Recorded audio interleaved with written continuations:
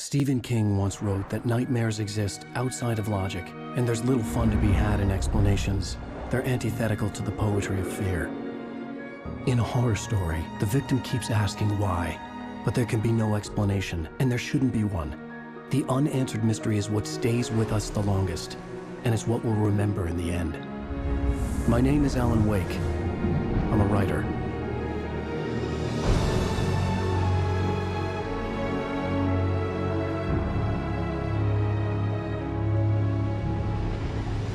I've always had a vivid imagination, but this dream unsettled me.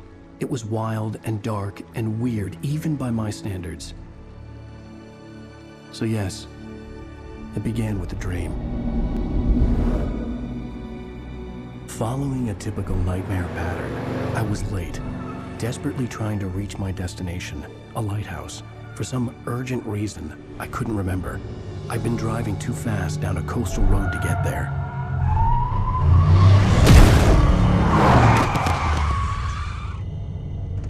I'd seen the hitchhiker too late.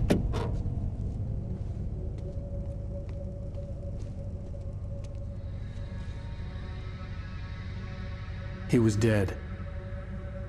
I was convinced they'd put me in jail and I would never see Alice again.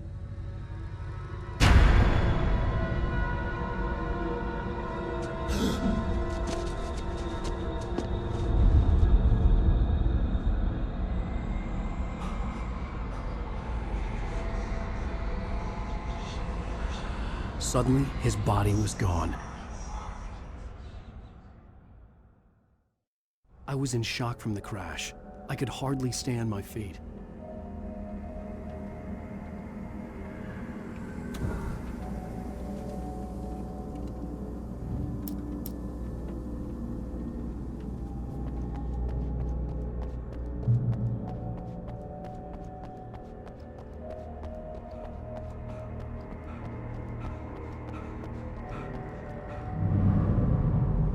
I had to go to the lighthouse. I knew there was something important waiting for me there.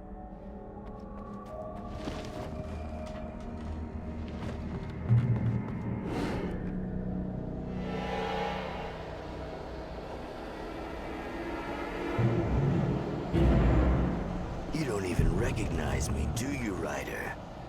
You think you're God? You think you can just make up stuff? Play with people's lives and kill them when you think it adds to the drama? You're in this story now, and I'll make you.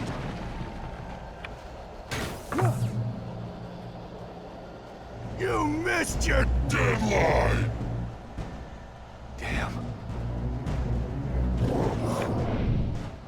You can't stop me!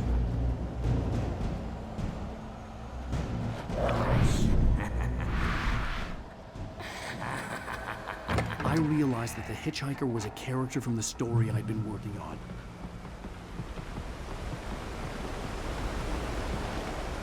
How does it feel to die by the hands of your own creation?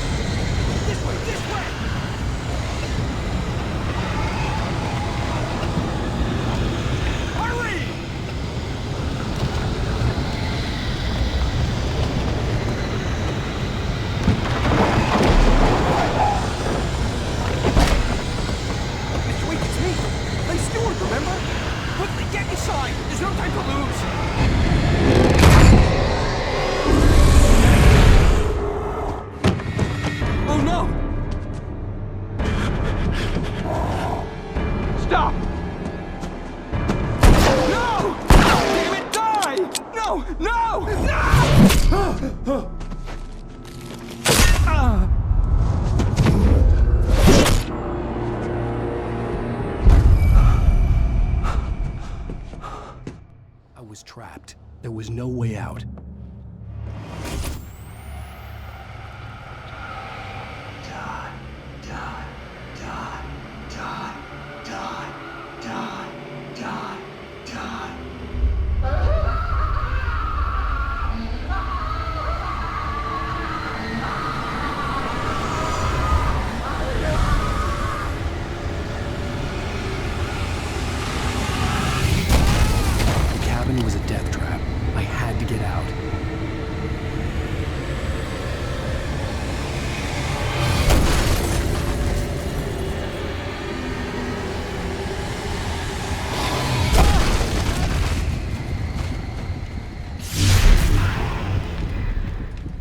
Follow the light.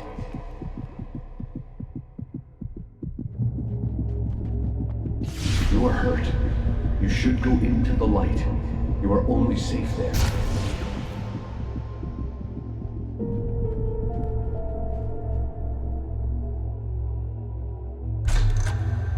Well done. I have something important to tell you. It goes like this. For he did not know that beyond the lake he called home lies a deeper, darker ocean green, where waves are both wilder and more serene. To its ports I've been. To its ports I've been. Do you understand? No. Follow my light.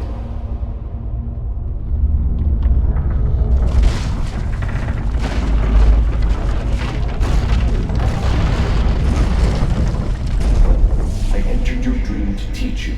The darkness is dangerous. It's sleeping now. When it feels you coming, it will wake up. There's no time. I can only show you the most important thing. The hitchhiker has been taken over by the dark presence. You can't hurt him now. The darkness protects him from all harm. Only light can drive the darkness away and make him vulnerable again. Here, take the light. Turn your flashlight toward him and burn the darkness away.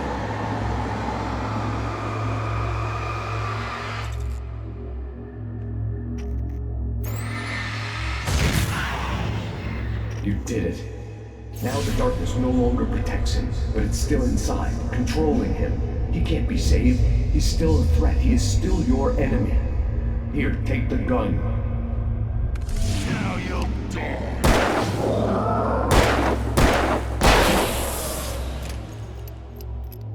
Good. You've done well. Remember what I've taught you. That is all. I will give you back your dream now. In the nightmare, a terrible darkness was taking over the world. The lighthouse was the last safe place on Earth.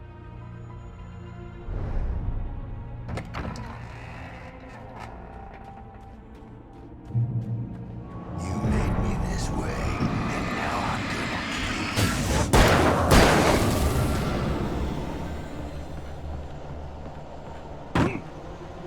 kill you. This is it.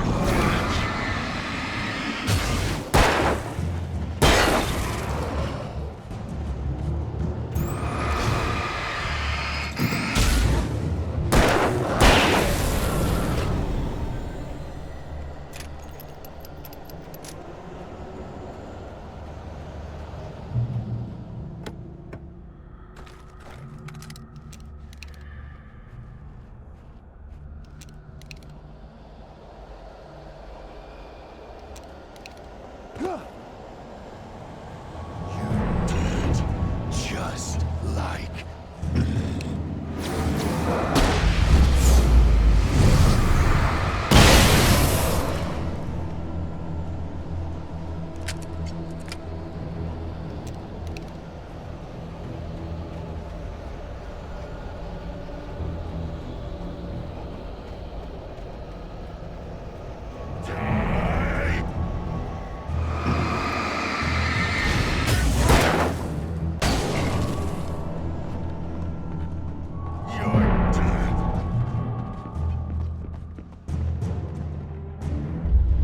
I can keep this up forever.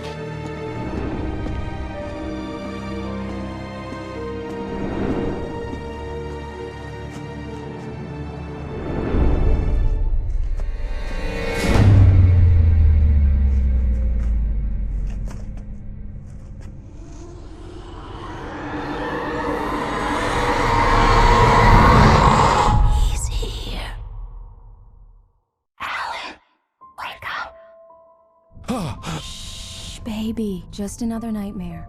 Everything's fine. You dozed off. Right.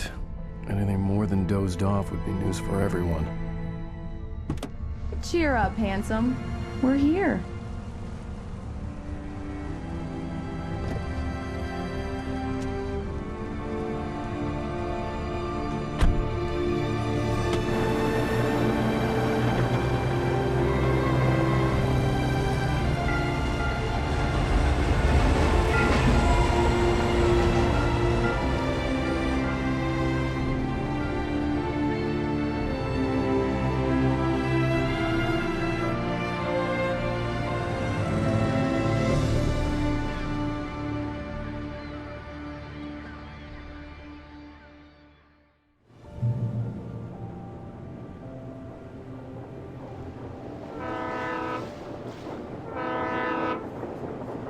Let's act like we're on vacation. Go stand next to that old gentleman there. I want a shot of you with the town in the background. Sure. I'll even give you a title for the shot. A city boy, moments before he got eaten by a bear. Hi. Hello there. You picked a good time to visit our town. Deerfest is just 2 weeks away. Deerfest, huh? Did you hear that, honey? You have a lovely wife. If you don't mind me saying. I'm Pat Maine, by the way. Nice to meet you. Yeah, I'm Alan Wake. I won't pretend I don't recognize a famous writer such as yourself, Mr. Wake. A pleasure. I'm an avid reader myself. I hope this isn't too presumptuous of me, but I'm the night host at the local radio station. Any chance I could get an interview? Look, Mr. Maine, I'm on vacation. In fact, I'd appreciate it if we could keep my being here just between the two of us. I'm sure you understand. Fair enough. You can trust me to be discreet. Not a hard man to track down if you change your mind, though. I hope you two have a lovely holiday.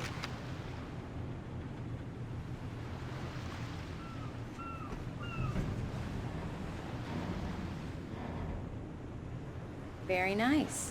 I got a couple of really good ones. And I see you made a friend. That's cute. Right. Yeah? Hey, bestseller, how's my favorite writer? Are you there yet? Barry. Yeah, we just got here. Are the locals giving you trouble? Just say the word and I'll hop on a plane and come make sure that you're left alone, Al. No, Barry, we're fine. Great, great. Just want to make sure you can relax and recharge. So, how is the place? Has it gotten your creative juices flowing? Barry, we're just settling in. Okay, Al. I'll call back later to make sure you're doing okay. And you call me if there's a problem, okay? Okay. I'm just looking out for you, buddy. Talk to you later. I love you too, Barry. You know he's going to be calling you every 5 minutes. Barry is Barry. I can always turn off the phone. What did I tell you? Text message from Barry. He says hi to you too. Alan, we're here. Come on, let's get back to the car.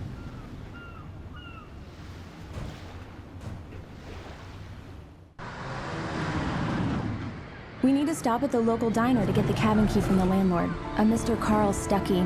He's waiting for us. I'll go fill her up while you get the key. I'll pick you up here in, say, 15 minutes? Sure. Alan, thank you for coming here with me. I love you too. Go on. I'll promise to behave.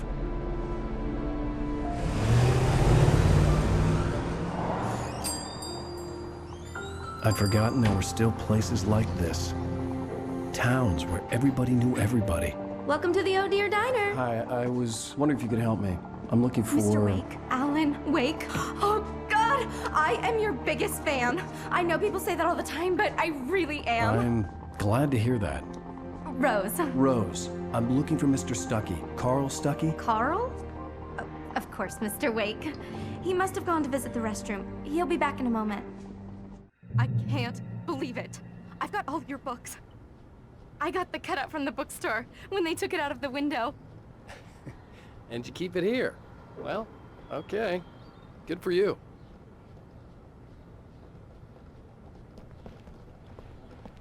Try the coffee. Just don't blame me when you fall in love, 'cause it'll break your heart when you have to leave. Rusty here is no longer human. Nothing but black coffee under a thin layer of skin.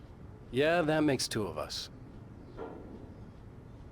Do me a favor, Sonny. I could really use a tune right now. Coconut, number 6 in the jukebox. I'd do it myself, but both of my legs have gone to sleep. Bad circulation. Yeah. Are you serious? Coconut again? You disgust me. Call yourself a rocker. Unbelievable. Ah, it does that. Get stuck. Yeah, you need to give it a good solid whack. Now that's what I'm talking about, yes! This is it. I've died and gone to hell.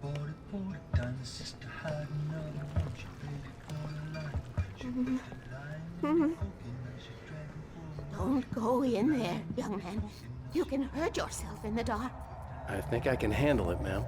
I didn't want to wait. I wanted to find Stucky, to get the key and get out as soon as possible. The waitress was giving me a headache. Overeager fans always did.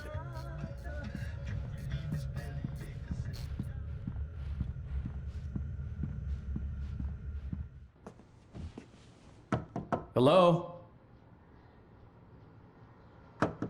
Mr. Stucky? Carl couldn't make it. Unfortunately, he was taken ill. But I have the key for you and instructions on how to get to the lake. Okay. I wish you a good stay in my cabin. I'll come by later to check how you've settled in. And to meet your wife. I insist.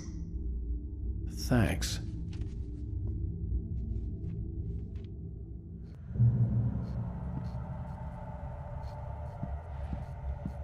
Cauldron Lake is a special place. Very inspiring.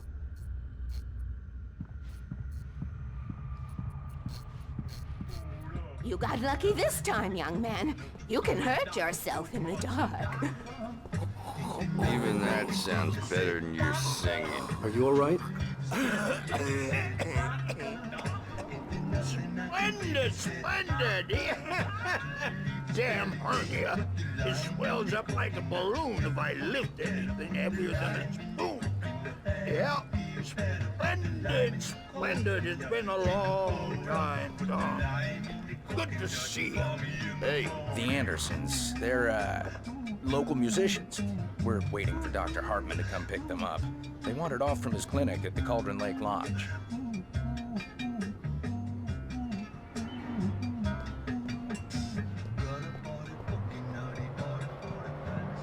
Bye, Mr. Wake. Mission accomplished. The key and the directions. My hero. I got some flashlights, just in case. Hey, wait!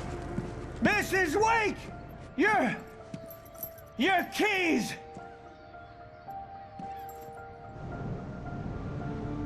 That diner was a real nut house.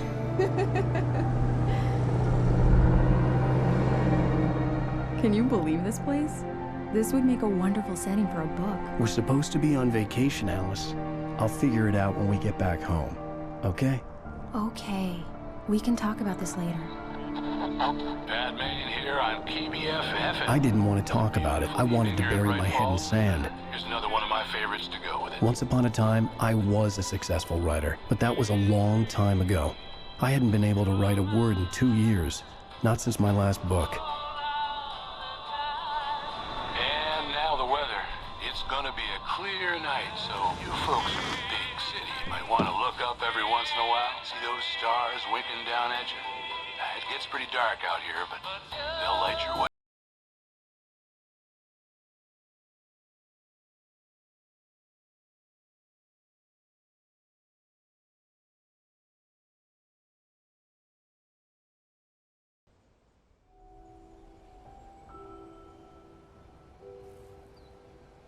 Wow. It's gorgeous, Alan. It's something, all right. Don't worry, honey. I'll get you inside safe and sound before it gets dark. And I've got the flashlight. I know. I'm okay. Alice had a phobia. The fear of darkness. I wanted to make sure we were inside with the lights on before sunset.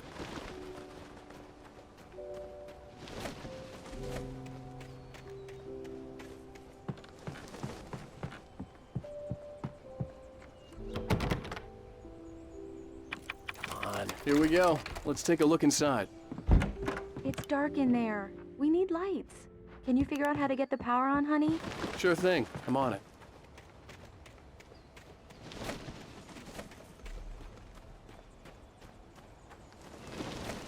An old generator had been connected to the power cable.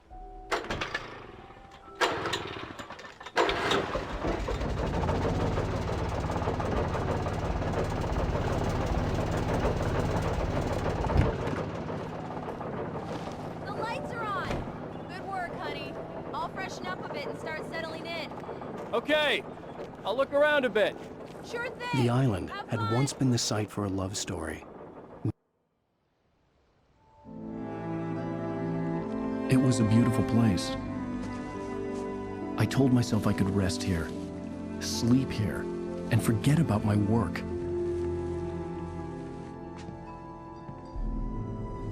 I thought we could be happy here.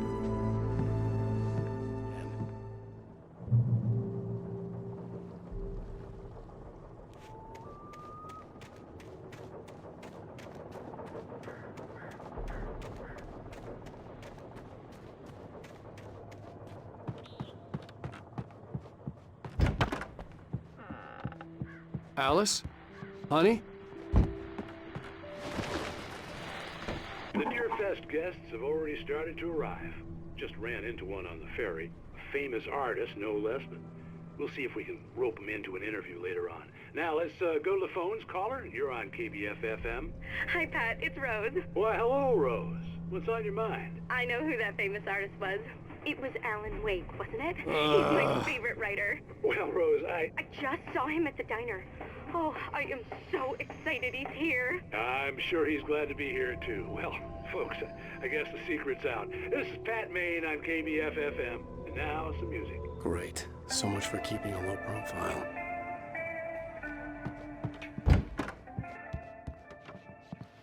Alan, I'm upstairs. I have a surprise for you. Well, hello there. I'm not the surprise.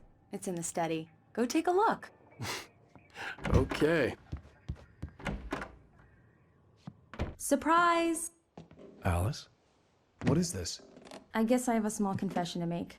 I thought maybe you could write here that a change of scenery would get you past... Damn it, Alice! Everyone keeps... Hey! Just hear me out! There's a local doctor, Dr. Hartman. I read a book of his. He has a private clinic here. He specializes in helping artists. So now you want to get me committed? No! It's not like that. That's not...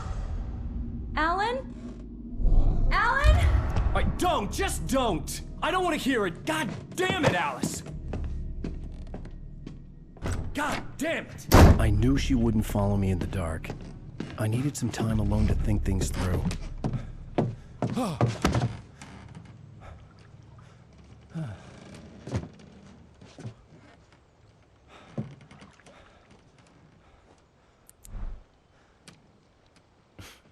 Damn it.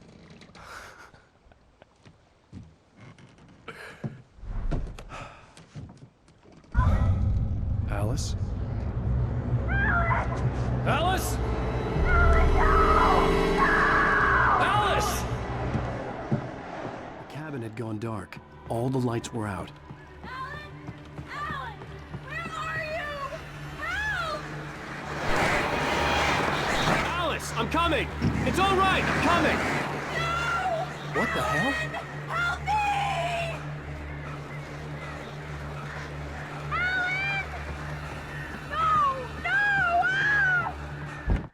Alice? Alice?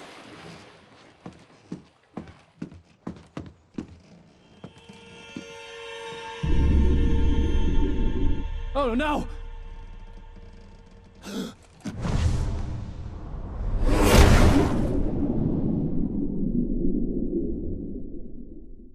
Keep going. Wake up. Alice?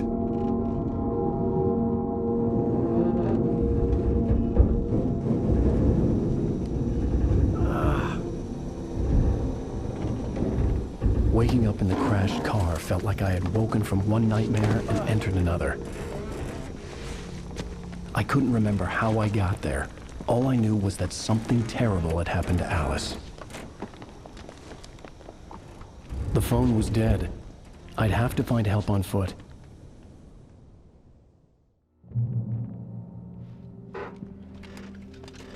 Among Alice's things was a book, The Creator's Dilemma, by a Dr. Emil Hartmann. Seeing the book brought back my fight with Alice. I didn't like it, and I didn't like the guy's smug face on the cover either.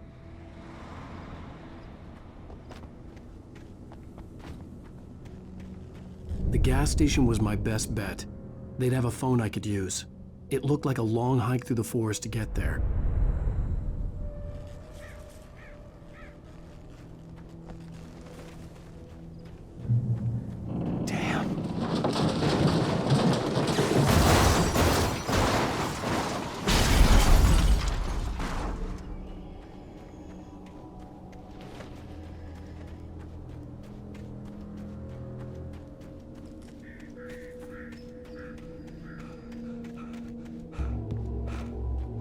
Hello?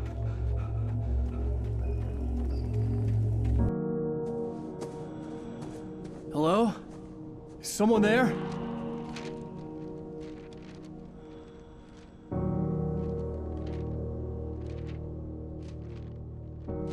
The loose sheets of paper were pages from a manuscript entitled Departure. That was the name I planned to use for the next novel I had never gotten started. I was named the author. I hadn't written it. I couldn't remember writing it. In the scene on the page, the hero was attacked by an axe murderer in the woods at night.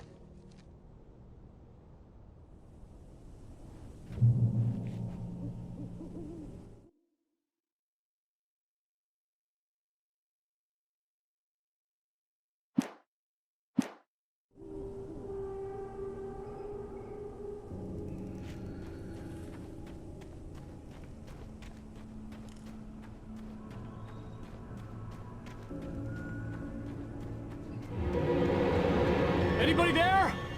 Please, I've been in an accident.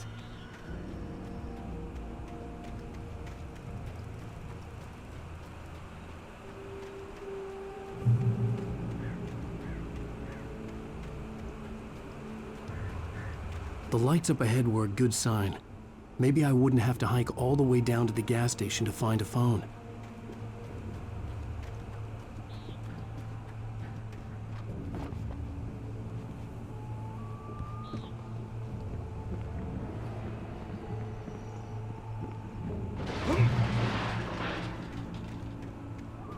Anybody there?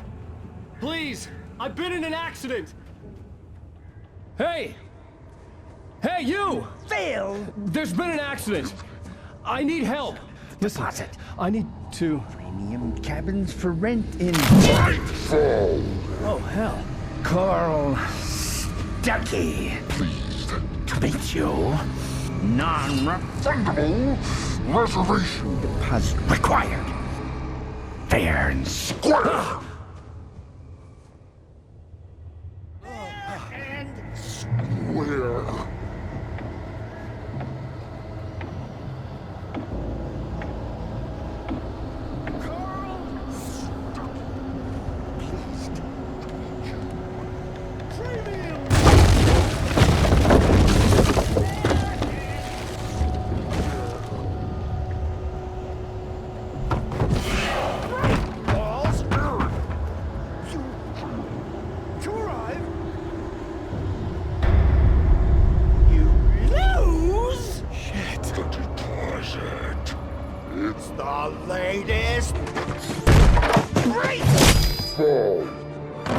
I had to figure a way out of this.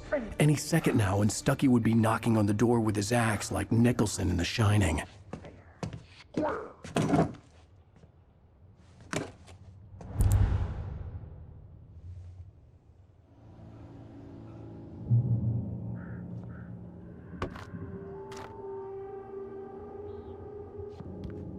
During your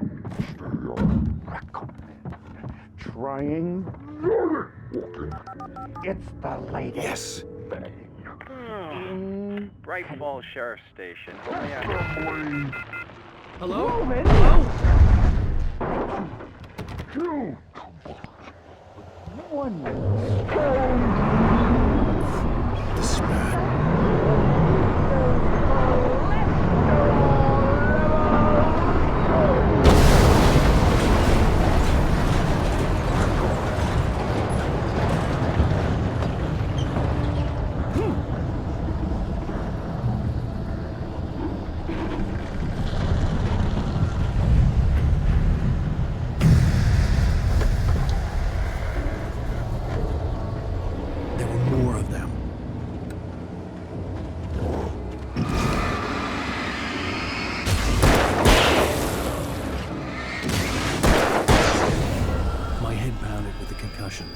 I'd never fired a gun outside a shooting range, and now I just killed someone.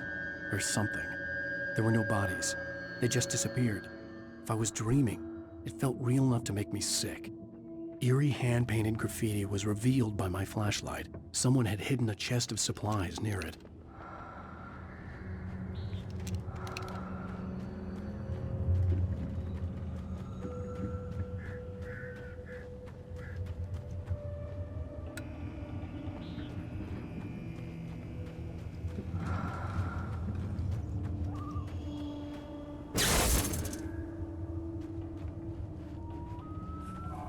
The dark forest was the last place I wanted to go, but I had no choice. I had to get to the gas station.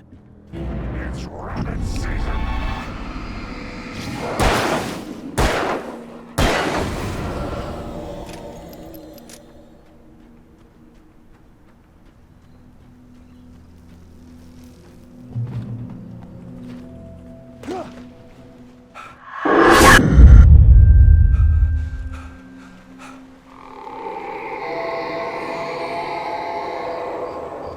What the hell was that? When I saw the river below, something uncoiled itself inside my head. I realized that I'd have to find a way across. I didn't even want to look at the water.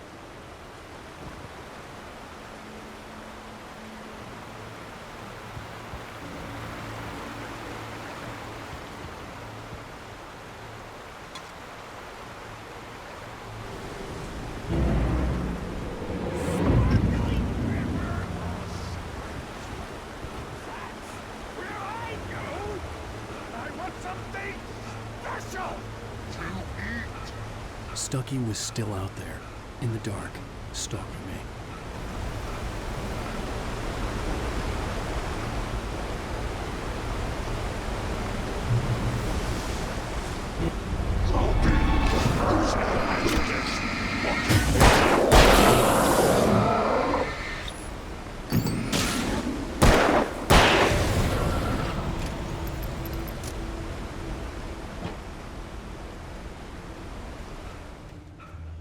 The staircase was broken. I had to make my way up some other way.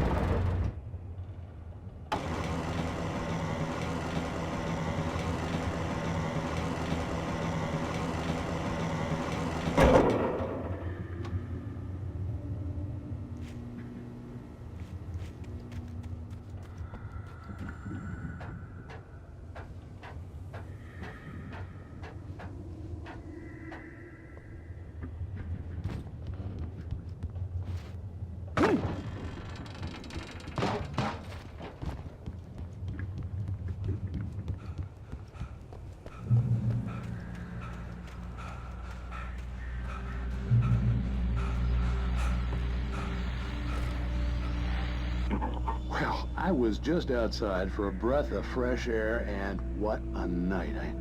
I know most of you are probably in your beds by now, but if you're still up and around, take a moment. Step outside for a spell and breathe in deep. The weather is absolutely still. The sky is crystal clear. It's like the forest is quietly breathing along with you. As you listeners know, I'm a night owl, and it's on nights like this I wish I wasn't cooped up in the studio. Makes an old man like me wish I could just roam wild. But here I am, and it would keep you company all night long if I weren't. Yeah, it looks like I'm not the only one staying up late. Caller, you're on the air. Hey, Pat, it's Maurice Horton. Hello, Maurice. What are you up to? Well, I was just taking Toby on his walkies. Oh, isn't it beautiful out there? Sure, but Pat, the reason I called is that Toby heard something rustling in the undergrowth and took off after it, and I couldn't find it. Probably a rabbit. Sure. Toby loves rabbits. Well, sure. Anyway, I figured that, if anyone runs into Toby, they could grab him. My number's on his collar. And Toby's a friendly dog? Oh, Toby loves people. Usually he comes back, but we were pretty far from home, and it sounds like he went pretty wild there. Great dog, but he's just too dumb for his own good. Well, Maurice, it's out there now. Hope Toby comes home soon. Yeah, thanks, Pat. You have a good night now.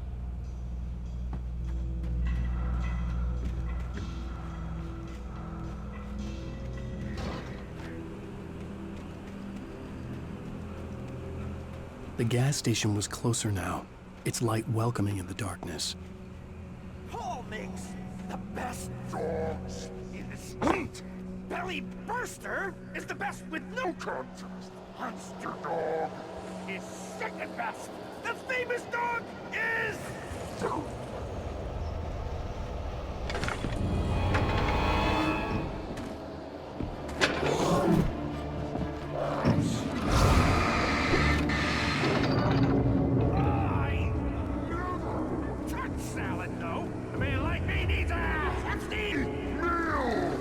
For the day!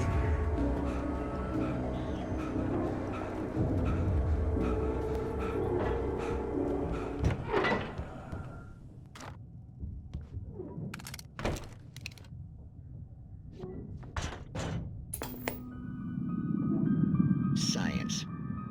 It bestows immortality on those who advance it to elevate all of mankind. Newton, Einstein, Sagan, princes among men. But the price for such a legacy is steep indeed. In Night Springs. Tonight's episode, a quantum suicide. If our lives are already written, it would take a courageous man to change the script. Having called a press conference, Dr. Barclay Colvin is about to demonstrate that very courage. Ladies and gentlemen of the press, I am Dr. Barclay Colvin, and I'm glad so many of you could join me here at the Moorcock Institute. Tonight, I'm going to give a practical demonstration of the many worlds interpretation. As you can see, this is a loaded 9mm pistol. It shall be part of a thought experiment. And now, a real experiment, known as a quantum suicide. Did he say suicide? Is that a real gun? He's kidding, right? Please, stay calm. There is no risk. Observe what occurs when I place the weapon against my own forehead. Now, you might think this round is merely a dud. Not so. Observe the flower pot. And yet, I myself cannot be harmed with this gun. With each pull of the trigger, 2 new realities branch off. One in which the weapon didn't fire, and one where it did. With my machine here, I have ensured that this reality is always the former. I have bestowed upon myself quantum immortality. Under no circumstances can this gun kill me. So wait. What you're saying is that every time you pull the trigger, in another reality, you die? Yes, of course, but that's completely trivial. There's an infinite number of things that could happen at any moment, and they always do happen somewhere. The point is, this one thing did not happen here. You're insane, Colvin. Insane? Insane? Hey, was this thing supposed to be plugged in? I stumbled on it. You fools! Gaze upon quantum immortality.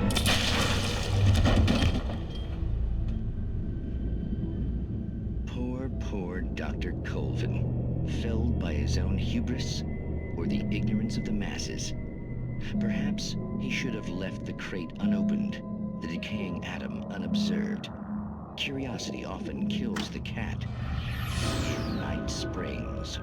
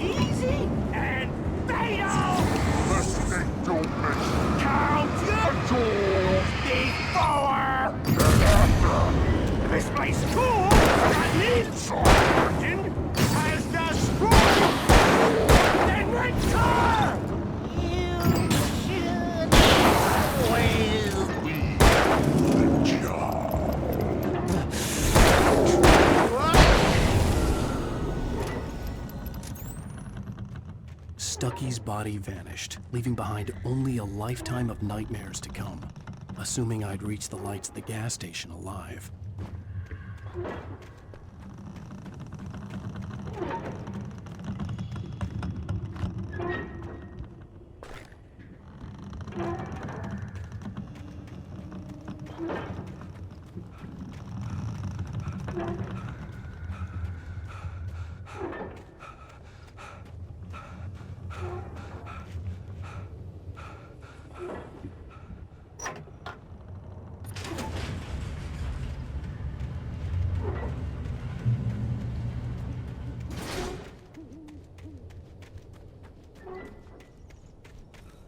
I recognized the parade float I had seen in Bright Falls when I first arrived with Alice.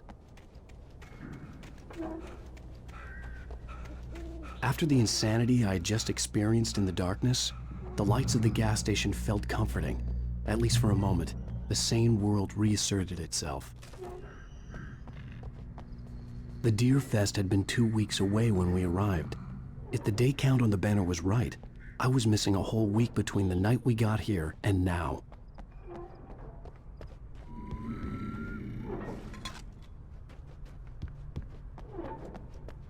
I had to get inside the gas station to find a phone to call for help.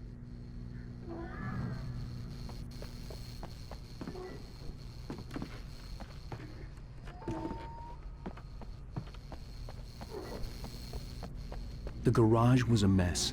It looked like someone had trashed the place, or that there'd been some kind of fight. I'll keep writing. Outside, there's only darkness. Outside the cabin, outside the story, there's only darkness. I can feel her presence in the dark. Just now, I could smell her perfume in the room. I'll reach her, I'll fix it up. I'll bring her back. The story will come true. If I stop, she's lost. I don't believe this. It'd been me on the TV, talking crazy. Was I losing my mind?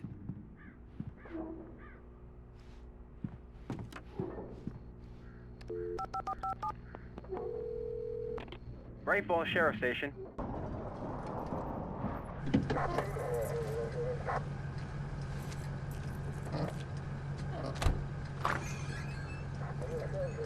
Oh, thank God, Sheriff. Sheriff Sarah Breaker, you are... I'm Alan Wake, but listen. I was in a car crash. My wife, Alice, she's missing. Calm down, Mr. Wake. We were staying in a cabin on the island, on Cauldron Lake. There's no island on Cauldron Lake, not since the big eruption in the 70s. Please, I can take you there, okay? You look like you've taken a pretty bad knock to the head. Are you okay? Listen. We'll figure this out. Please get in the car. We'll swing by the lake and then we'll go to the station, okay? Mr. Wake, have you seen Stucky, the guy who owns this place? I realized I couldn't tell her what had happened in the forest. She wouldn't have believed me. And then she wouldn't have helped me with Alice.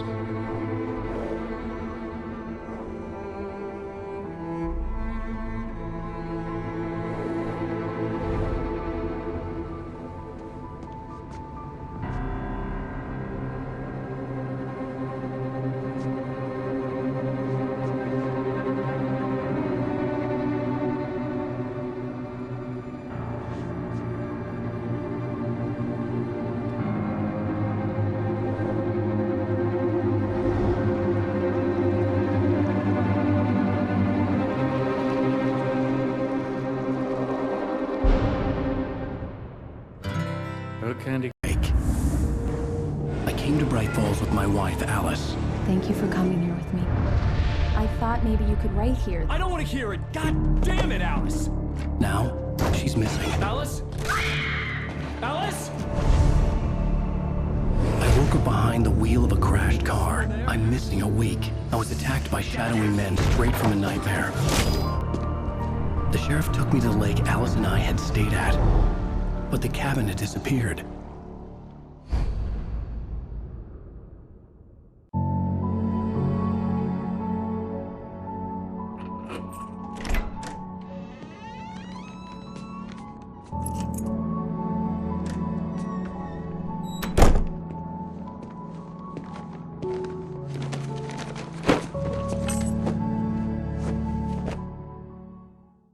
Honey, I'm home. Back here, sweetie. How was it? Worst weather I've ever seen. You should put some coffee on. It'll warm you up. Hey, handsome. This is gonna be a long night, but these shots are turning out great. I guess you're gonna need that coffee then. I'll go put it on.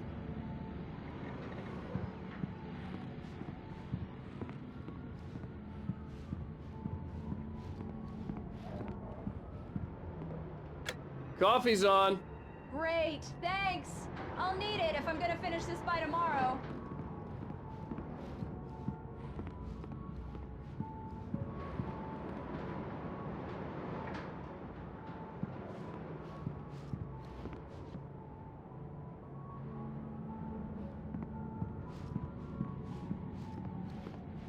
Oh, hey, I just finished those cover mock-ups. They're on your desk. Tell me what you think. No kidding. I didn't think you'd get them done this quickly. On occasion, I can perform all sorts of miracles, my dear. Oh, really? Well, you seemed to think so last night.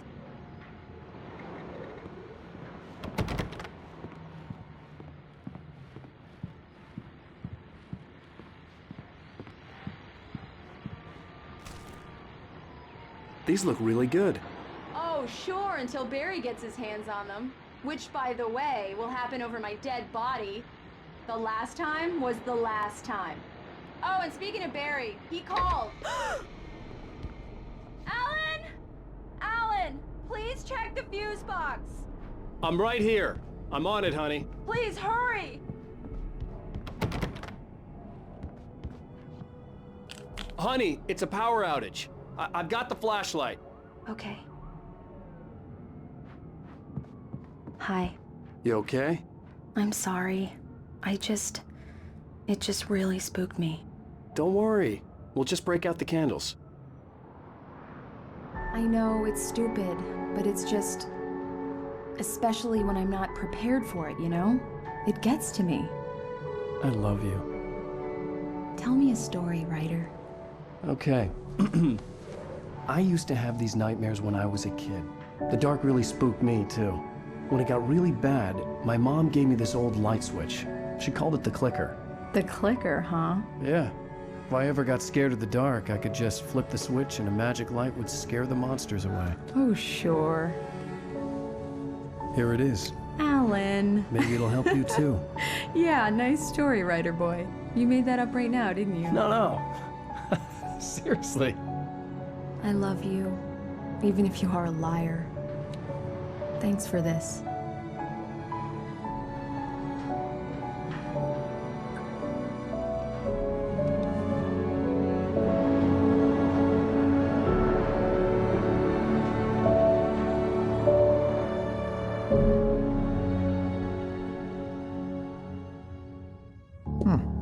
How do you feel, Mr. Wake? Any nausea, disorientation, anything like that? Mr. Wake, how are you feeling?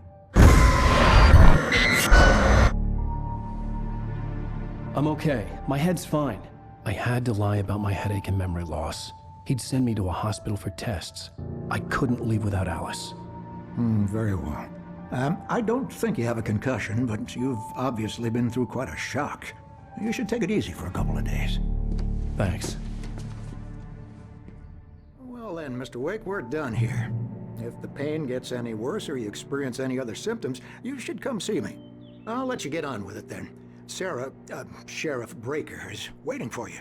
She's very good at her job. I'm sure she can locate your wife in no time. Doc Nelson was the image of a small-town doctor. Sheriff Breaker had called him to the station to take a look at the cut in my head.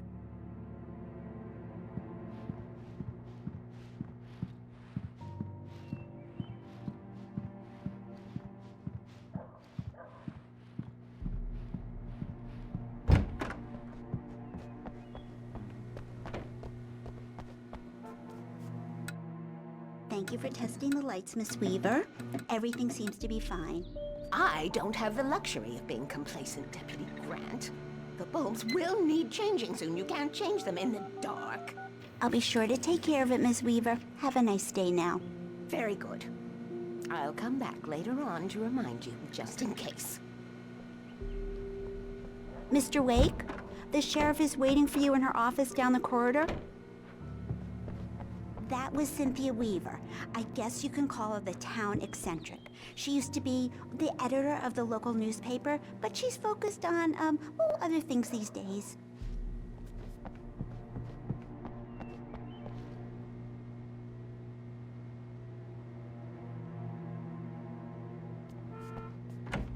Come in, Mr. Wake. Your phone's on the desk. The battery was dead. It's charged now. Have you started looking for my wife yet? My men are already on it. Now, can you tell me what happened? I'm not sure. I can't remember. We were arguing. I walked out of the cabin. The cabin on Cauldron Lake? How did you end up at Stucky's gas station? I wanted to tell her what had happened last night, but I couldn't. She'd locked me up. Excuse me. I need to take this. Hello? Alice, please help me. Alice? Stop talking to the law. You'll do exactly what I say if you ever want to see your wife again. Who is this? Go to the back lot. There's a hole in the fence on the left. Look inside the junker. I left a little something there to convince you we're all on the same page here. After you ditch the cops, you're gonna meet me in Elderwood National Park. There's a spot called Lover's Peak. Midnight. Don't do nothing stupid, pal. Mr. Wake, can I help you with anything? I need to get some air. The sheriff said I could go out back. Of course, Mr. Wake. You can get there through the cell corridor. Just don't mind Walter in there. He's one of our regulars. I thought he quit drinking for good. Oh, no such luck. He went on a bender and beat Danny pretty badly. He started shouting like that the moment he woke up.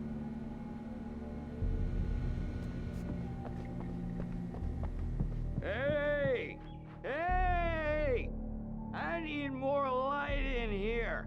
God damn it, more lights. I don't like the goddamn shadows in here. Hey! God damn it, I don't want to be alone in here. Hey! Yeah, it's Mulligan here. I'm at Stucky's gas station with Thornton. There's no sign of him. Over. Wait. Yeah, this is Thornton. Look, we've located the brake float. It's here. That's some good news, right? Stucky was supposed to be driving it at the rehearsals today. Over. Oh, give me that. Mulligan here. Looks like someone really thrashed the garage. Over. Okay, roger that, guys. Keep looking for Stucky. Jane's out. God damn it, I said please! Hey, mister! Hey, can you turn the lights on? The deputies, they don't understand. They won't listen to me. I need it to be bright in here. Thank you, man, thank you. Hey, you're all right. You're a good guy. Don't let anybody tell you different. You know, I shouldn't even be in here. The cops, they got it all wrong. See, sure, I beat him up, but I wasn't drunk. I mean, I wasn't drunk at the time. I only got drunk afterward. Okay, listen, you gotta listen carefully now. Here's the kicker. That wasn't Danny. No, sir. It only looked like him. You wanna know who it really was? I'll tell you who it really was. It was a goddamn space alien! I know it sounds like something thing a drunk would say, but believe me, I wasn't drunk then.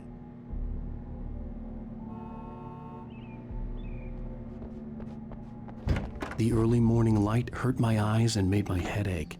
The man on the phone had said, go through the fence on the left.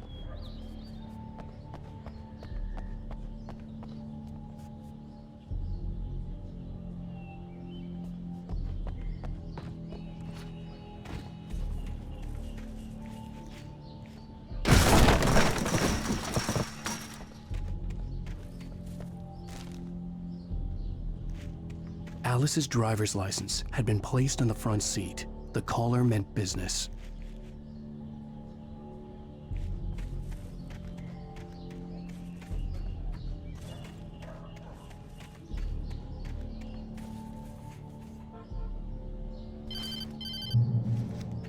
Barry? Ow! Ow! Thank God! Where the hell have you been? I've been trying to reach you for a week, you and Alice. Oh, I've been worried sick. I flew out yesterday. I'm here in Bright Falls. Barry, listen to me. I'm at the sheriff's station. Come and get me. I can't talk now. Ow! What the hell is going on? I had to get the sheriff to let me go. I needed to get to Elderwood National Park to meet Alice's kidnappers. Well, folks, it's been another long night, and it's about time for me to sign off for a while. God knows I need my beauty sleep. Just one more item before I go. It's been a busy night for the sheriff's department. We've had a few broken windows, even a report of shots fired on Main Street. Deputies Mulligan and Thornton had to deal with two intoxicated young men who were celebrating the completion of their Deer Fest float. Now, folks, we get this every year. I know it's exciting, the big day's almost here, but let's save it for the party and leave the gunplay for the shooting competition, huh? There's no point in getting all worked up yet.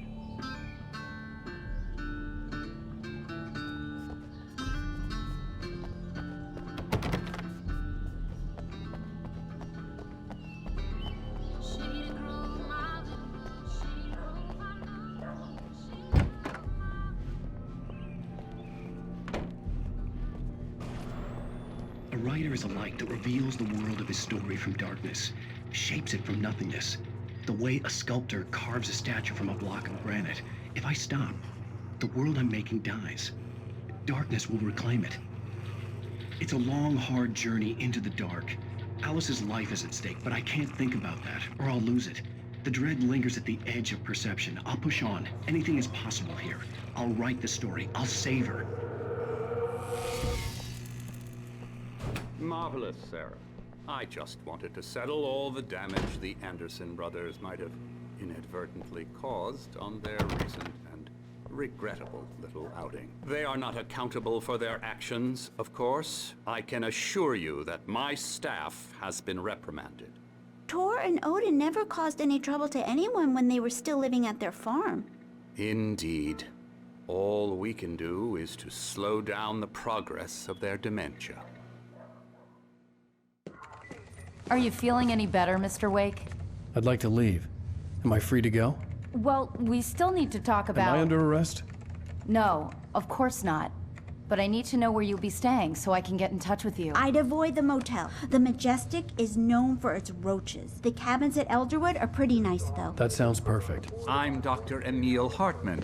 I'd like to invite you to stay at Cauldron Lake Lodge. Did you talk to my wife? I had the pleasure of discussing your situation with her on several occasions. Did you set something up with her? I invited her here. My clinic is a place where... Oh! Hey! Oh, my! Take it easy. Hey, nobody move! Get your hands off of my client! Who are you? I'm Barry Wheeler, his agent. If you have business with Mr. Wake, you talk to me.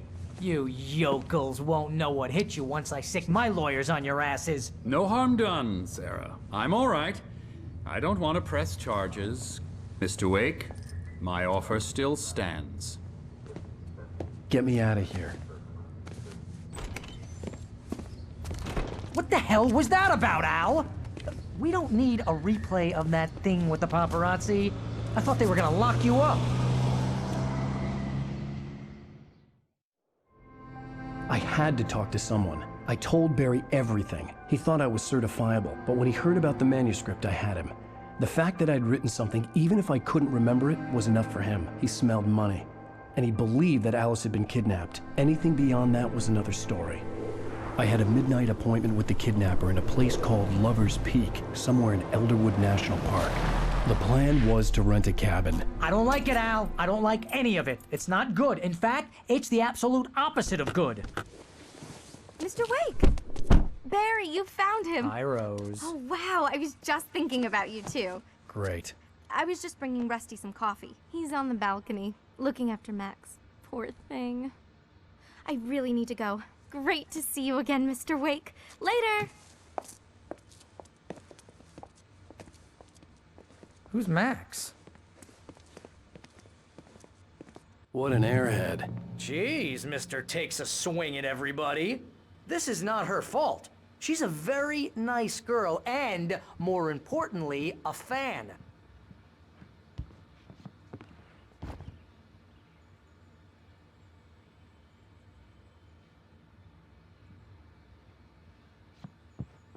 Seriously, Al, what you were saying in the car?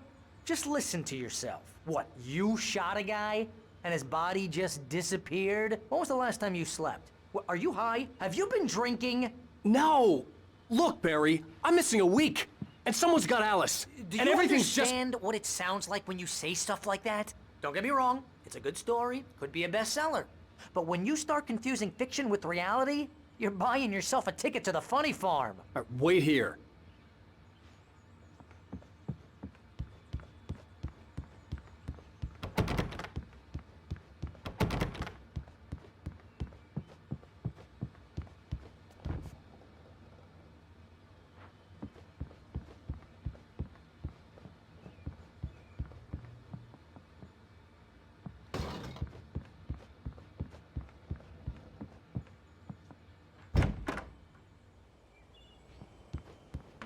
Easy there, boy.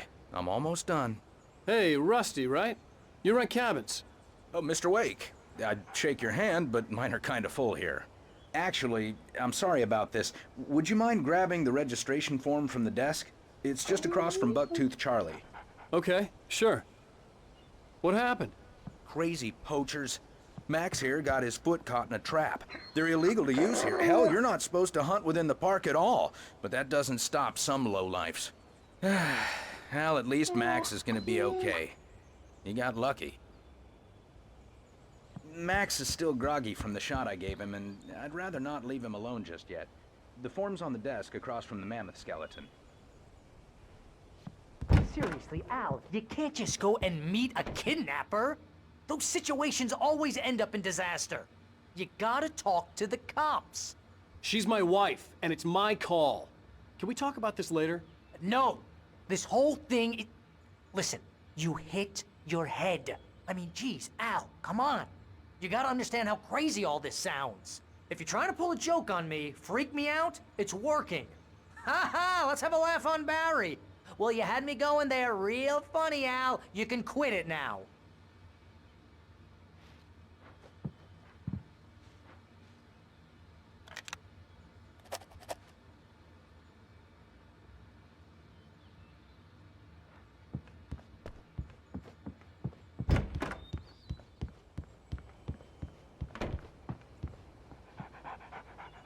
I think this is the form you wanted. And here are the keys. Okay, you're all set, Mr. Wake. Glad to have you staying here. Thanks. Can you tell me how to get to Lover's Peak? Oh, sure. It's at the end of the nature trail. Just follow the paths, you'll get to it eventually. It's an easy walk. Nice spot, too.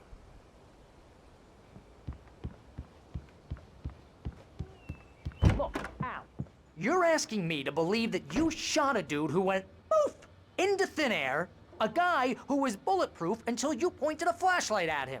You hear that from people who end up spending time in padded rooms, strapped to their beds, wearing white shirts with too long tangled up sleeves, and eating a healthy diet of pills.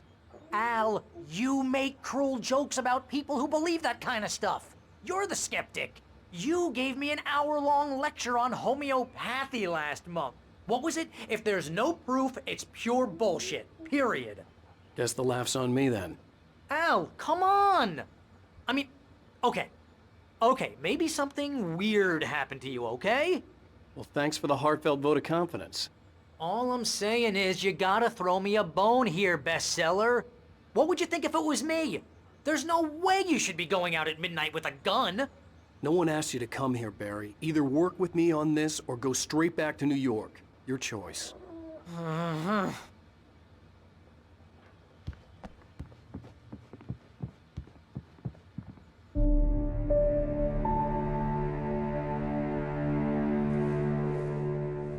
That's just crazy talk, Al.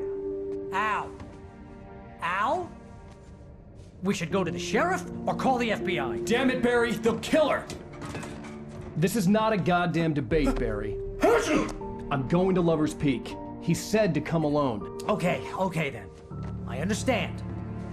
You're my best friend and I'm worried that you're not right in the head. Tell me what to do to help and I'll do it. You stay here, and if I'm not back by morning, call the cavalry.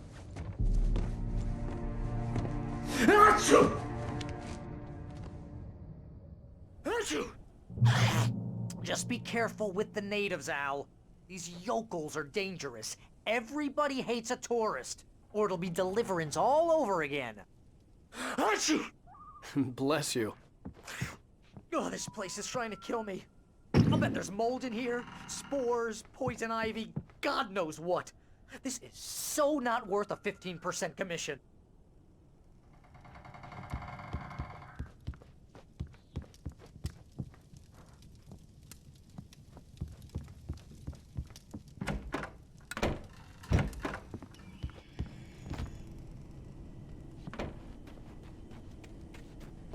I'll wait here, Al. I'll hold down the fort.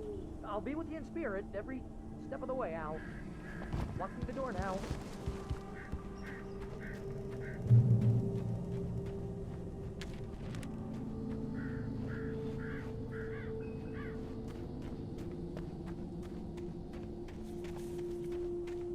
I knew I should have gone to the cops. This wasn't the smartest thing I'd ever done, but I was still angry with Barry for trying to talk me out of it. These people had called me right in the sheriff's station. The cops wouldn't scare them, and they had Alice.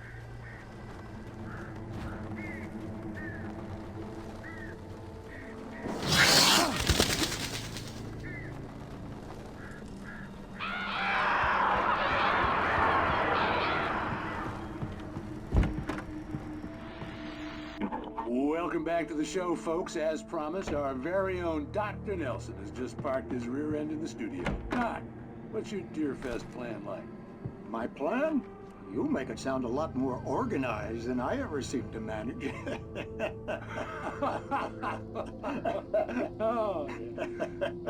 No plan, really, just taking the atmosphere. I'm getting a little too rickety to do much more than that, you know. Oh, tell me about it. No sack race for us older gentlemen, huh? Yes, exactly, Pat. But I'm gonna check out the parade, of course. And I'll be one of the pie contest judges, too. Well, that takes a different kind of constitution. Oh, yeah, it's my kind of exercise. Now, Doc, seriously, you're in pretty good shape, though. You're the outdoors type. I know for a fact you're an avid fisherman. That's right. Matter of fact, just caught a heck of a largemouth bass early this morning. But you're not taking part in the fishing contest? No, not this year. See, Pat, I'm just not that competitive anymore.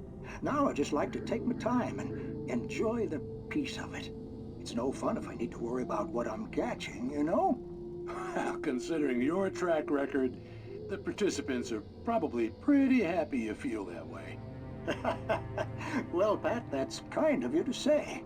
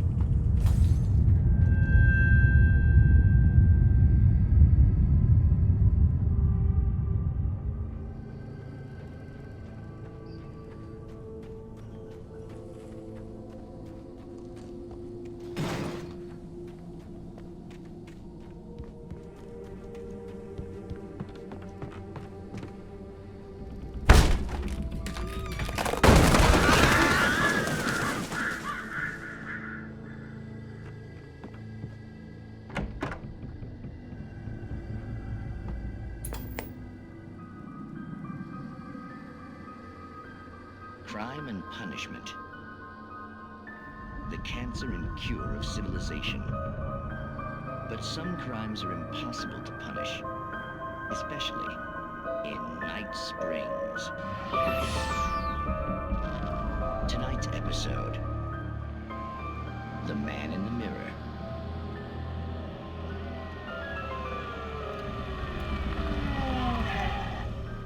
He's inside, Agent. He's a weird one. So, you're confessing to killing that guy, huh? Why? Had it coming? Yeah, but why would you do that? I mean, you're a nice guy. Normal.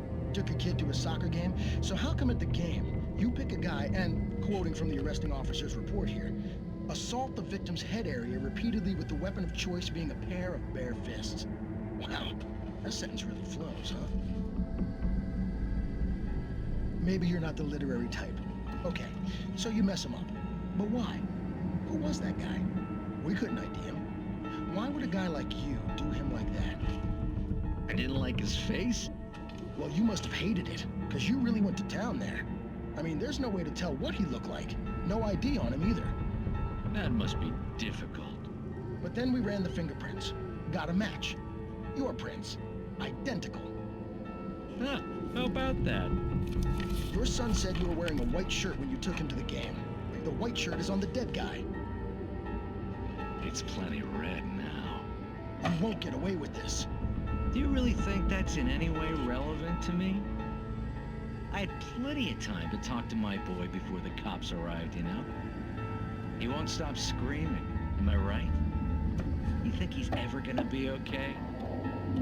I left my mark. Believe me. You bastard. What? You gonna shoot me? What's the point? I'm going to prison. You got me. I don't understand any of this. And you never will. Don't worry. Maybe you'll see me again, Agent. Maybe in the mirror.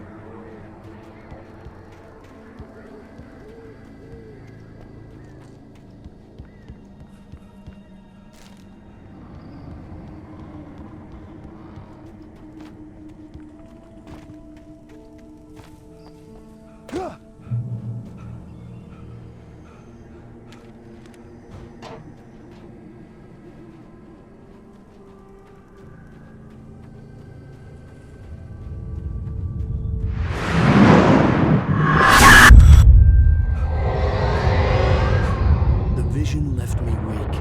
This was no head injury.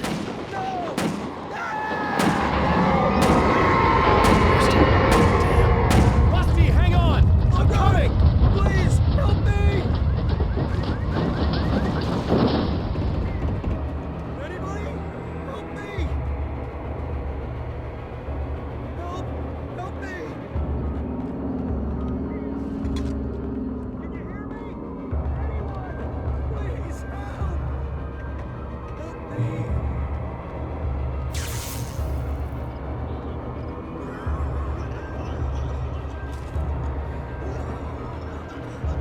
The ranger's office was locked. I'd need a key to get in.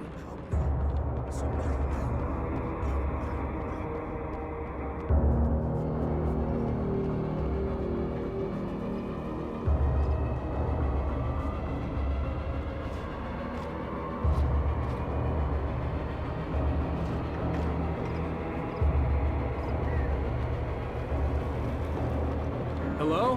Back here. I'm back here. Mr. Wake? Oh, hell. It happened just the way it was on that page. I found. Came true. It knew. So dark. It'll come back for me. You must. The lights. in the office. I have the key. Okay, Rusty. Hang on. I'll be right back. Whatever did this couldn't be far. Rusty had found a page from the manuscript. It would help me understand what had happened. Shh. Good boy.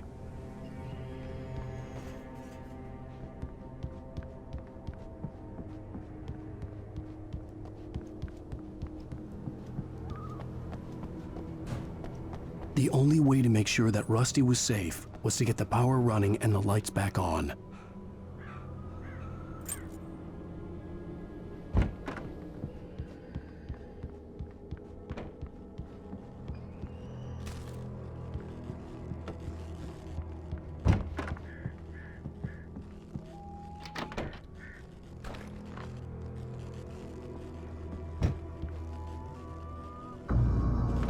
I was too late. Someone had destroyed the circuit breaker. There was no way to get the lights back on. Rusty!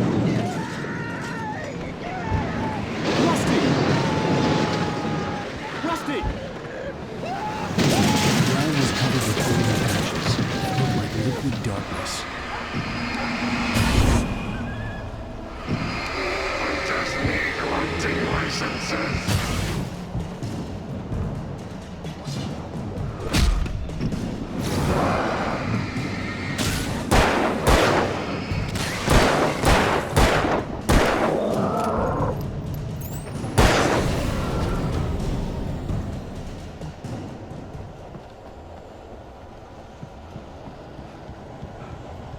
Something had torn a mammoth-sized hole in the wall.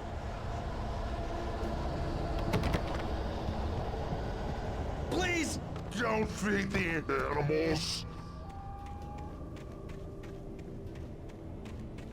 Fishing is only permitted by those measures. Who purchase a park? License, obey! The park ranger's instructions. At all times. Rusty, no! Never. You approach closer than 100 yards. Two bears and wolves. Never approach any other. Closer than 25 yards. Pets must be leashed. At all times. Never leave your pet And unattended.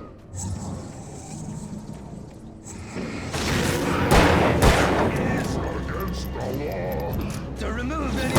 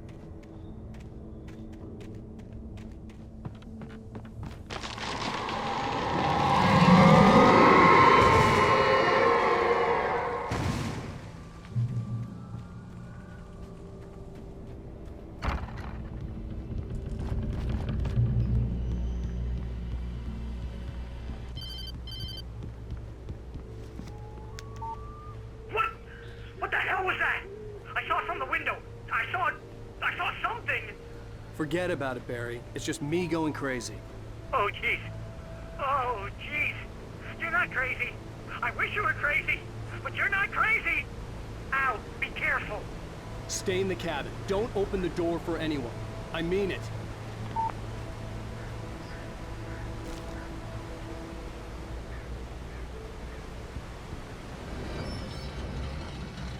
Shit.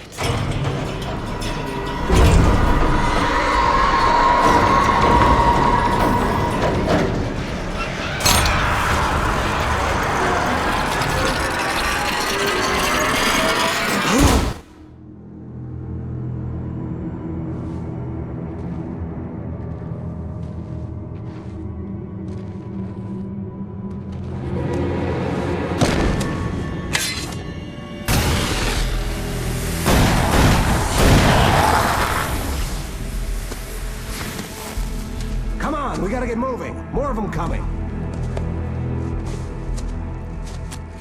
That flashlight's kid stuff. The flares will keep the bastards away.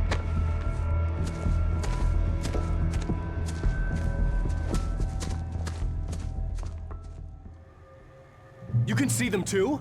Hell, of course I see him. Come on, we gotta move. Why? Because that's the way the story goes. Yeah, but... Let's move! I lost my gun back there. Oh, I've got a gun. Just keep that light steady on him. It took a moment, but then I recognized him.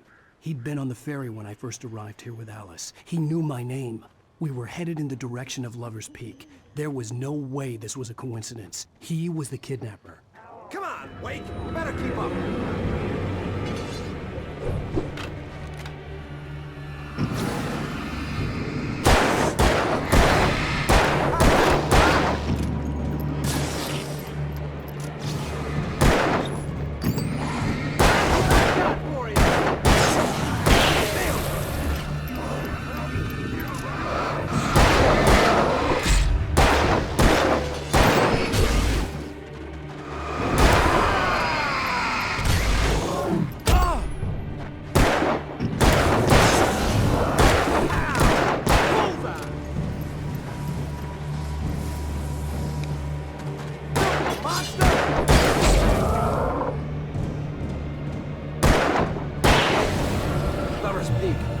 Stairs, Wake. Use the flares from the emergency box to hold them off while I get these boards off. Give me the gun. Yeah, no can do, Wake. Are you kidding? Give me the gun! No time for back talk. Hold them off, damn it.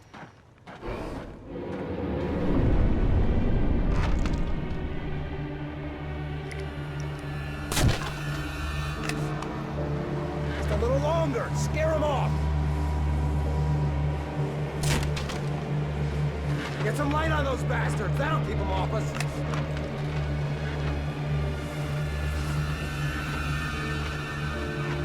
Just a little longer. I almost got it. Okay, it's open. Move it to Lucid. Stop fighting me!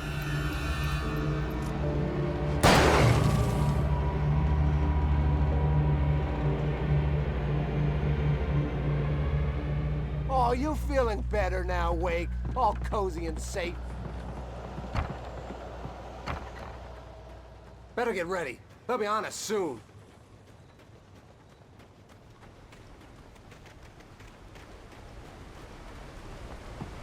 This is it, Wake. The last stand. There's more flares here. Get ready. We fight them as long as they keep coming. Give me the goddamn gun! They're coming! That's not how this goes. Get with the program, Wake.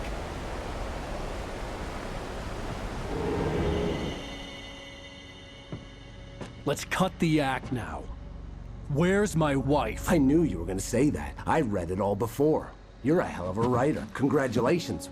You're gonna bring about something glorious and terrible once we get you some proper editorial control. What the hell are you talking about? Where's Alice? I want the entire manuscript, or she's gonna suffer bad. You touch her up.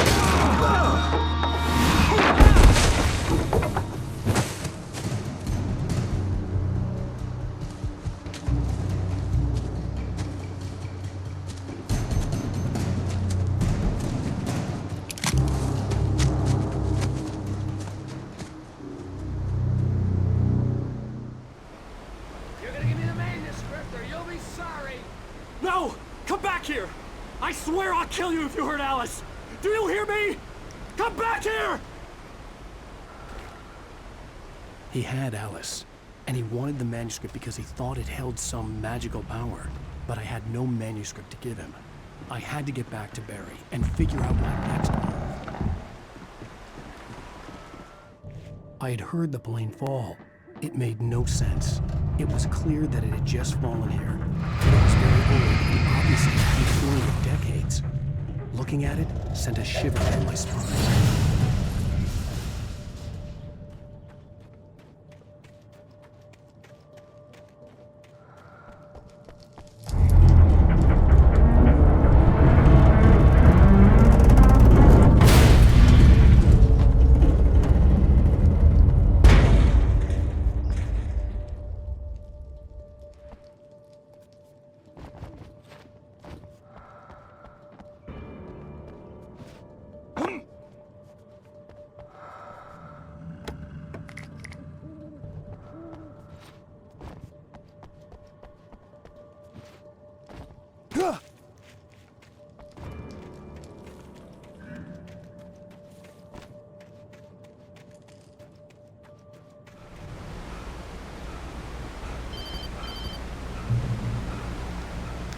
Barry?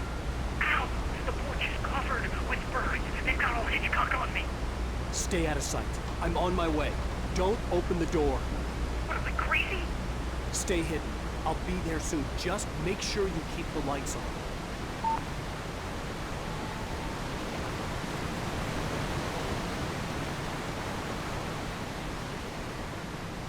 I still had to reach Barry at the cabin, but at least I was out of the woods.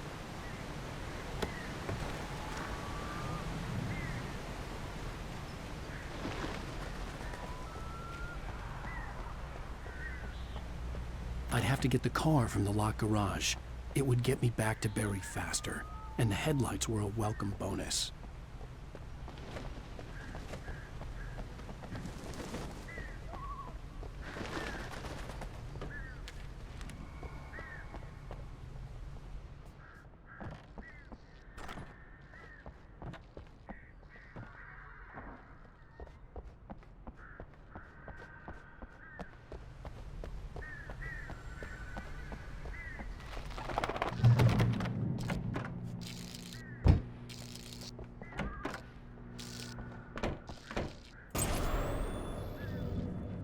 A story is not a machine that does what you tell it. A story is a beast with a life of its own. You can create it, shape it, but as the story grows, it starts wanting things of its own. Change one thing and you set off a chain reaction of events that spreads through the whole thing. The characters have to be true to themselves. The events need to follow a logic that fits the story. A single flaw and the magic is gone. The story dies. Alice dies.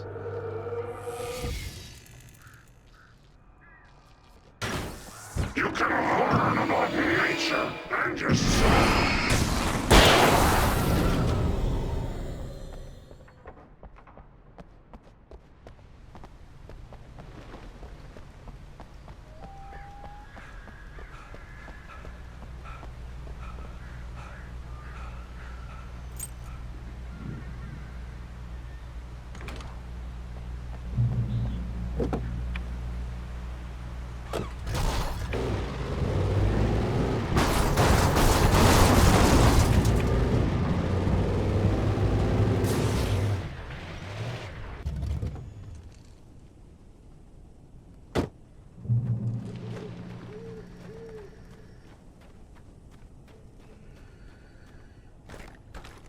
The flare gun was probably the best weapon I could imagine against the dark things I was facing.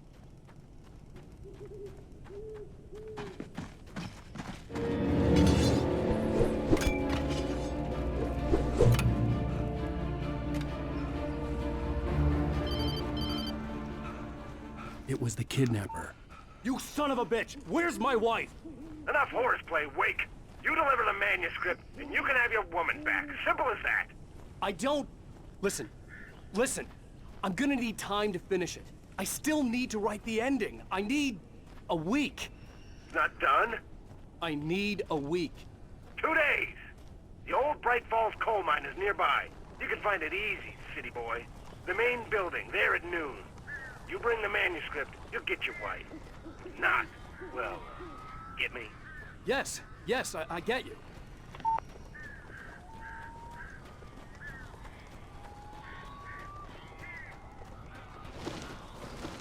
Barry had talked about birds over the phone. Ow!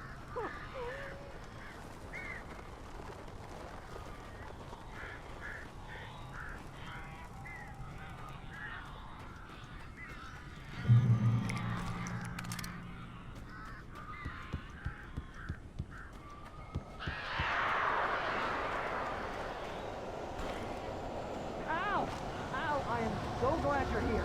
A couple of them got in here before I blocked the chimney. This isn't normal. These birds are weird.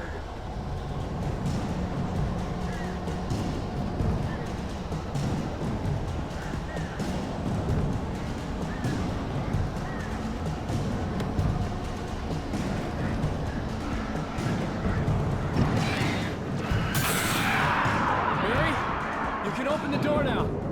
They're gone. Hey, Al. I'm sorry for thinking you were having a psychotic episode, man. I sent Barry to the town to ask around about a man fitting the kidnapper's description. He'd go through the archives of the local paper. Perhaps he could learn something. Anything about the island and the cabin that had disappeared.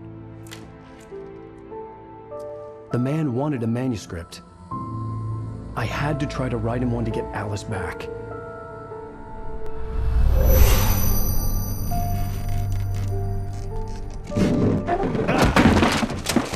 For me, the supernatural had always been nothing but a metaphor for the human psyche, a tool to use in writing fiction. Now, it was happening for real, and I couldn't put a single word on paper.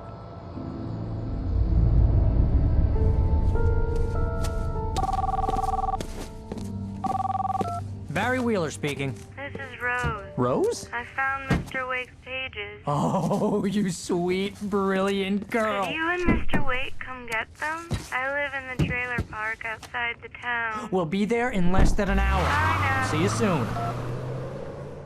Have a great day. Hope you come back soon. Welcome to the Oh Dear Diner. Good girl.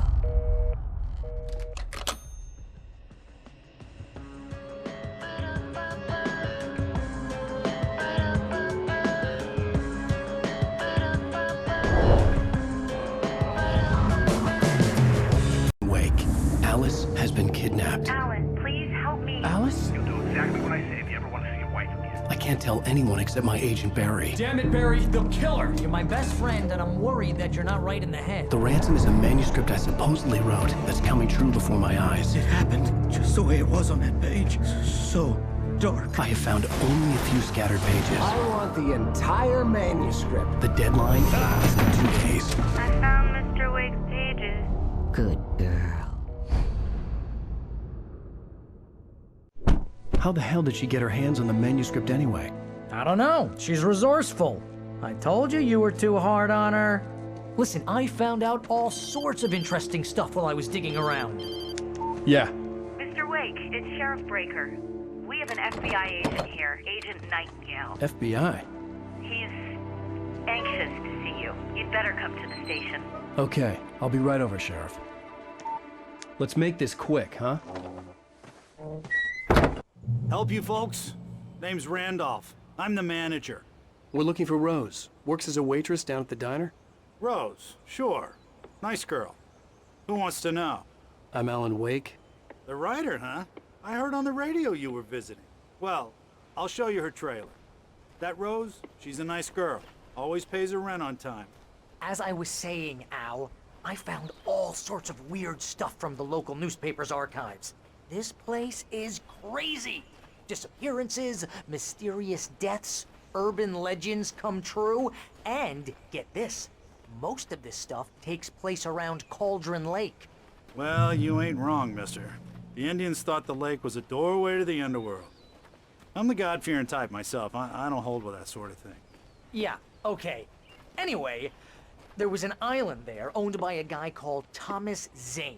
Now, some of the articles I found about him make him out to be a famous writer, but I ran a bunch of searches, couldn't find a single thing he wrote. Zane was heavily into diving, so much so that the place came to be called Diver's Isle. But the volcano under the lake erupted in 1970, and Zane went down with the island.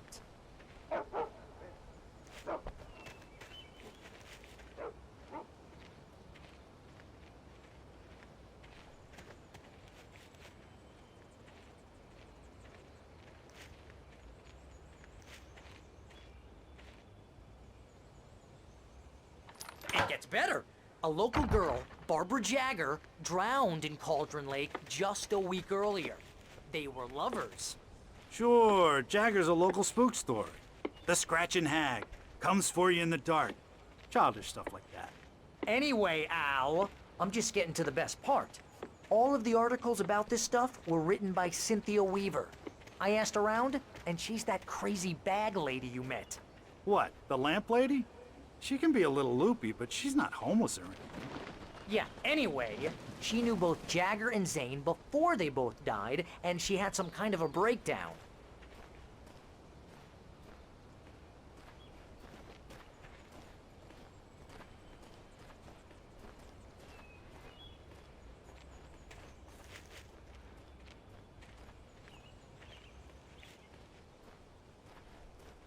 Well, mister, this here's Rose's trailer.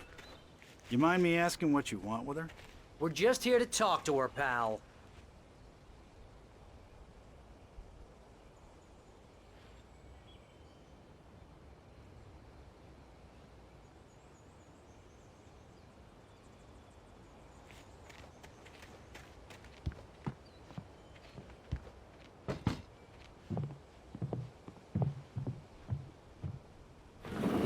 Welcome to... Oh dear, Mr. Wake. I'm so glad you're here. Rose, you have my manuscript? Oh. Oh yes. Yes. Please, come in. Hey, this is really good. Rose, Yes, my manuscript. I really need it. I understand. I know what you need. A muse to inspire you. Oh, for Barry? She doesn't have anything. Yeah, hey, Al? Al, what's... Oh... Barry! What? What?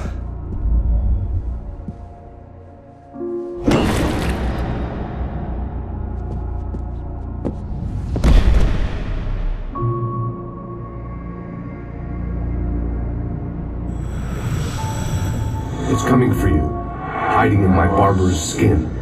I'm too weak to stop it. You must turn the lights on. I promised I'd come visit you and your lovely wife. You must finish what you started. I insist. You must turn the lights on. Turn the light on. Back to work, boy.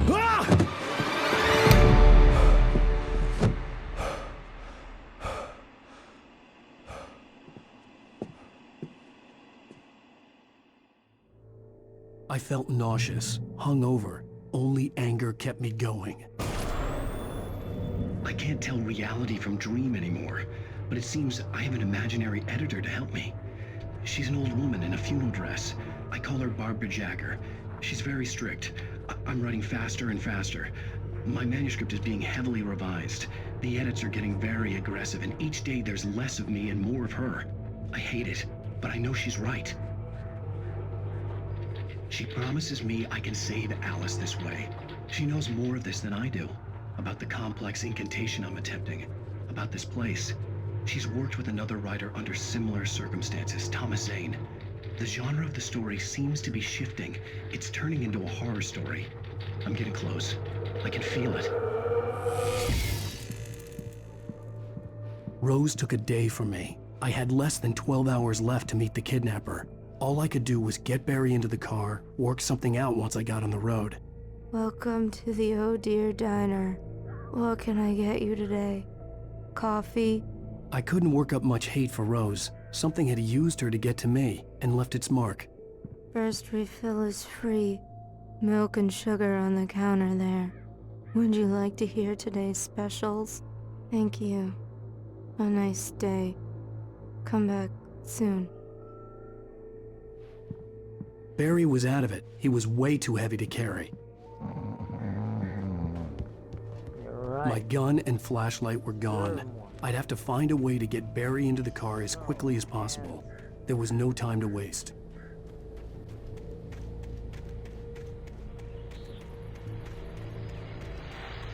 I just stepped outside to catch a breath of fresh air. Let me tell you, the weather's getting heavy. Nights like this make me especially glad I'm here talking to you and not home in bed. Once the weather takes a turn like this, I can't sleep at all. It's all tangled bed sheets and dark thoughts, punctuated by the occasional plunge into nightmare. Is it just me? Well, perhaps it is. But I hope I can make the night a little bit easier to get through. Caller, you're on KBF FM. Hey, Pat, it's Walt Snyder. What's on your mind, Walt? Well, I ain't the way you are, but, well, I can't sleep either, you know? I just been staring out the window here, trying to make sense of it all, but, I ain't been drinking either, you know? I just Well, you sound like a man with a problem, Walt. I had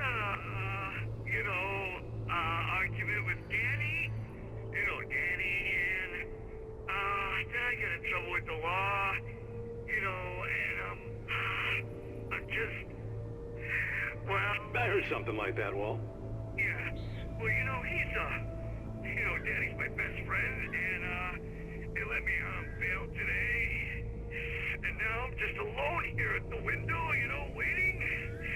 Man, and there's something in the air tonight, man.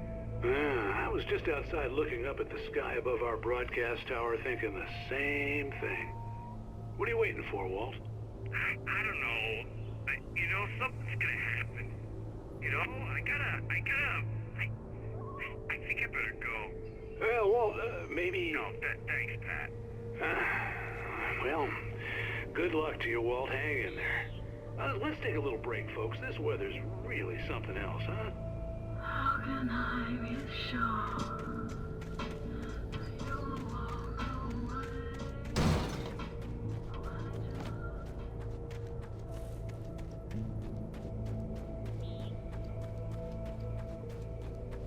Oh, you're gonna get it now.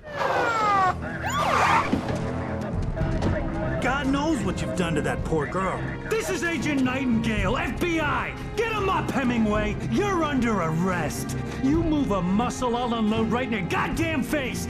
Stay right where you are, Slane!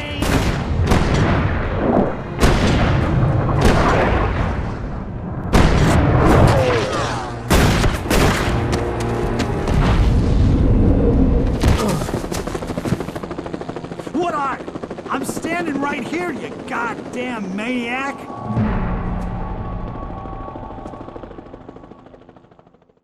I hated to leave Barry behind, but there was no way I'd miss my appointment with the kidnapper. Give it up, Mr. Wake. Come on. Take it easy now. Don't let him get away. Move it. I'll have you shot if you let him get away.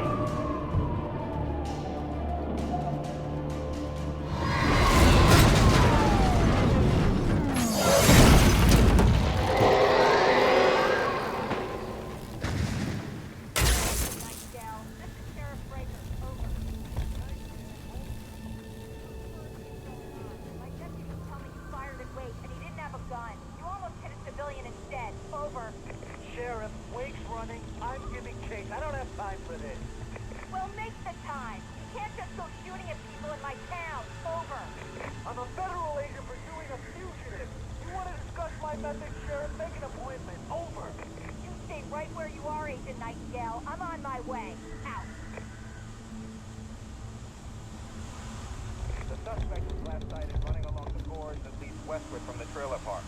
All units are advised that the suspect may be armed. Approach with caution. James out.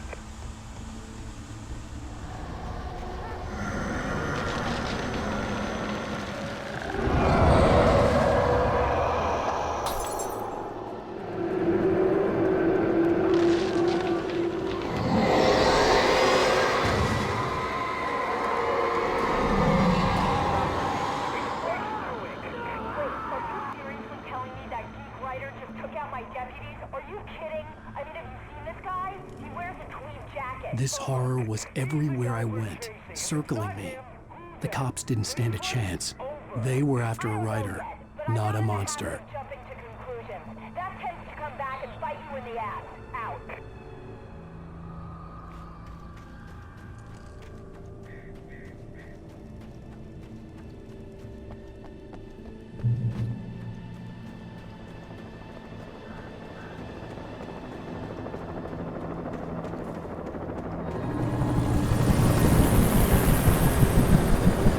You on the ground. Hold it right there. There's nowhere to run.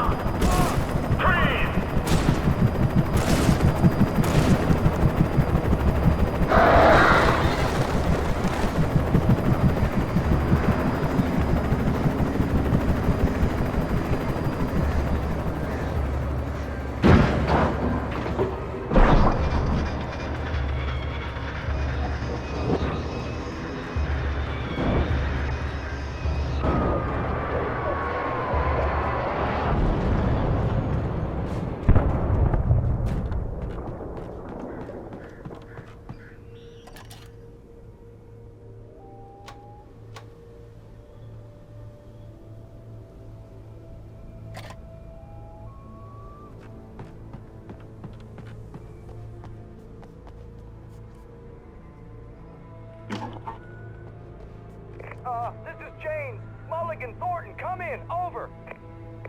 Thornton here. James, we got both Wheeler and Rose in custody. They didn't put up a fight or anything. Why, they were... Hey, Mulligan, what are you doing? Come on! Sit down and give me that. James, Mulligan here. Over. Go ahead, Mulligan. Over. We got Wheeler and Rose here. Wheeler's drunk or hopped up on something. Speaking of which, that Fed had a pretty distinctive whiff of Otis Scotch about him, if you know what I mean. Over. I don't have anything on that, Deputy Mulligan. Over. Well, whatever. Anyway, Rose is just being plain weird here. You better get Doc in to take a look at both of them. Over. Gotcha. You better get them here quickly. The, Fed's gonna want to interview Wheeler. Over. Oh, yeah, I bet he does. Looks like they have a lot in common. Mulligan out.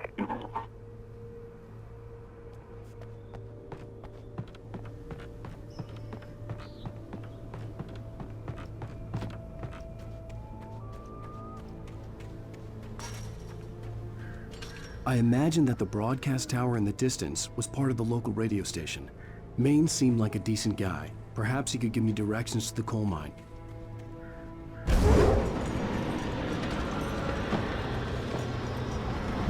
Unnatural shadows clung to the gate. The darkness that was after me was trying to stop me. I wouldn't get through without a light.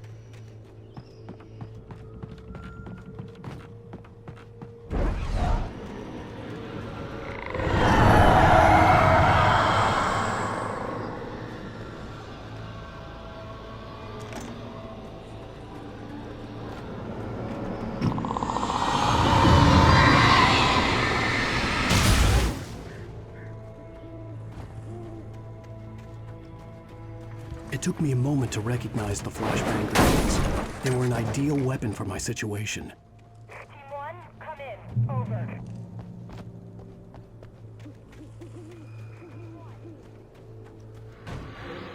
And here's another call. You're on KBFFM with Pat Maine. It's Milt Peabody, Pat. What's on your mind, Milt? Well, I live near the trailer park, Pat, and there's a big ruckus going on over there. Well, that's just up the road from me, too. What's going on, do you know? I don't know, but there's a bunch of police cars there, lots of sirens, a helicopter buzzing around, and I think I heard some gunshots. Gunshots? Yes, sir, like from a pistol. So can you find out what's going on? Because it's just next door and they're popping off guns there. They're still shooting? No, it was maybe 10-15 minutes ago. It sounds serious, Pat. I'm telling you, it don't sound like no party. Well, I'm certainly going to give the station a call, Milt. Okay. You'll hear it here as soon as I hear from them. Okay, thanks.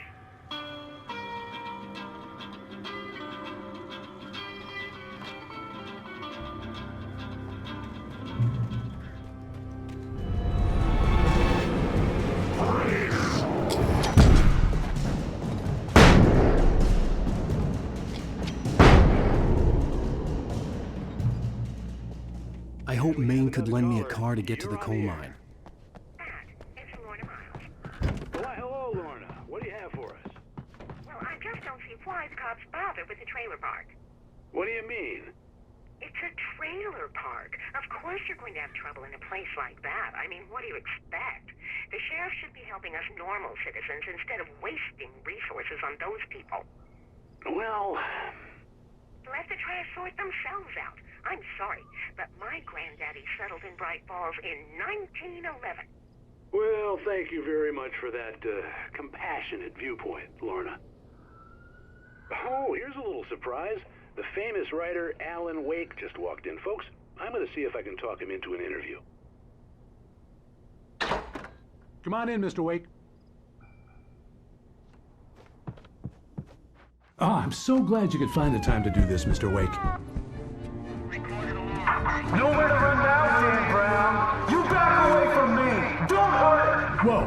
Whoa. Everyone calm down. Put the gun down. We're all friends here, right? Cool your jets, Nightingale. We got him. What the hell's the matter with you? There's a civilian in there.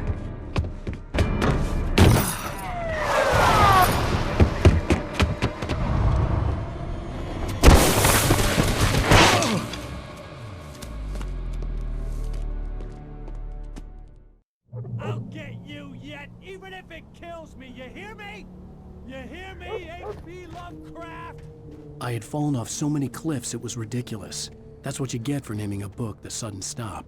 It was probably good I hadn't had the chance to tell Maine where I was going. I'd have to lose the cops and find my own way to the mine.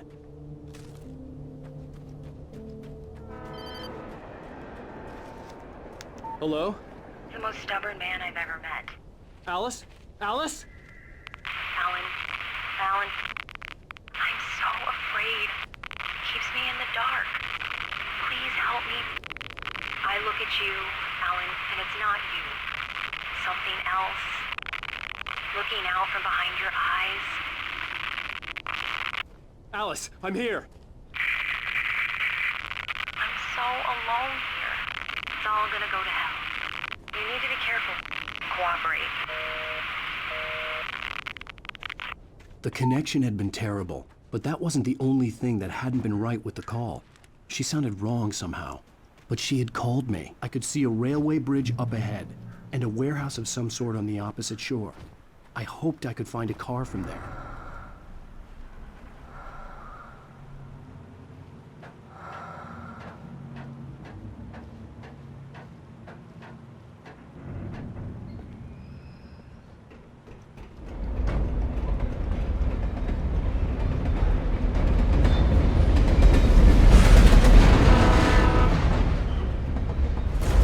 That was pursuing me was growing stronger, and it was taking over everything in its path. What the hell?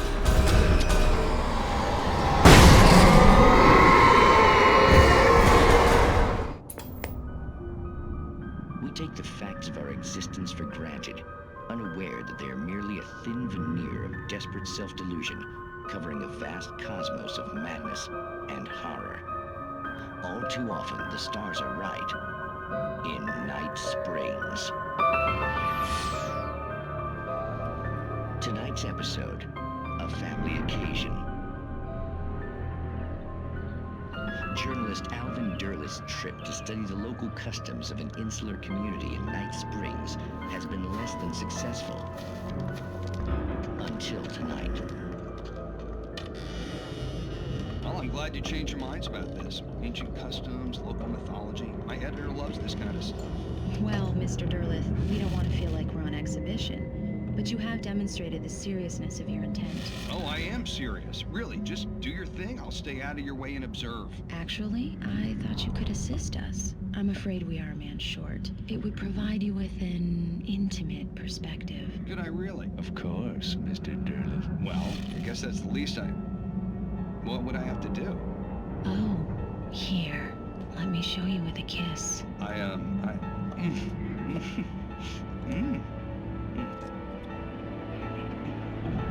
did you...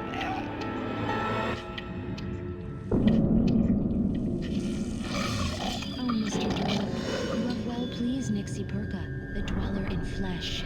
Your body shall host his 1,000 young, and all shall be glorious. Shh, darling. Be calm. Shh. Alvin Derleth learned a harsh lesson. If you go looking for mythology, it may come looking for you.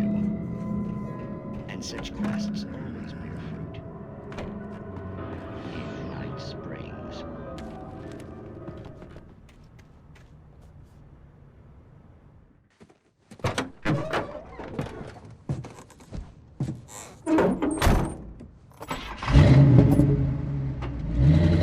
never been this glad to see the sunrise. I had a couple of hours to get to the coal mine.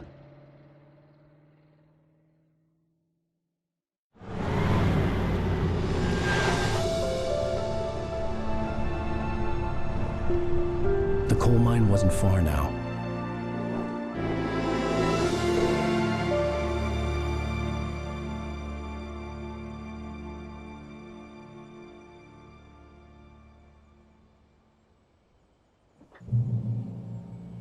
Today, I would meet the kidnapper, and he would give me Alice. I wouldn't give him any other choice. A drowning man will clutch at a straw. Little by little, without realizing it, I'd come to believe that the story in the manuscript was coming true. The current of its narrative had taken me deeper and deeper into dark waters. Alice had been taken from me. Barry was probably in jail. I was a fugitive from the FBI. The whole world taken over by the dark presence was trying to destroy me. It all felt real, but it matched a textbook case of insanity. This is Pat Main, and you're listening to KBF-FM. Folks, I want to apologize for kind of abandoning you to that looping music track last night, but I was detained. You see, I encountered a big-shot G-man with an itchy trigger finger who could use a lesson in manners and a boot in the ass. Not necessarily in that order either. Now, folks, I know I'm not being very informative here, and I apologize for that. I really should just keep quiet, but I'm just so peeved right now, because some people just shouldn't be carrying badges. I'm just glad that our Sheriff Breaker was there to straighten things out. And if someone I met last night is listening, let me just say, I'm sorry if my mouth got you in trouble. I'm pretty sure you're not the bad guy here. Godspeed, son. I hope you know what you're doing. Now, on a lighter note, I'll be talking to Dr. Nelson all morning. But first, a little music.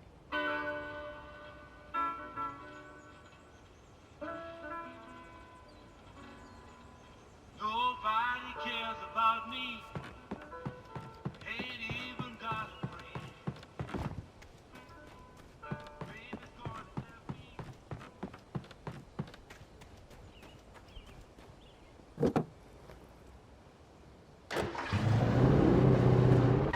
I was early. I was supposed to meet the kidnapper at noon in the main building. The coal mine was quiet. It was a museum now.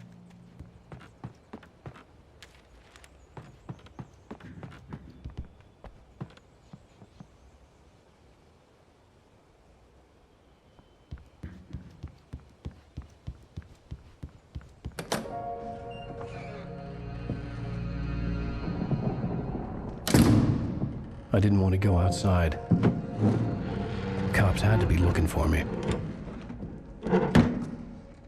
The noon sun turned the place into a sauna. The day dragged on. Different scenarios ran through my mind. Ways of how I'd torture the kidnapper to get Alice back. Or the different horrible things he could have done to her. I imagined her dead. I had no way of knowing she was still alive. It was killing me. I was running on blind hope. It was all a waste of time. The bastard never showed up.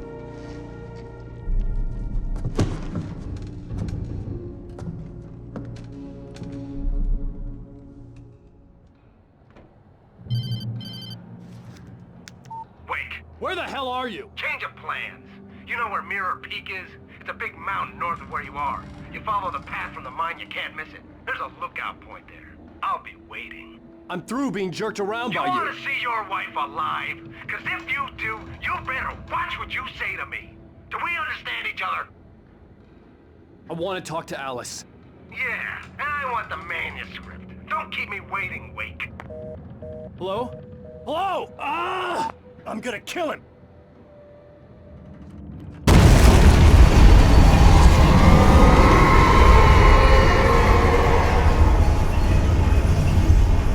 It was close.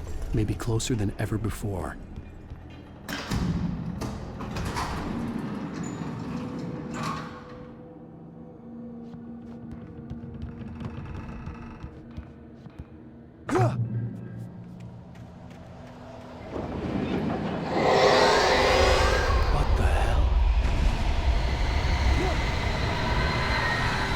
The only way to reach the hillside ahead was to break through the building. I had to find a way to avoid electrocution.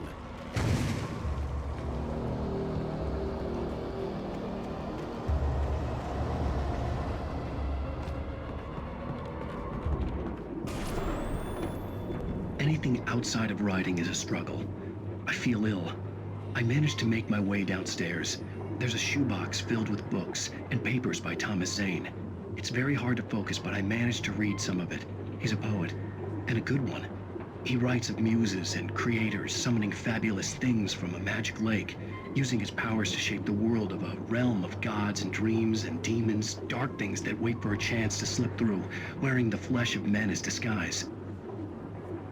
Zane writes about himself, his girlfriend being taken over by a dark presence, about growing scared of the lake. Zane believes it's a mirror to the gaping void of darkness above, where some Lovecraftian presence lurks. I crawl back upstairs. I'll borrow these things for my story.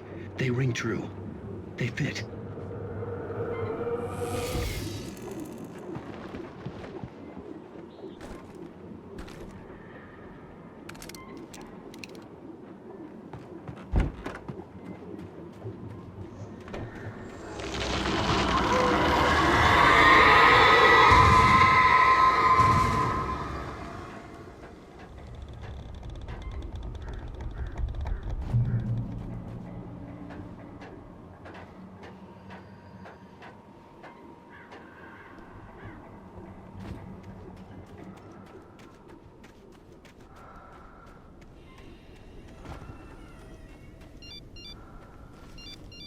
The kidnapper had sent me a text.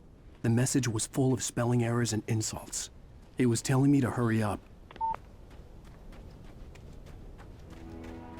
I could see Cauldron Lake. I thought I could make out the spot where the island and the cabin had been. There was a light near it. It had to be a boat.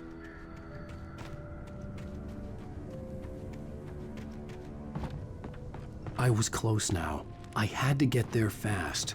I dreaded what I would find. Wait! Are you? Wait! Hey, I'm here! I'm coming! No! Get away! Sorry! Please, lady! The boss didn't know who he was messing with! I didn't know! I swear I didn't know! We don't have his wife!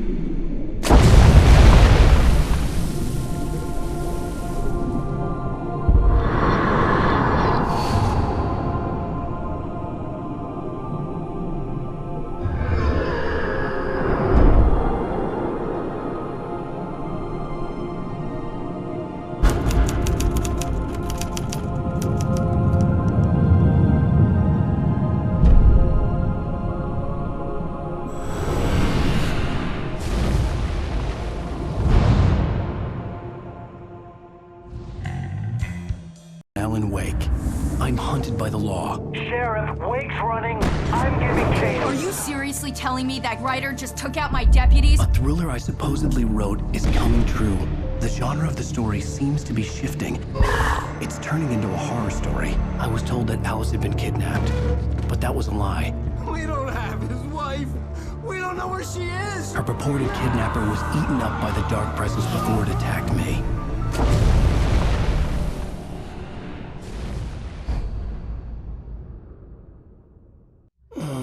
Alan, shh, baby.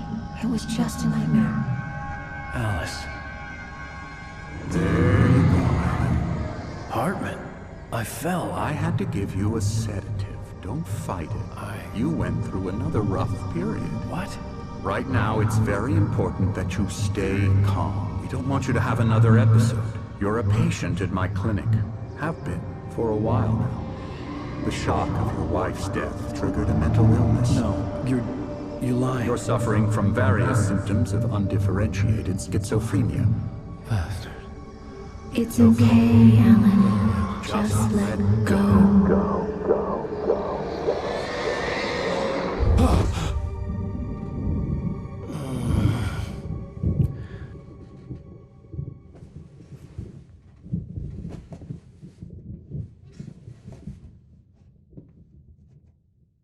I felt groggy. Whatever Hartman had bumped in me was making me numb. I felt like this was happening to someone else. Someone I was watching on television. I couldn't think. Couldn't focus. There were only empty sheets of paper here. No manuscript pages. The door was locked. I was a prisoner here.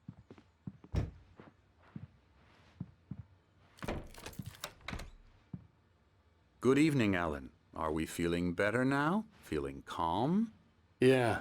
I see you brought your pet gorilla with you. So sure, I'm calm. I get the message. Loud and clear. Quite right. That's the spirit. You're being very brave, Alan. I understand you're confused. I would be more concerned if you weren't suspicious of me. I don't blame you for it. Big of you. Now, why don't you come with me? We'll reacquaint you with my clinic and go over everything you might have forgotten. Little walk and some fresh air? Yes, it will do you good. This corridor is for patients. Most of them aren't here right now. Jack took them out for a fishing trip, except for the ones who are particularly vulnerable, of course. I encourage creativity as a part of the recovery process here at Cauldron Lake Lodge. I specialize in treating artists. I bet you do. Splendid, Alan. I honestly believe we can get this thing under control if we work together.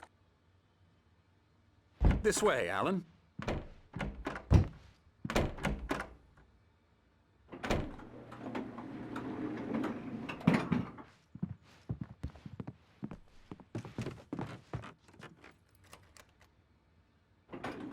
Now, Alan, from past experience with you, I know I need to get right into the heart of the matter as quickly as I can after an episode. So I'm just going to say this.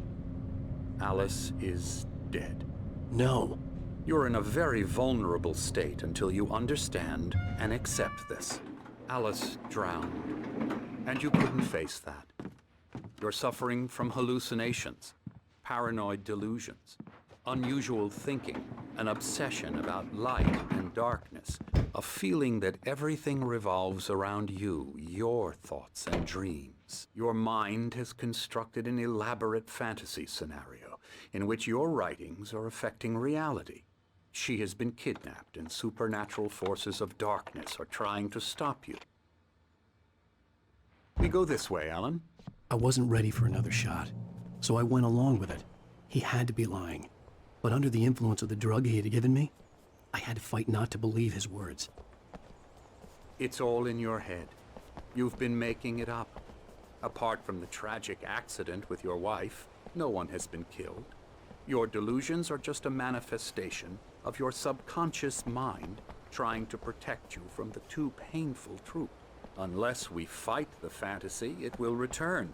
I know the instinct is to resist me, but think about it. Doesn't this make far more sense than the insane supernatural conspiracy you have concocted in your mind? You're a skeptic by nature, Alan. We both know this. Everything can be explained logically.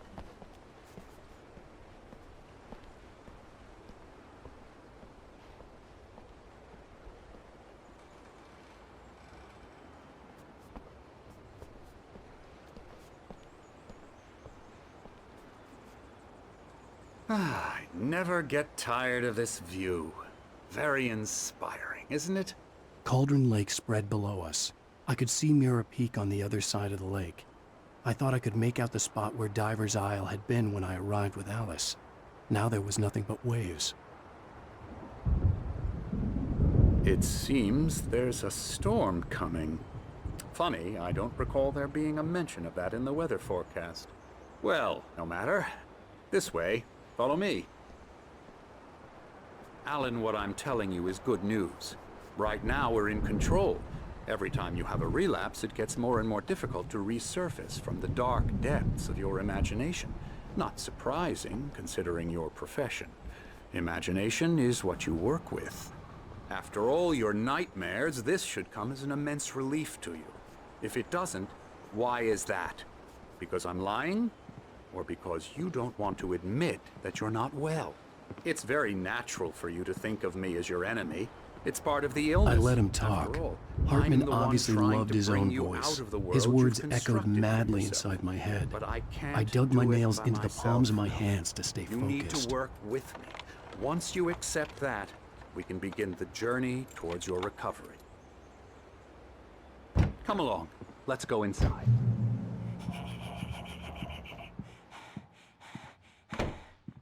Here's the entrance to the office wing. That's for staff only. You were impressed by my trophies when you first arrived here.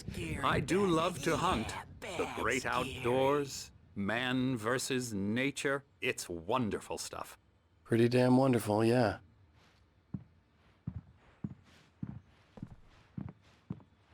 Scary, scary, scary.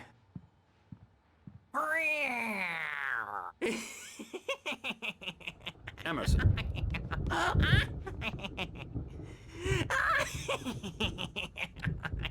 I'm a real bad dream, mister. You should be afraid of me. Don't want to run into me in the night, that's for sure.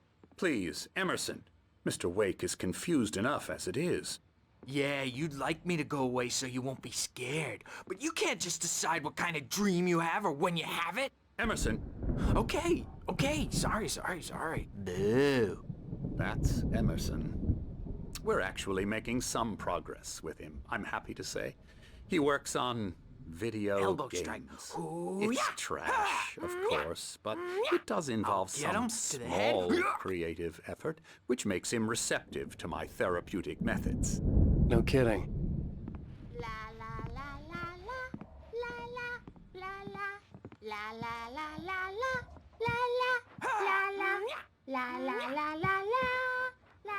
Come, Alan, this way. Now, you might have noticed the typewriter in your room. You've been writing as a part of the therapy. As soon as you feel up to it, you should continue.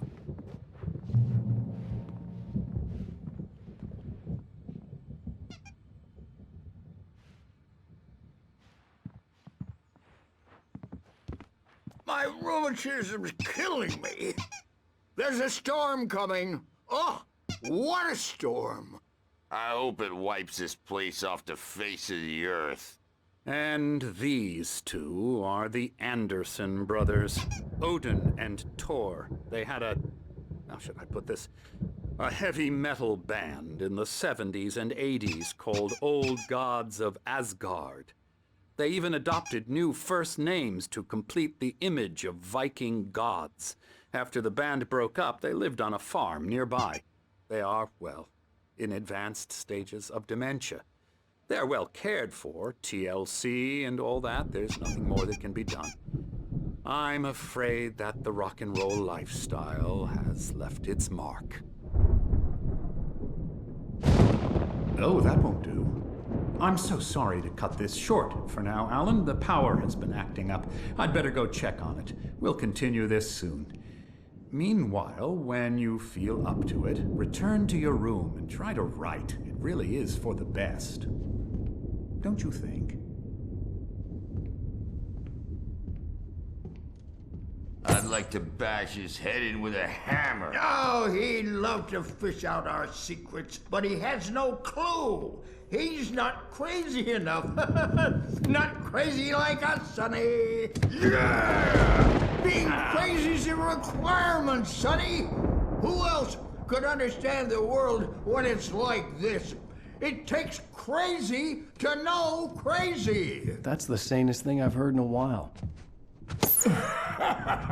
Zane! You're all right, Tom. Hey, we like him, don't we, bro? He's got to go to the farm. The Anderson farm. Valhalla! We wrote it all down, lest we to forget. A crash course. All you need to know to get your head right. You need to find the message. Here, Sonny, here's something for you. Gave me a rash but I kept it safe from these bastards. My head was clearing up, or according to Hartman, I was sinking back into the fantasy. I was convinced he was lying to me about everything. Crazy or not, the Andersons made more sense. Tom, you got any booze on you? Yeah, no. We Sorry, have a guys. stash of the special stuff at the farm. Our own formula. Local ingredients. Medicine clears your head right up. Makes you remember like moonbeams on the brain. I just noticed. Leather patches on the elbows? That's not very rock and roll. Tom just lost is all. Baba Yaga got to him too, the damn witch. She used us all. Taken from all of us. Took my thunder, the witch. And my ravens. What were they? Memory and thought, the hag. She took something from you too, didn't she? That's what she does. We're better off. This place, the lake, it gives you power. If you're a creator, an artist, a god. Nightmares shifted in their sleep in the darkness of the lake. Yeah, that's the one. She makes sure it comes out twisted and raw. Just ask the lamp lady. She knows what happened to that other writer. She's been using you, boy, and you let her. You went and opened the door for her, didn't you? Now, it was already open a crack. And whose fault is that? We're morally corrupt, disease-ridden, old and stupid. Doesn't mean he had to open it all the way, goddammit.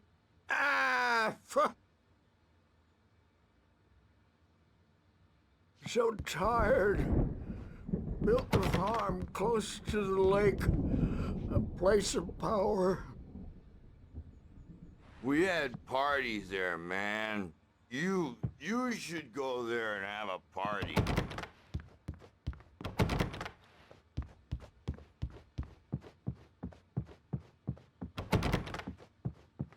I'm a bad dream, and you can't wake up. You can't hurt a nightmare because all dreams are only imagination. They're only in your head, and they're not there when you wake up. So you can't wake up because I'm in charge now, and I don't want to disappear. My nightmare is the publisher people who want to make a contribution so they can say they made a contribution. And then we end up with mullets in there because they think mullets are funny, but it wasn't supposed to be about mullets, and now it's about mullets. And when it's in slow motion, they call it mullet time because the numbers came back from marketing that mullet time is the hook we needed to go big in the target demographic. And they're not even kidding. They say it all like serial killers with straight faces and smiles.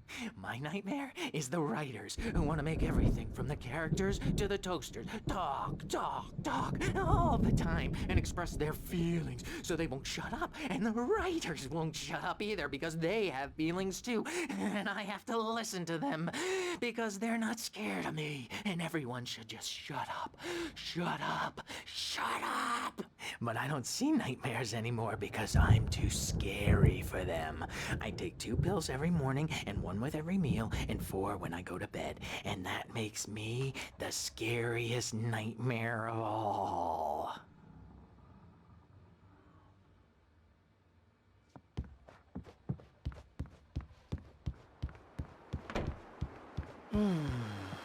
Oh, hello. I've painted you. Okay. I was just struck by inspiration a couple of days ago.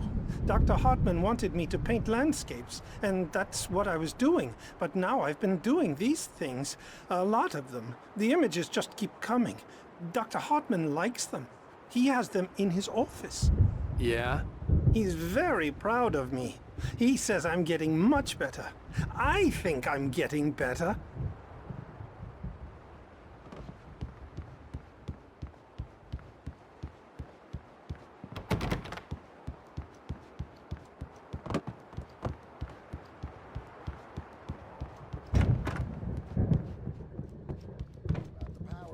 He's checking on it now. Yeah, good thing he's not overreacting or anything. Well, he's the boss. I may need a hand here later on, Birch. The storm's bound to make you-know-who jumpy. You know how they get. Gotcha. The doc's got me looking after Wake here, but holler if they get too rowdy. I'll do that, Birch. Hey, Wake, why don't you humor Dr. Hartman and give the writing a shot, huh? The typewriter's in your room. You can get to your room by those stairs, Wake.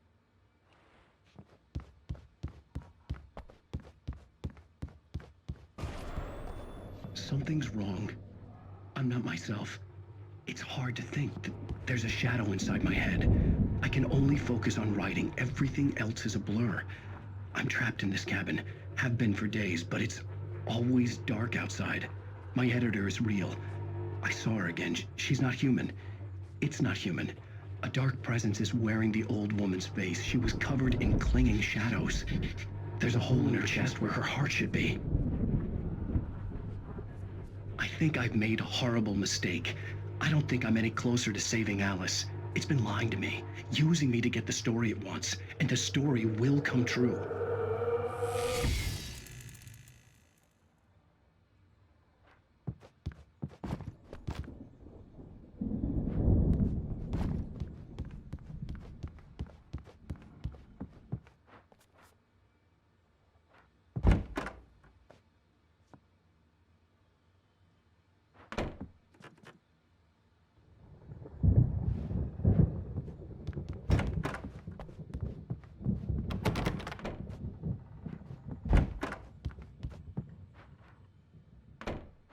Hartman wanted me to write.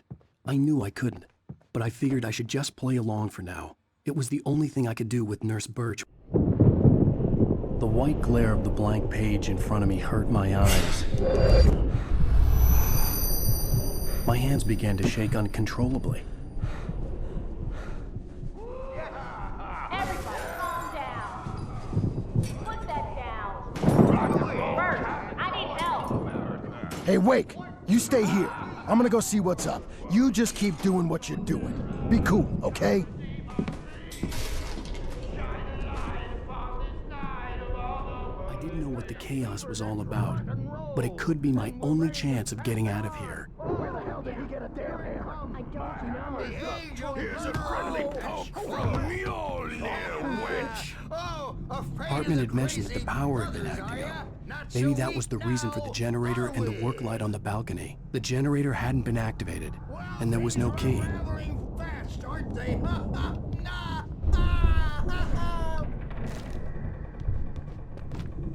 It's my storm. I'm taking it. Sinclair looked bad. That wasn't love to him. The crazy old fart hit her hard. If she was one of Hartman's goons, she had it coming. I had to get to Hartman's office. He had taken all my manuscript pages. That's where he'd been keeping them.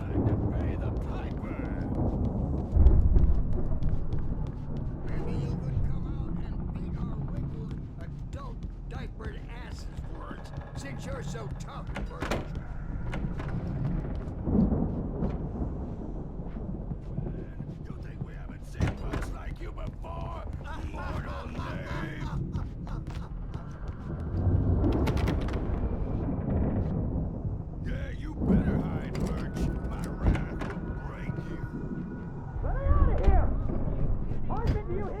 The markings on the tape said they were recordings Hartman had made of the sessions with his patients.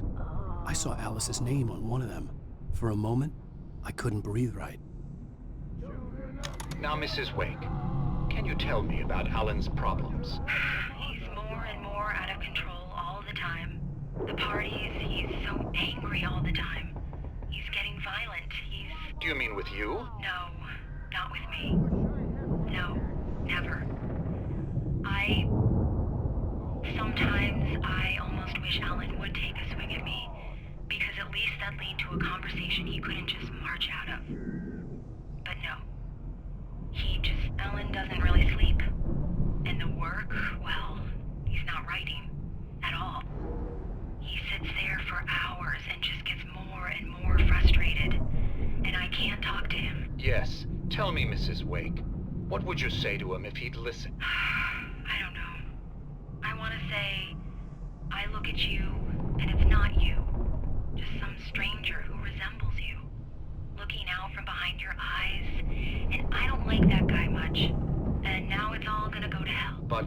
You don't ever say this. No. I've tried, but he's not listening. He's too deep in his own problems, always going on about something else. I'm so afraid I'm gonna lose him, and we're not even talking anymore. He doesn't let me in anymore. He just keeps me in the dark. I'm so alone here, even when he's home. Please help me, Doctor, because I'm at my wit's end. Well, if you can just get him here, I'll absolutely do my very best. Yeah, but Doctor, you need to be careful with him. He's not just going to listen to you and cooperate.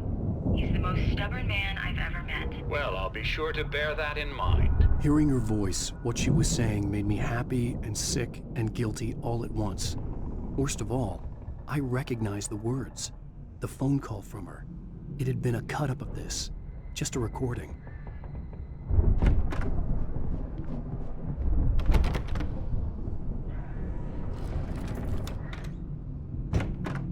Barry? Ow! About time! Barry, man, am I glad to see you. We need to get to Hartman's office. It's right next door. You okay? Yeah. I mean, no! The cops found me at Rose's trail.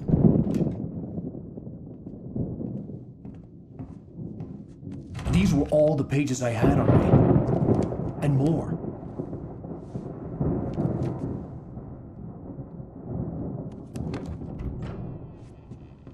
Alan, please. You're sliding back into the... Tell me one more lie and I'll shoot you in the face. Ah, well, it was worth a shot. Really, Wake, come on. Let's work together on this. You have no idea... Hartman, shut up! Barry, get out of here. I'll catch up with you. Get a car. Oh, Al, let's just... Go! Wake, listen to me. This is a mistake. Don't you see? Together we can create something absolutely wonderful. With your ability and mine.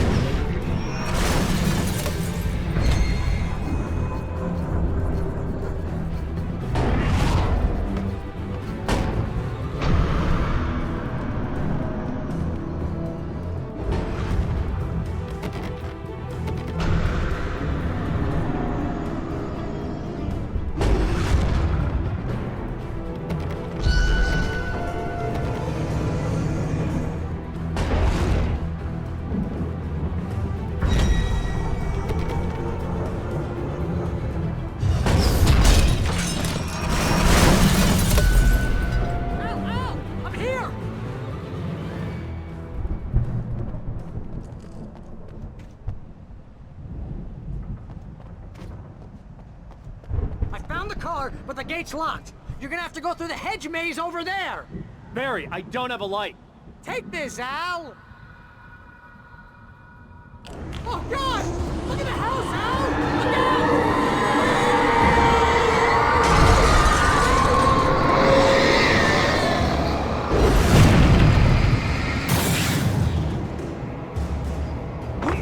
Oh, jeez, Al! The house looks bad! Let's get out of here!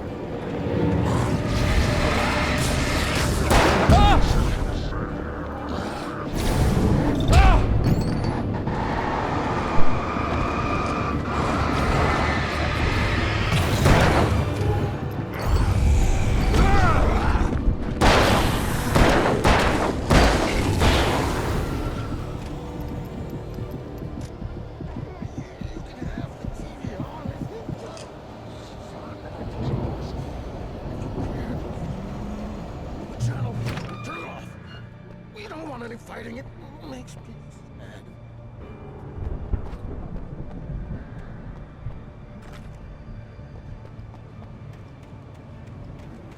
You get 2 pills in the morning, and then you'll be nice and cool.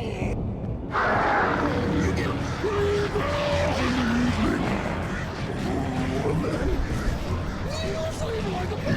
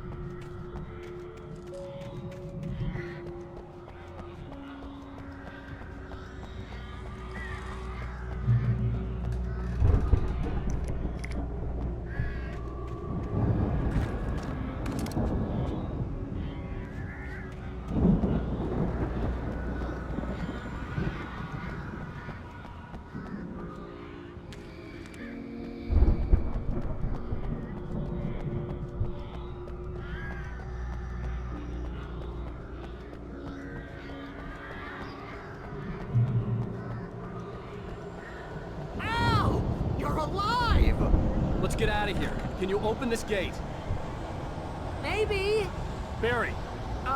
Well, I slammed it shut when the nasty showed up, and the key fits kind of loose in the lock, so, Barry! I'll find it! Don't worry about it!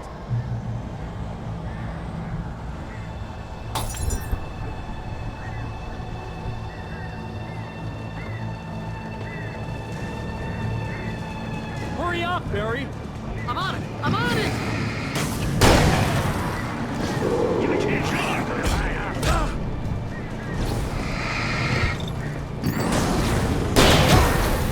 It's gotta be here! Just hang on, Al!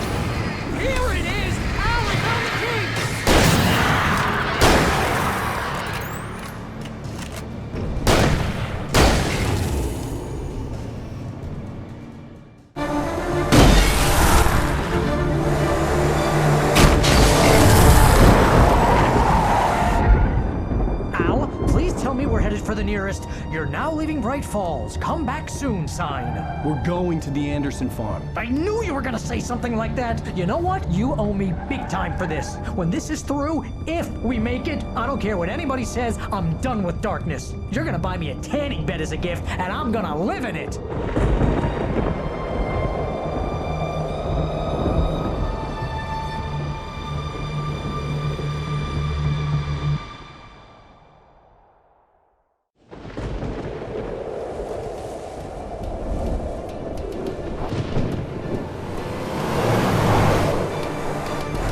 Crazy, but that's fine, Barry. Oh, you got that right, Al. You're barking mad. You are by far the craziest— But maybe that's inevitable when you deal with crazy stuff like this. It helps.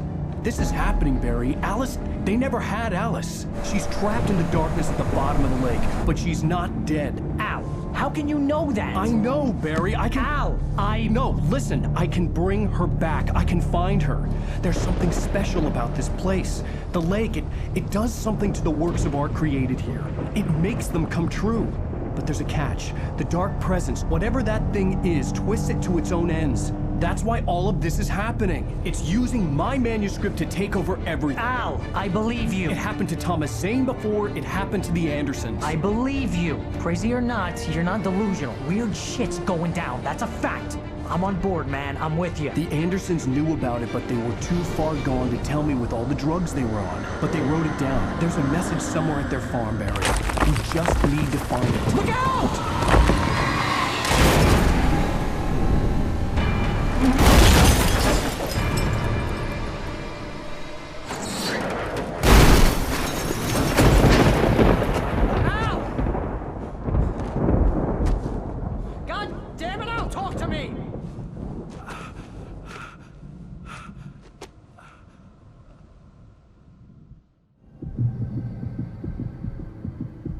I had lost my gun in the crash. Barry was nowhere to be seen.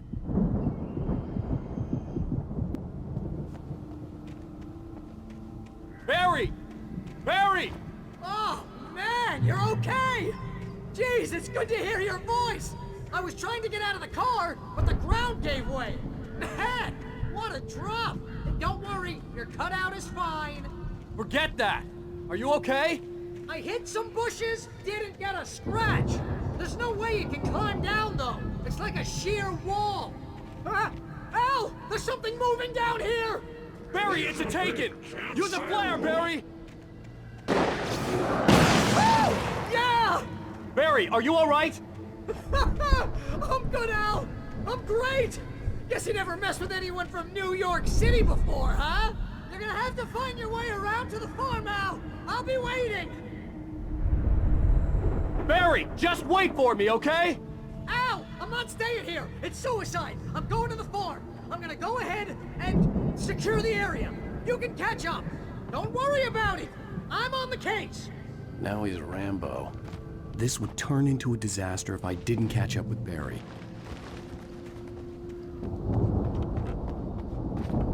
I was driving away from the farm, headed in the same general direction as I was.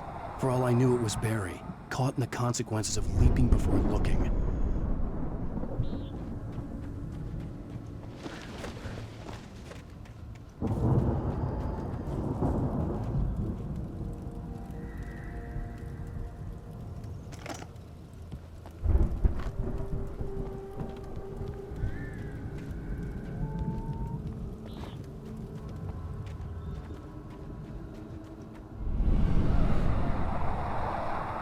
The car was heading for the cabin up ahead. It wasn't far. If it was Barry, I would see the damage soon.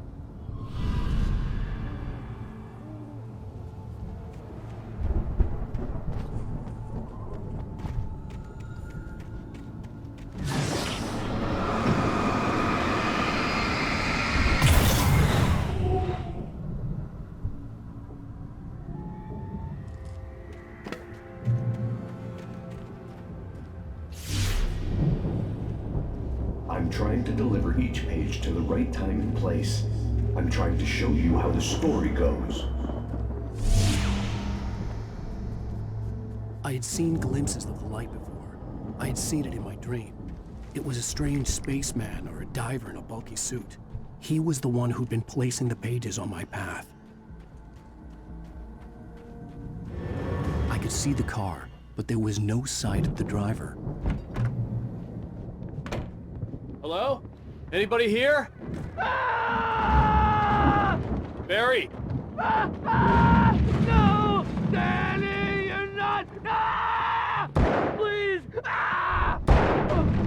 What are you? Ah! No! Don't! I'm sorry! Ah! The front door was locked.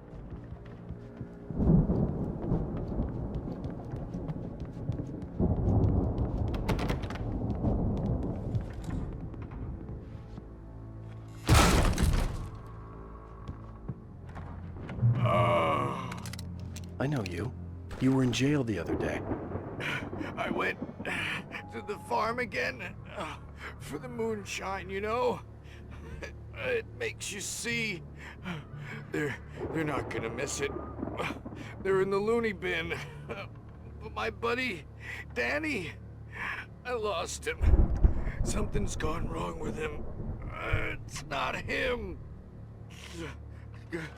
Like a real bad follow-up to a real good movie where the best friend's suddenly the bad guy who wrote this crap anyway.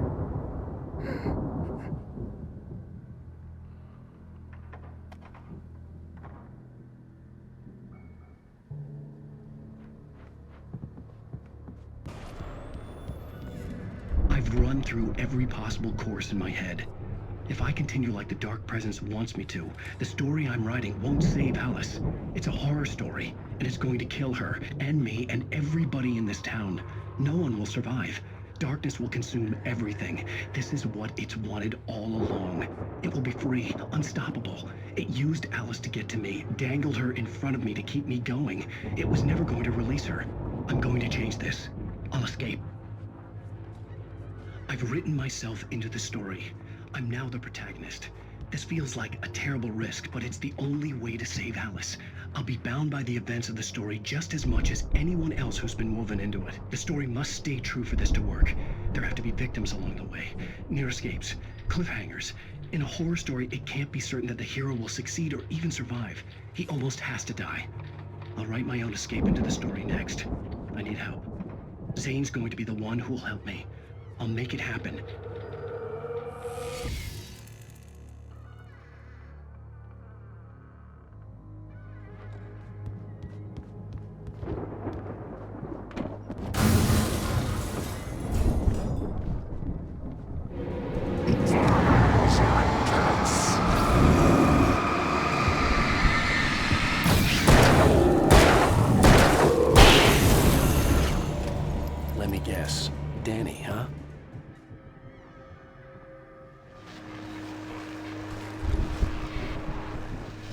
Well, as I'm sure everyone's noticed, that storm we all felt coming is finally here.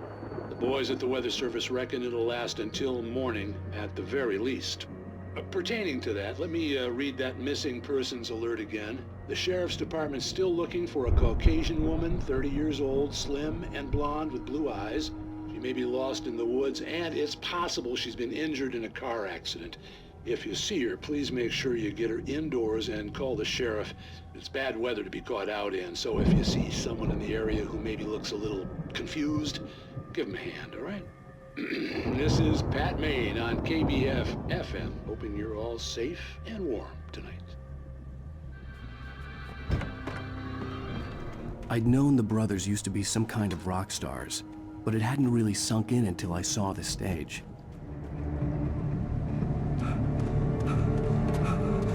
Ow! Run! Incoming! There's too many of them!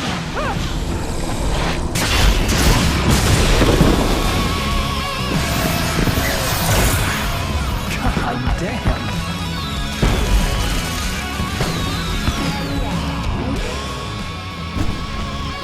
I'm so glad you decided to go it alone, Mr. Johnson. Shut up and shoot! Ow! We have to fight them off! I can set off more of the fireworks from here and help you out! Hey, Al! Did you notice there's a lot of asshole stuff? Al! Hold on!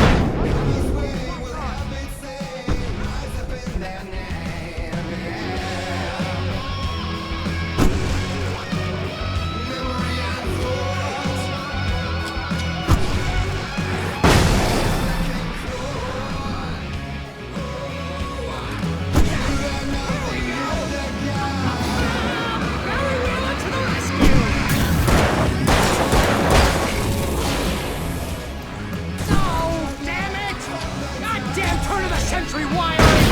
Hang on out! I'll get them working again, I promise!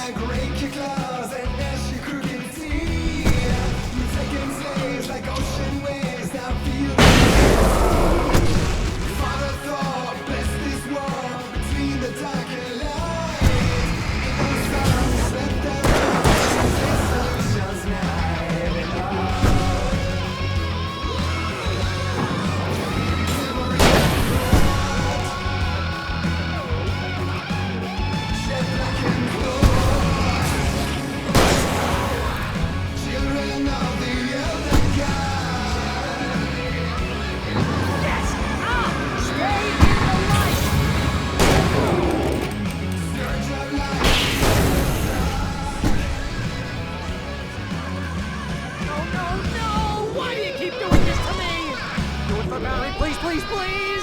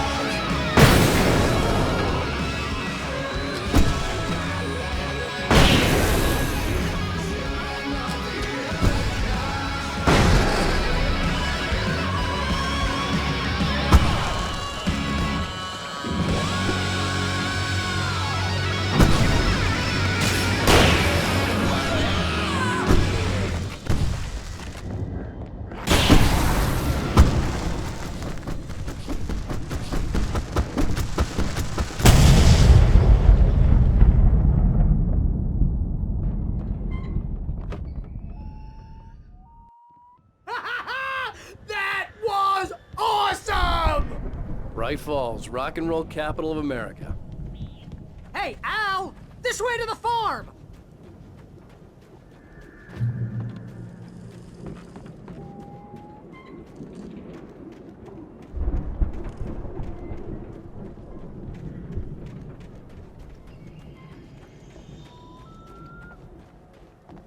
See, bestseller? No reason to worry. Your cutout's good as new, right where I left it. I'll come back for it once we have the place secured.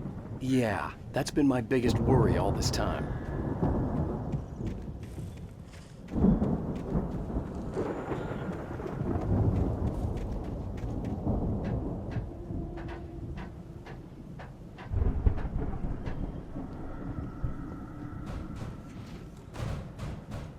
Hey, I think Alan Wake here has something to say.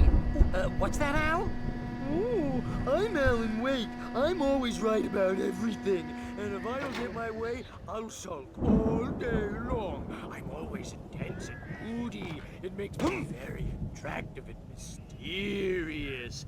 Right now, I'm just standing here because I need my best friend Barry to carry me. But that's okay. I can just take him for granted. I think I see what you did there. Yeah, it was pretty good. You want me to do my imitation of Barry Wheeler? No? Thought so.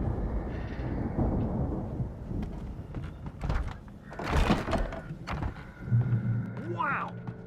You look at that thing, Al! They really went all out with this fight. Sleep. We all spend a third of our Night dreams in its Springs, soft embrace, man! somewhere Brings between back memories. fantasy and Hey, oblivion. remember when I got you that gig? But Your dreams first have a real way of writing forcing job. What got you themselves into started? waking life, Was this one of your vice episodes? versa. In Night Springs. Tonight's episode, The Dream of Dreams. That's by someone else. We join Mr. Jones as he explores the endless dreamscape, only to be brought to a sudden stop by a decidedly mundane situation. A long line of people. Hey, Jones, right? Listen, we're gonna have to wait until His Highness over there is good and ready. Oh, wow. Who's that? You don't know him? What are you, new? He's the guy dreaming us. Well, not just us. He dreams everything. All of this. But wait, no. I'm the one who's dreaming. I'm asleep. Isn't this my dream? Oh, yeah. Sure. Get real, pal. You're just another dream. I'm a dream. You're a dream. The weirdo in the diving suit is a dream. And the girl made of smiles and sunshine is definitely a dream. But I'm pretty sure I'm dreaming this. Well, maybe you're a really confused dream. What am I, a shrink? All I know is I'm going with the smart guys. And they say that's the guy doing the dreaming. Right there. I don't know what that means. It means we keep him happy. No sudden falls. We make sure he has his clothes on when he goes out in public. No chases where the monster is nipping at his heels and he runs like crazy but his legs don't seem to get him anywhere. None of that. Because if he wakes up in a cold sweat... Yeah, precisely. So we wait till he wants to move on. Keep things nice and calm. Hey, something's happening here. Yeah? What's that? What? Can't you hear that? Oh, God help us, it's an alarm clock. Oh, it's you, isn't it? Please, man, I got a wife and kids. Please don't wait.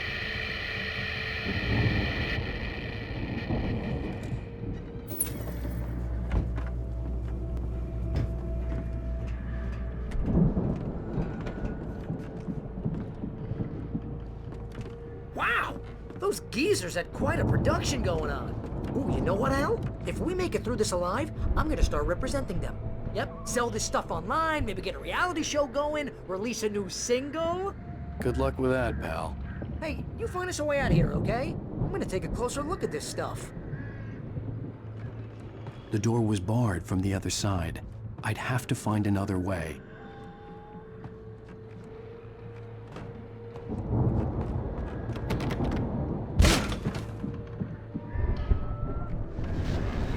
As you regular listeners know, I tend to work through the night, but I'm not the only one. Deputies Mulligan and Thornton are taking a couple of moments off their busy schedule to join me here in the studio. Boys, how busy are you now? Deerfest is almost here, isn't it? I bet that keeps you in business. Pretty busy, yeah. Actually, Pat, we've been real busy with other stuff. Which concerns an ongoing investigation. We can't talk about that, Thornton. I wasn't gonna say anything. I was just saying we got, other irons to fry. And how would you compare your workload to last year's? Things have seemed relatively peaceful to me, but people do tend to get a little wild this time of year. Oh, it's wild, Pat. It's pretty wild. There's been all sorts of trouble this year. Vandalism, fighting, public disturbances. A lot of people gone missing, too. Yeah, it's pretty much the usual stuff, Pat. Just, a lot more of it. Now, is it just me, or does Deerfest get wilder every year? People seem to be more drunk, at least, or they start earlier and younger. Oh, it's definitely not just you, Pat, but... Definitely, Pat. Hey, I'm talking here, Thornton. Oh, shoot, I lost my train of thought. Not just me.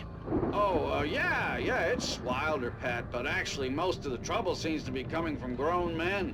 People who ought to know better, Kids are doing fine this year.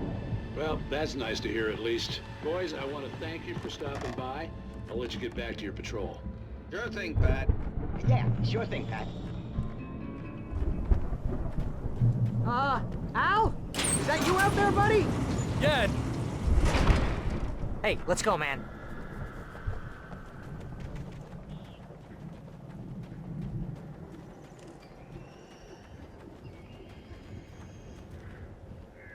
I think we're gonna have to work together to open this gate, Al. It looks pretty heavy. Hey, I think that's the farm on the other side of the field. We're almost there. This farm is a crazy place for crazy people. We should feel right at home then.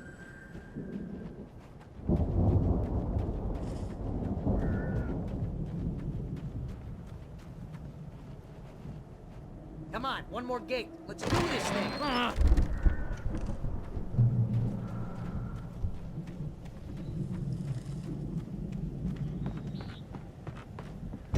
The lights are out. I guess we better check the fuse box. This place looks kind of lived in. I thought the Andersons were in the booby hatch. Yeah, I don't think they keep too close an eye on them at the clinic. They seem to slip away a lot so they can get wasted. No kidding. Those guys sound awesome.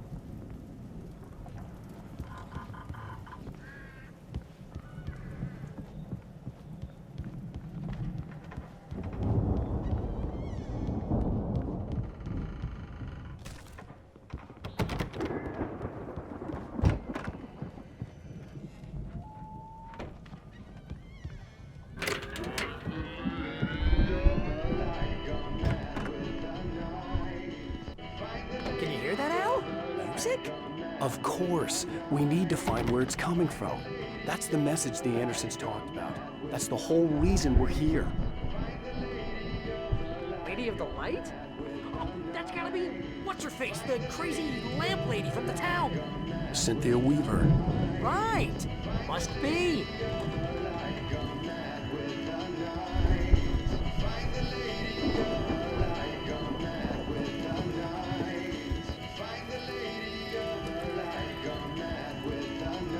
It's probably just a little dusty now.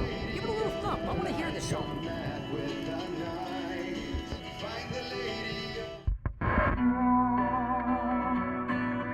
And now to see your love set free, you will need the witch's cabin keys. Find the lady of the light, gone mad with the night. That's how you reshape destiny. Okay. We need to find Cynthia Weaver. We'll stay here for the night and head back to town as soon as it gets light. Hey, Al. Lots of hours before dawn. Might as well get some rest. And by rest, I mean drunk. Come on, Barry, this is... Yeah, what the hell?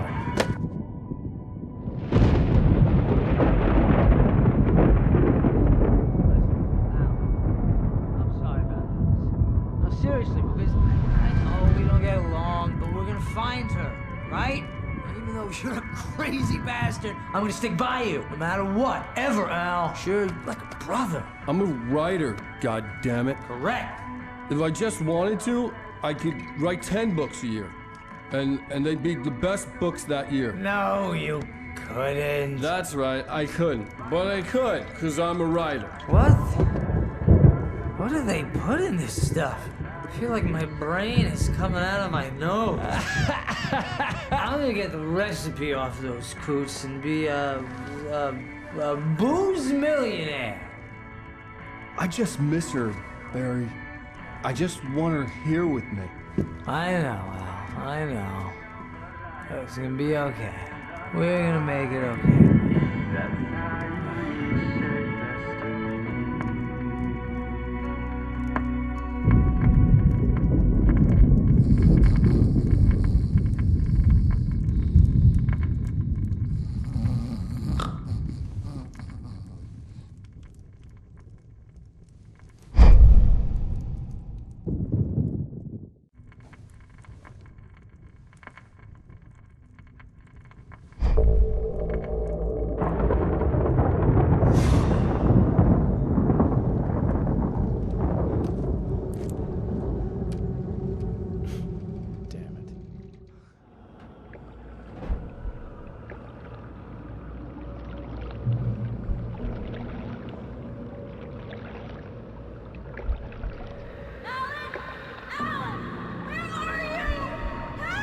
Alice, I'm coming.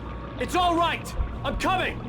It was a crazy, drunken dream, and yet it was more than that. It was the truth, a suppressed memory unearthed by the Andersons' moonshine. I was there, an out-of-body observer.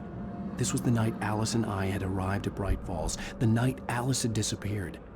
I had a chance to find out what had happened. I remembered being surprised to see the cabin dark. Alice would have never turned the lights off. I remembered thinking I caught a glimpse of her form underwater, sinking into the darkness. Diving after her was the last vague memory I had of that night. After that, the next thing I could remember was waking up behind the wheel of the crashed car and finding the first pages of the manuscript. Beyond this lost memory, there was nothing. I had to follow the footsteps of my past self to find out what had happened that night. I couldn't find her in all that blackness. I must have thought she drowned.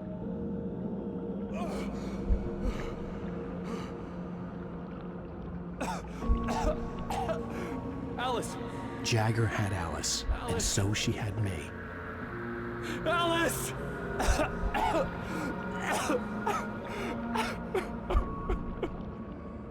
I'd been easy prey. Look at the cabin. Is there someone in the window? Alice? Maybe she didn't drown after all. Maybe she's inside. Alice! Yes.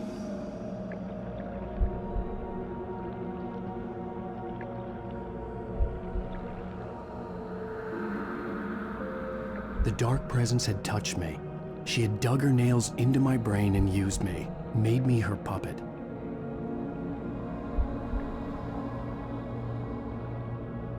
She must be here somewhere. Maybe upstairs in the study. Alice! Yes, that's where she is.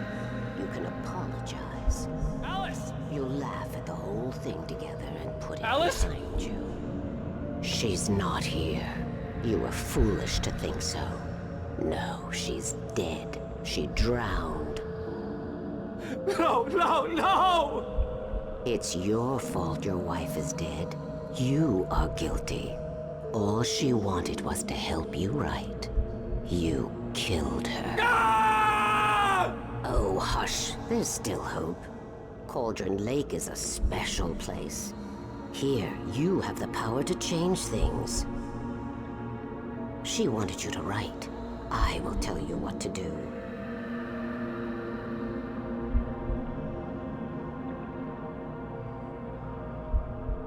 You can write her back. The story will come true, and all will be well again. She had Alice, and the manuscript was the ransom for her.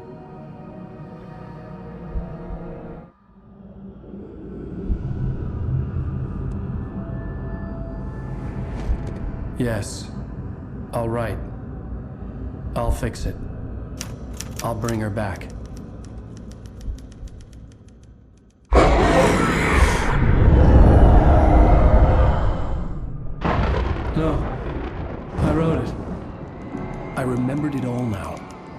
dark, I'd written for days, a week, almost a complete manuscript of a novel entitled Departure. Jagger had been my editor, whispering in my ear, making sure that the unfolding story would make her more and more powerful. I thought I was saving Alice. Even with the cobwebs she put in my head, some part of me had been aware enough to write my escape into the story, to bring a light into the cabin to release me before I could finish, to interrupt the horror story before the ending, where darkness consumed everything and everyone. Zane was weak and far away, but I had written him into the story, and his light had been enough to set me free. It isn't here now. I'm here because it was written. I brought the light to set you free. You must hurry. It will know I'm here. It will be back soon. It stole the skin of my Barbara a long time ago. She looks so old.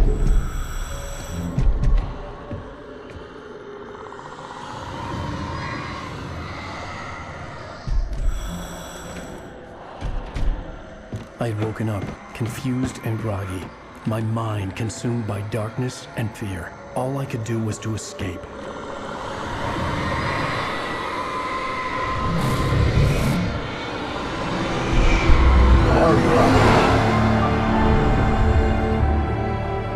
The week spent in the cabin had taken its toll. I was barely conscious and fading fast. It had to have cost Zane terribly, thrown him even deeper into whatever dark place he now haunted. But he had managed to weaken the dark presence, kept me safe that night.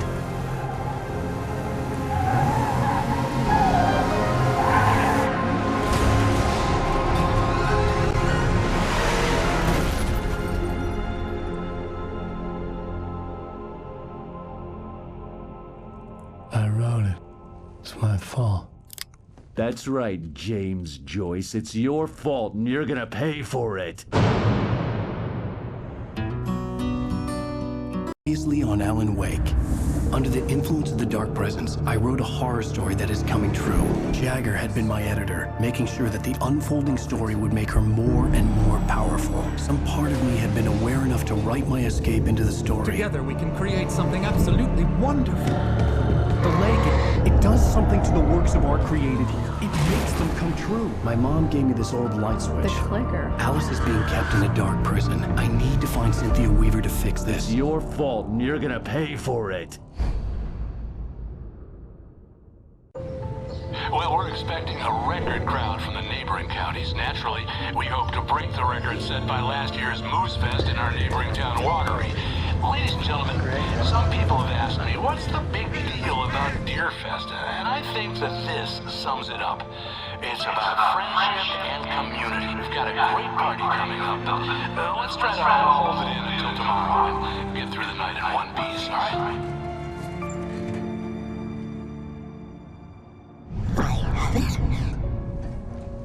Someone will come for it when the time is right. Thomas said so. He wrote it. The key is insurance. It's my job to keep it safe. Safe in the light.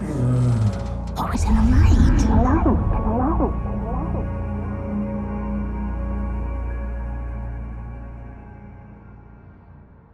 All the manuscript pages were gone. The FBI agent had taken them. I think my tongue just took a crap in my mouth. Ugh. Oh, wait, we're in jail now? Al. Al, this is not good. That about sums it up.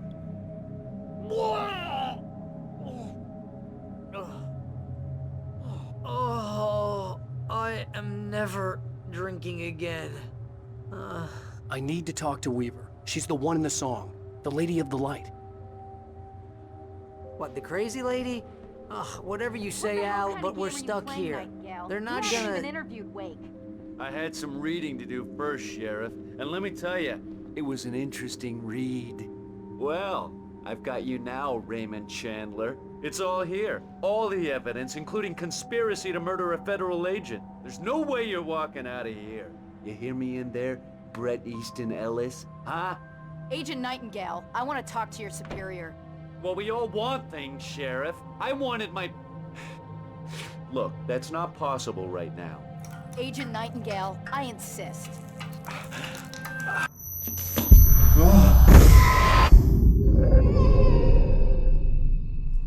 Wake, what's wrong? Lady, are you stupid? It's a trick. It's an obvious trick. Okay, I've had enough of this crap. Wake, I'm gonna trust you with this. You're joking. Agent Nightingale, your opinion would matter more if you were sober and if I actually believed you were here on official business. Whoa! Get back in the cell, Stephen King. The only way you're leaving this place is over my dead... Wait a minute. I know. Oh my god! Light. We need light. It's the only way to fight this thing. In my office. I've got your things there. Follow me. Oh man, we're sitting ducks with the lights out. Stay cool. I can get the emergency power on.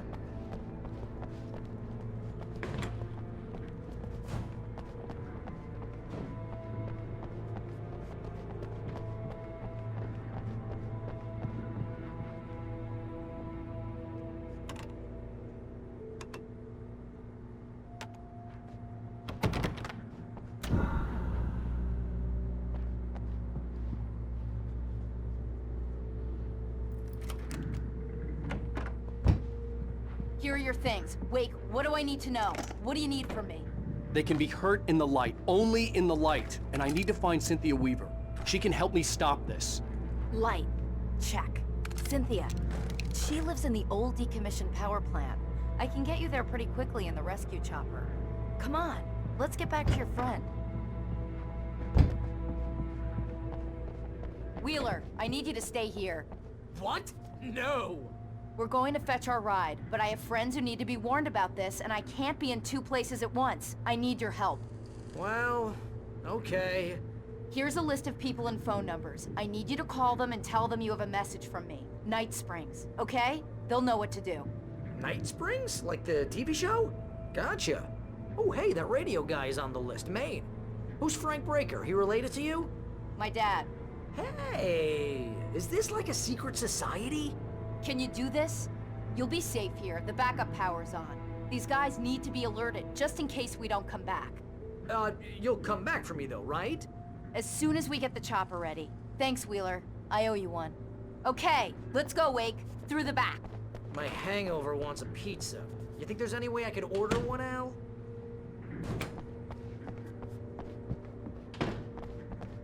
Hello, Mr. Breaker. This is Barry Wheeler. Yeah, I know it's late, but Sheriff... Oh, hell. Whatever took Nightingale must have broken the gate controls. We can't reach the gate's control box from here. We need to get to the other side over the rooftop. I'll go. I'll open the gate for you once I'm across. You stay here in the light and cover me, Sheriff, okay? Hey, Sheriff! Your password. Night Springs? What's that all about?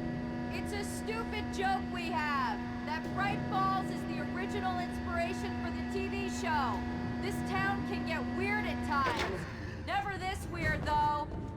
You need to bypass the damaged control box. What am I, an electrician? Hold on!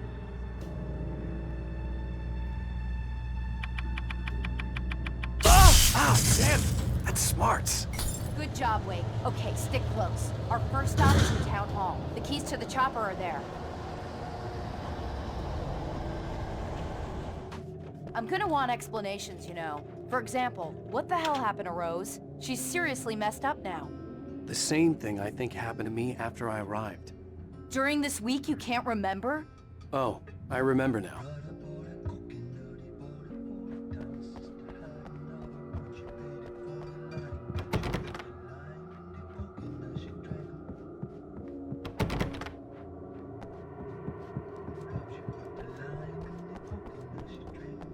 Wake, over here! There's light!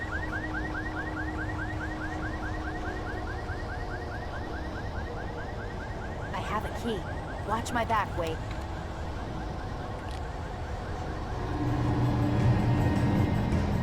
It's an ambush.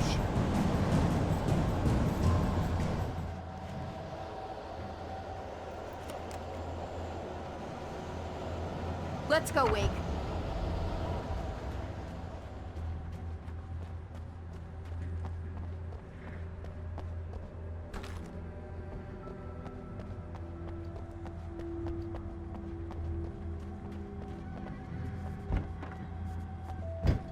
Okay, someone's messed with the fuse box here, but you should be able to jury-rig it while I find the keys. I already got electrocuted once today. How about I look for the keys and you get burned for a change? Fine. They should be in the clerk's office on the other side of the building, near the main entrance. Gotcha.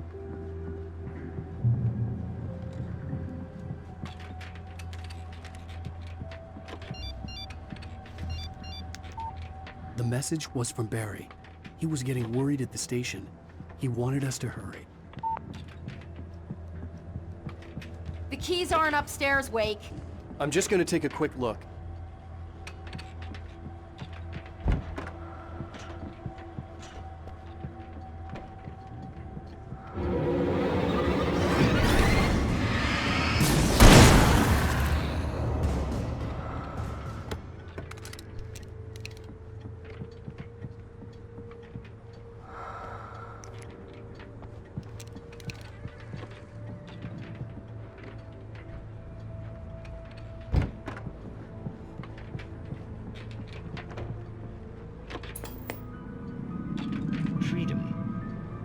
Fusion of vigilance, conscience, and uncompromising clarity of vision. A need so fundamental, it permeates our very being. And yet, a man may be brought to his knees in a single heartbeat. In Night Springs. Tonight's episode, Taken in His Prime. For young Manny, the night hasn't been kind. He's a marked man, selected for a lifetime of servitude after answering an ad in the newspaper. But first, a little field surgery is required. Well, well, look what I found. Please, no! Yeah, I think you're just about ready for it. Best if you don't resist this, kid. You gotta beat it out of you. What? I don't understand. What did I do? I just wanted to get a job in the service industry. Wow, you're gonna serve all right. No! Please! There it is! It's coming out now. Right between the self-esteem and the childhood traumas. What are you doing to me? It's Furman. There, I got it. Believe me, kid, this free will thing is more trouble than it's worth.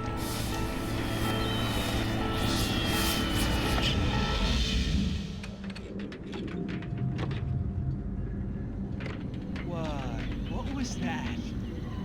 Oh, nothing for you to worry about, Manny. I don't know what I'm supposed to do.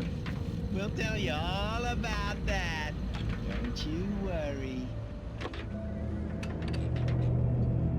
Another vacant worker ant, birthed in fury and violence for the pleasure and convenience of ruthless and malicious men. Stranger things can happen. In Night Springs.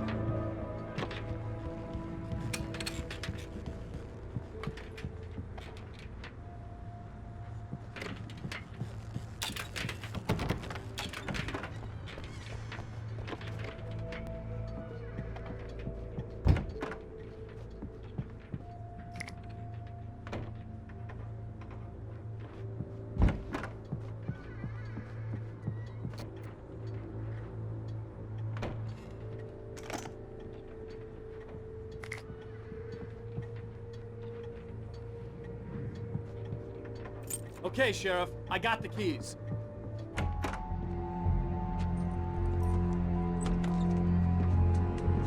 Barry? Why isn't he inside?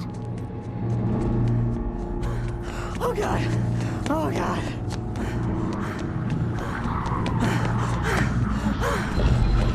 Barry! Look out! Barry, move!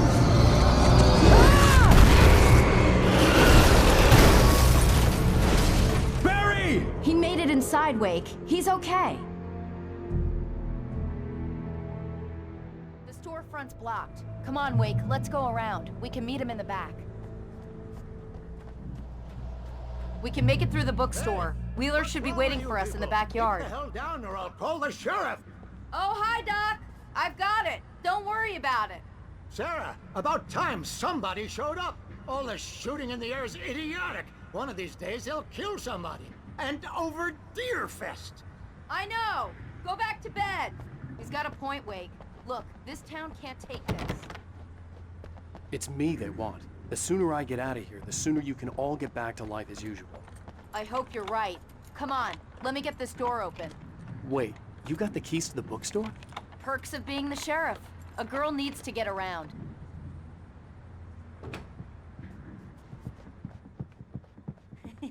They're really taking advantage of your presence here, Wake. I heard they're selling a lot of your Alex Casey books.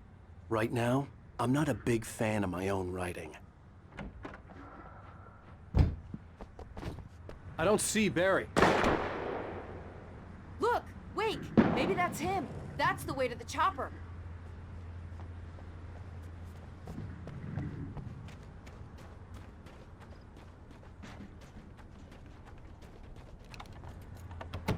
I'm gonna give Pastor Howard a piece of my mind about this lock. Ugh, I told him to get it fixed.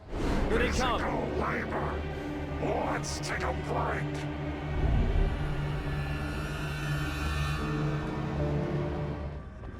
Okay, it's open. Let's go, Wake.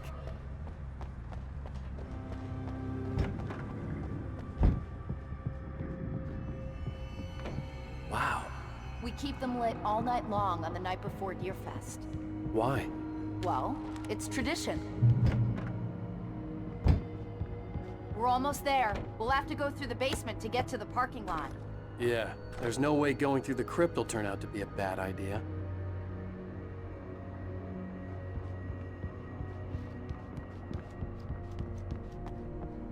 Did you call 911? Guess that one saw the light, huh? You didn't like that one? A tough audience. Well, I got plenty more. What are the Christmas lights for? Protection, man. Like garlic against vampires. Vampires. The helicopter's just across the parking lot and up the hill. Come on!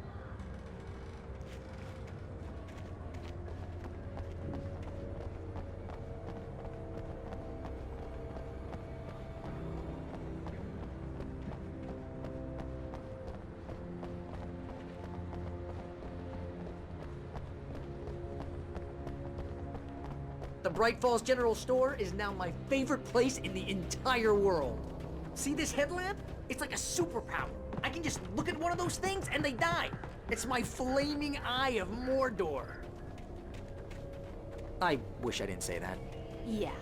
Hey, I want a headlamp. Last one. Bastard.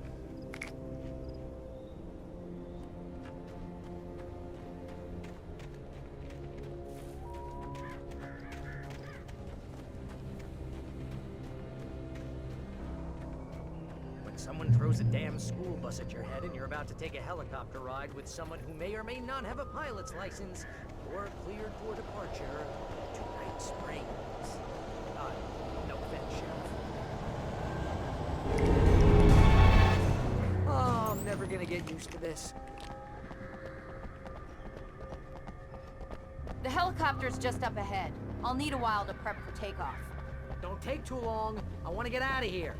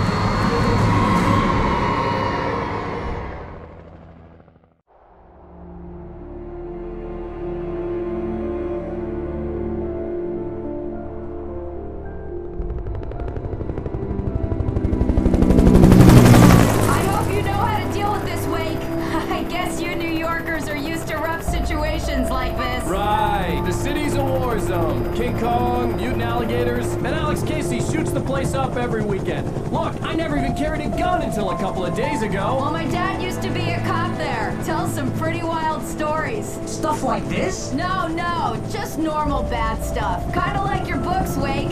I used to tease Dad that he was just like Alex Casey. You've read me. Oh, sure. You're a pretty good writer. A little heavy on the metaphors, maybe. Nobody's ever said that before. We're coming up on the power plant. See the lit building over there? And that's the dam further up the river. I can't land here. I'll take her down the road across the river. Just get me there, Sheriff.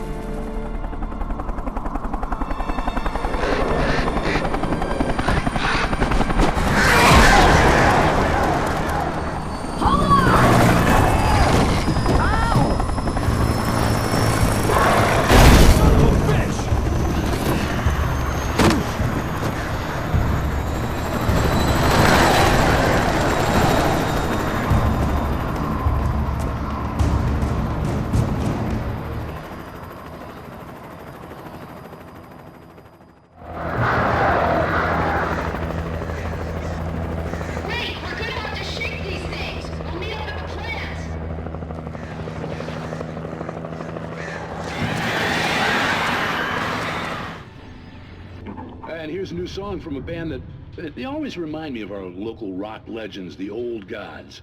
I couldn't tell you why. I guess it's just, one of those things. Anyway, here's Poets of the Fall and their latest single, War. The power plant glowed in the night. It was close, but I had to find a way across.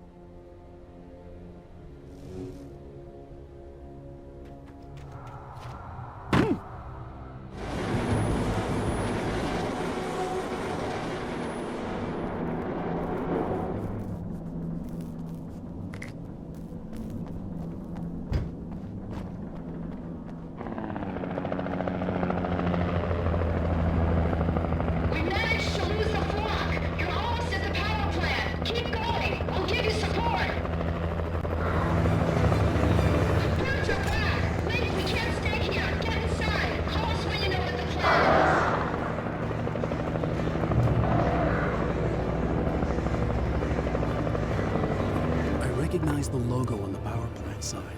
I'd seen a version of it painted all over the area, signifying hidden caches of supplies. Hold it right there! Miss Weaver! Cynthia! I'm a friend! Prove it! You knew Zane! Thomas Zane! You're the Lady of the Light in the song! You can help me! About time! Young man, I've been waiting a very long time for you. It's in the well-lit room. Excuse me? What you need to drive the darkness back. The well-lit room is at the dam. I built the room to keep it safe.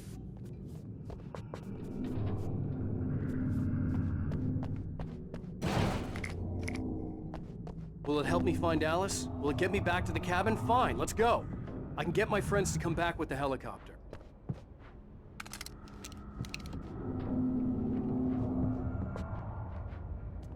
We won't go outside. Never at night. That's rule number 1. You've been breaking the rules, young man, and where has that gotten us, No, I have a secret route. A lit route. An old water pipe. Something was damaged at the transformer yard. It's draining all the reserve power. Without it, the pipe will go dark. The power to the yard must be cut. Let me guess. You want me to do it? Young man, you're the one who likes to break the rules. I can't be outside in the dark. The kill switch is outside.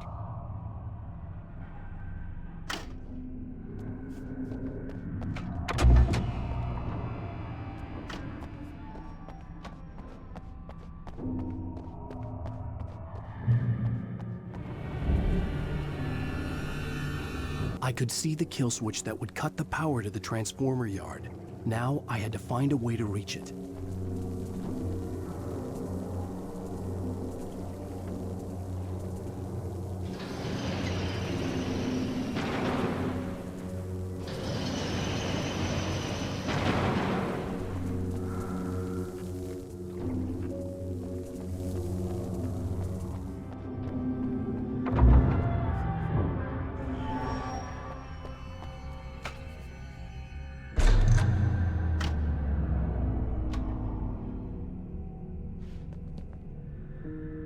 This way, young man. Follow me.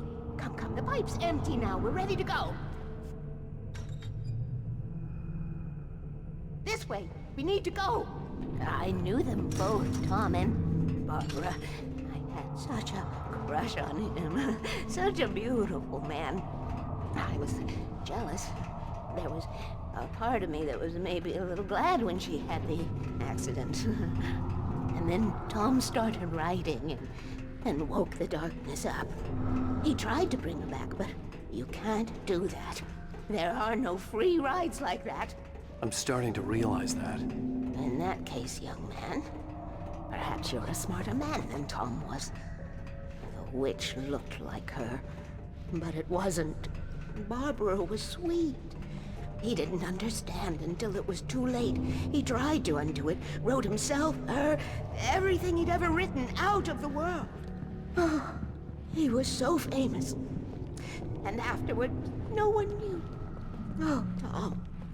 He left only one thing behind in my care, in case it happened again. Insurance. He trusted me. Or perhaps used me a little. Tom knew how I felt.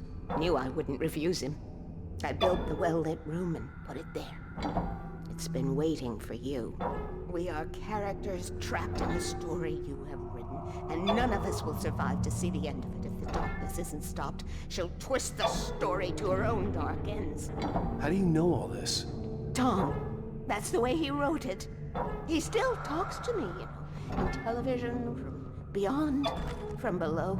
We have both been touched by the darkness, young man. He saved us both with light, but the darkness stays with you. Leaves a stain.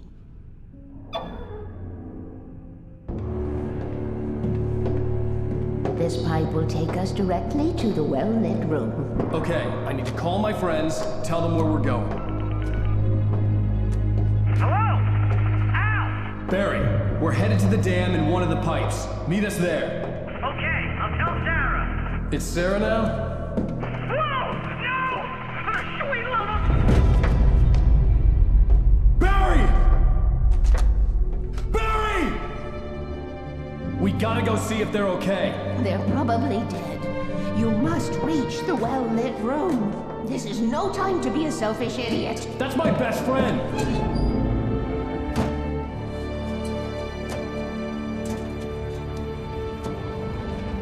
Well, be a fool. I'll use the pipe. I'll meet you at the dam if you make it.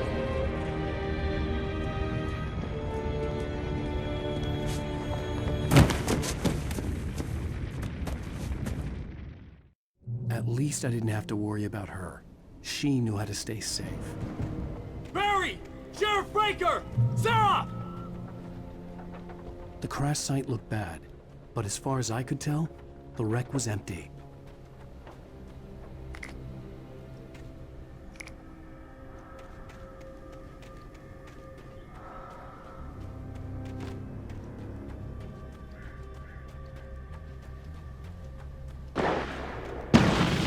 Barry!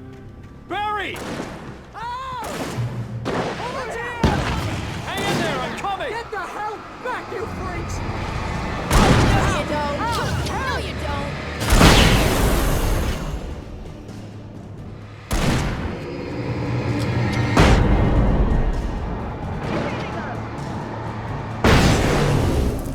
You know when to make an entrance, Wake. We were ready to make like Butch Cassidy and the Sundance Kid. I have a different ending in mind. Yeah, I'm fine. Thanks for asking. I knew you'd be all right. How's that? The flaming eye of Mordor? Ah, laugh it up, funny man. Didn't we have somewhere to go? Weaver will meet us at the dam.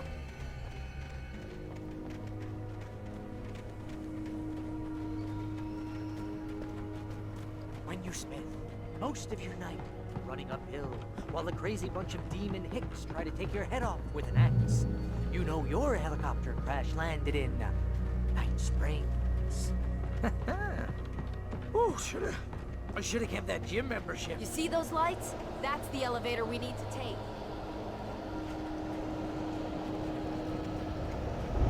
You can't be a good mind. What the hell is that thing? It's everywhere!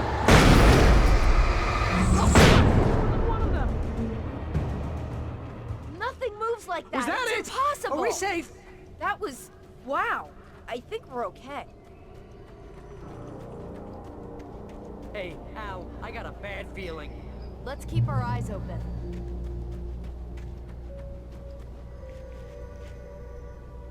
Oh! We made it! We're not dead! Wake, call the elevator. I'm keeping watch. I think I hear something moving around.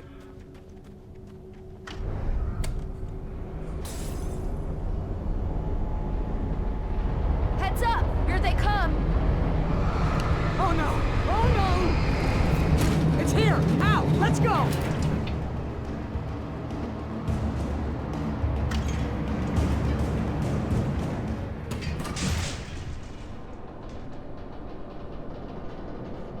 We're almost there. There's an entrance into the dam at the top. What's the plan, Wake? Well, Weaver's crazy, but she's got something Zane left behind. Something to fix this. Gee, could you be a little more vague? Thomas Zane? Seriously? Might as well be Paul Bunyan or Bigfoot. Yeah, well, he was real.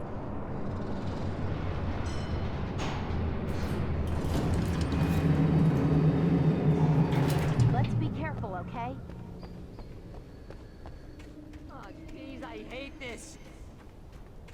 Okay, Wake. There's a button over there that opens the door. I think something's broken. Hold the button down so we can get in.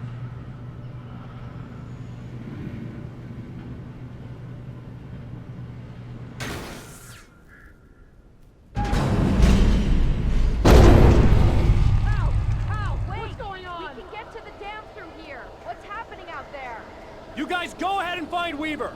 She should be in the dam now. I'll have to make it alone through the top. Okay, Wake. Good luck. Don't get yourself killed. Ow! Please, be careful. I'll take good care of Barry, Wake. You just look after yourself.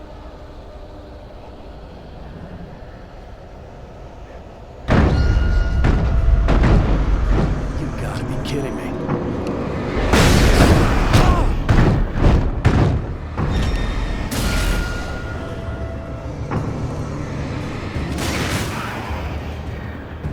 Boy.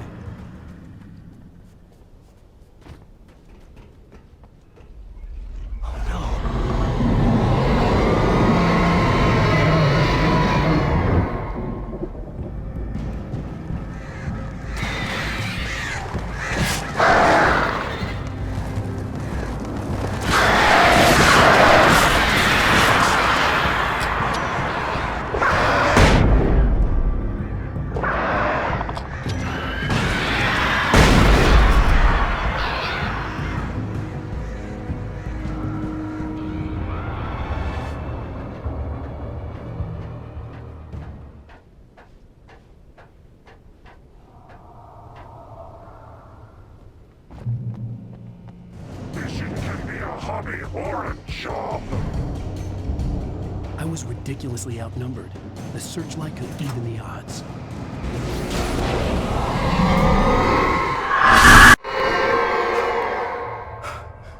Enough. You will go no further.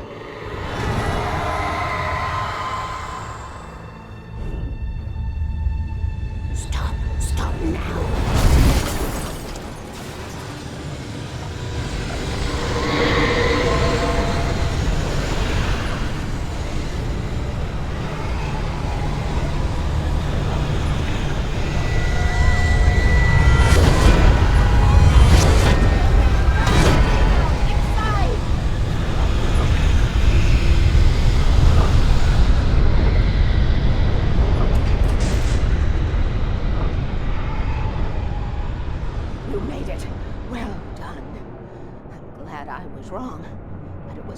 Chance to take. Don't worry about the noise. We're safe here. I have looked after the well-lit room for many, many years now. There is no shadow in the well-lit room. The power is fail-safe, and all the bulbs are numbered and changed regularly based on their make and model. Right.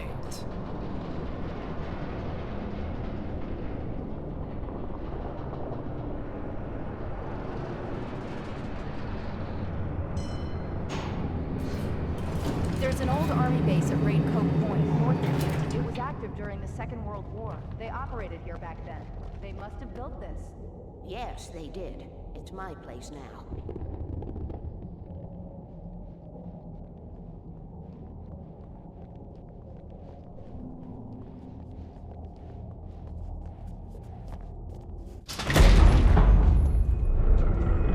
Take it, and I won't need to worry about the room anymore, because 6 and 33 and 118 need changing soon, and I don't want to climb up the ladder to change them because it's very late, and I'm tired.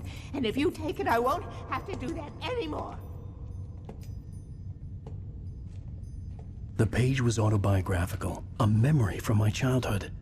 But I didn't write this. It was a page written by Thomas Zane. None of them were supposed to exist anymore. Alan, 7 years old, would fight sleep to the bitter end. When he did sleep, he soon woke up, screaming, the nightmares fresh in his mind. One evening, his mother, sitting by his bed, offered him an old light switch. She called it the clicker, and flicking the switch would turn on a magical light that would drive the beast away. To imbue the talisman with all possible power, she added that it had been given to her by Alan's father. Alan never knew him, and anything of his took on mythical proportions in his mind. With the clicker firmly in his hand, Alan finally slept like a baby. Now, almost 30 years later, Alan thought of this as he stood on the rim of Cauldron Lake, the clicker in his hand.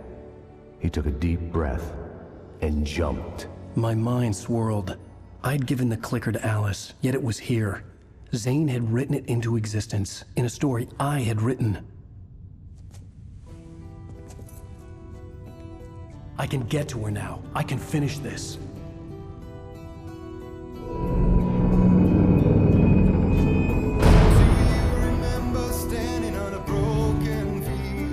On Alan Wake, I wrote a horror story that has come true. Thomas Zane did the same in the 70s. You will go no further. If I continue like the Dark Presence wants me to, the story I'm writing won't save Alice.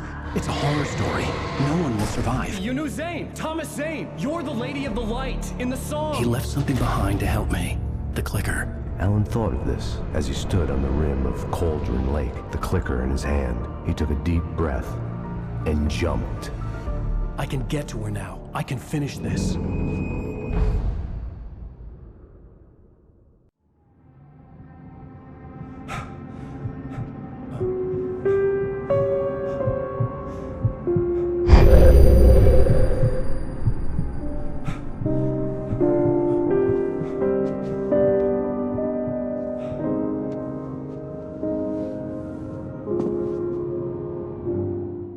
I had a hangover.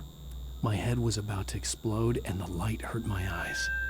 I needed my sunglasses and painkillers to dull the pain. In one of my finer moments of self-deception, I swore to quit drinking.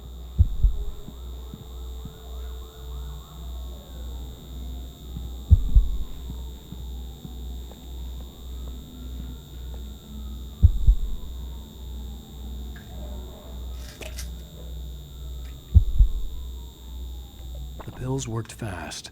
The prospect of being awake started to seem bearable again.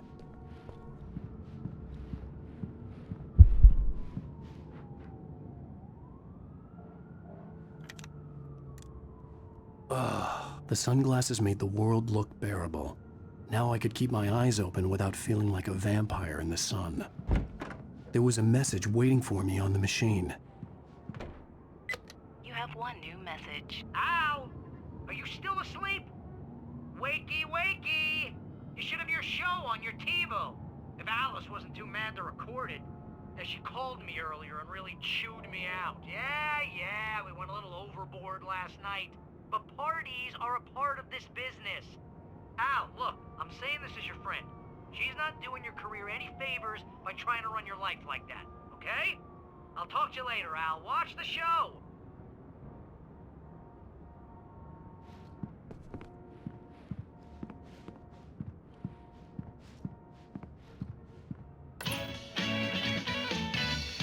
Ladies and gentlemen, welcome back to the Harry Gallic Show.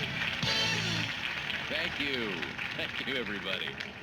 We have a great show tonight. I've been talking with the best-selling author Alan Wake about his new book, The Sudden Stop. Yeah, good read. Go buy it. No, it is a good read. Look, I'm gonna be honest here. Is that wise? No, but I'm gonna do it anyway. I got people who give me the lowdown on books. I'm a busy guy. But this one, I actually read from cover to cover. I mean, I'm a big fan. Wow, thanks. Now, this might be a spoiler for those who haven't read the book yet. Based on the sales figures, the 2 people out there who haven't read the book yet. But this last book is all about the death of the main character, the hard-boiled New York detective, Alex Casey. Now, there's been a lot of outrage about this. Why the hell did you kill Casey? What the hell were you thinking, man? Good riddance. No, seriously though, 7 years and 6 books is a long time. He was a gloomy guy to spend all your working hours with, and it was a good run.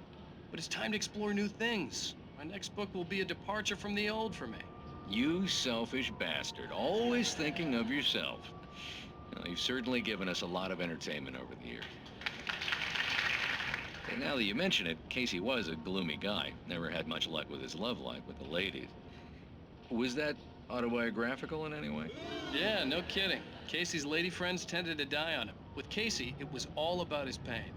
No, nothing autobiographical about that. I'm a happily married man. My wife is my muse. Well, congratulations. That's great to hear. So, how's the publicity tour been treating you? Good, great. But I gotta say, I'm glad to be back home in New York. Well, you've certainly been on the news a lot lately. Lots of parties and, you got into a fight with some paparazzi. Oh, man. Well, that guy was really in my face. I lost my temper. I know that wasn't cool. You are famous for that temper.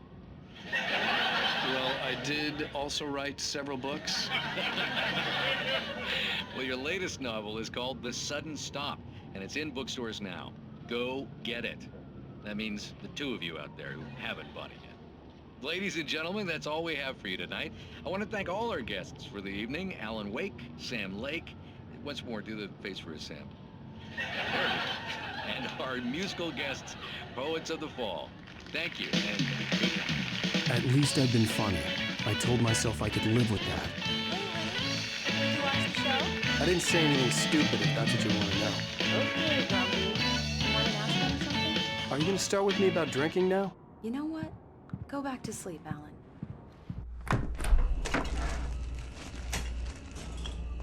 What? Now you can't even talk to me? Well, this morning I was angry because you said you'd be home at midnight and you showed up at 7 a.m. and passed out in mid-sentence.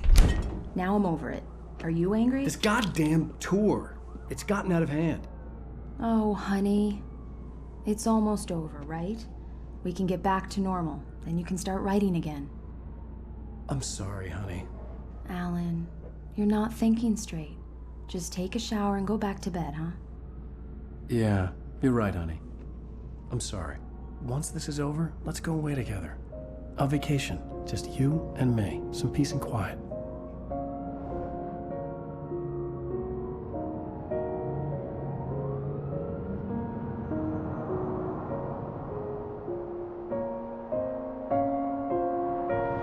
Somehow, the clicker was the key to the cabin. I had to return to Cauldron Lake to save Alice.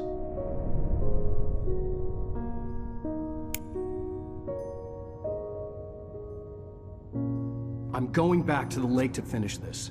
I'm going to write an ending to the story in the manuscript on my own terms, to make it all right. Why can't you just write it here? The last page is still in the typewriter. I need to read it first. Everything needs to be just right. Zane tried to cut some corners, and it didn't end well. Okay, ready when you are. I'm sorry, Sarah, but I need to do this alone. Barry, take her gun. Miss Weaver, close the door when I leave.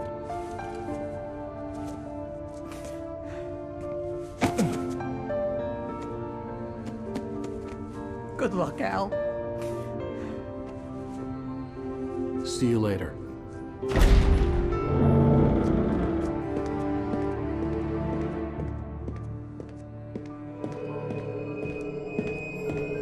When I got out, it was warm and sunny. I'd flicked the switch of the clicker. Had it done this? I didn't stop to question it. I had to take advantage of the sunlight to get to the lake. On Zane's page, I'd stood on the rim of Cauldron Lake, about to use the clicker. That's where I was headed.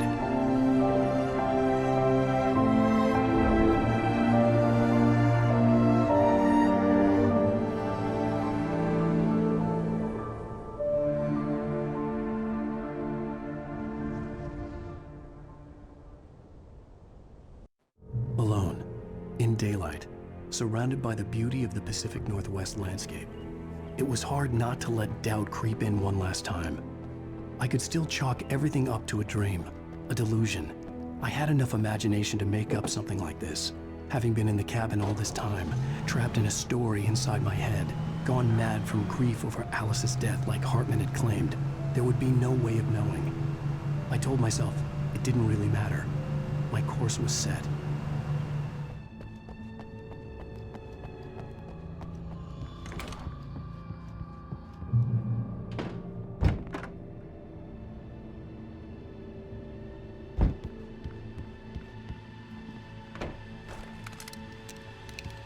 Based on the signature in the motel register, Agent Nightingale had stayed here, in room number 2.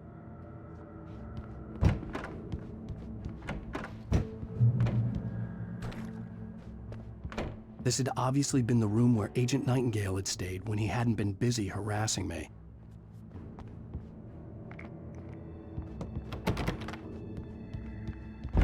Look after yourself and your co-workers! Well-lit room.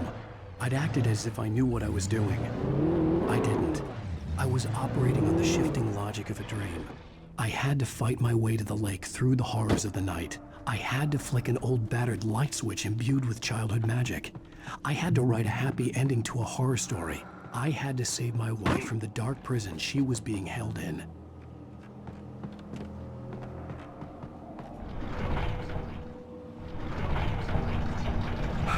I will never give her to you.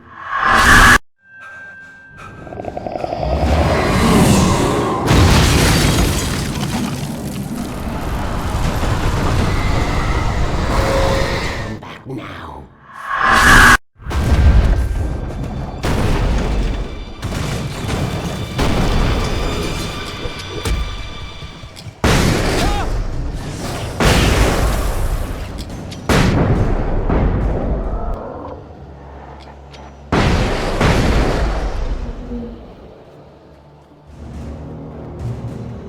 Do as you're told.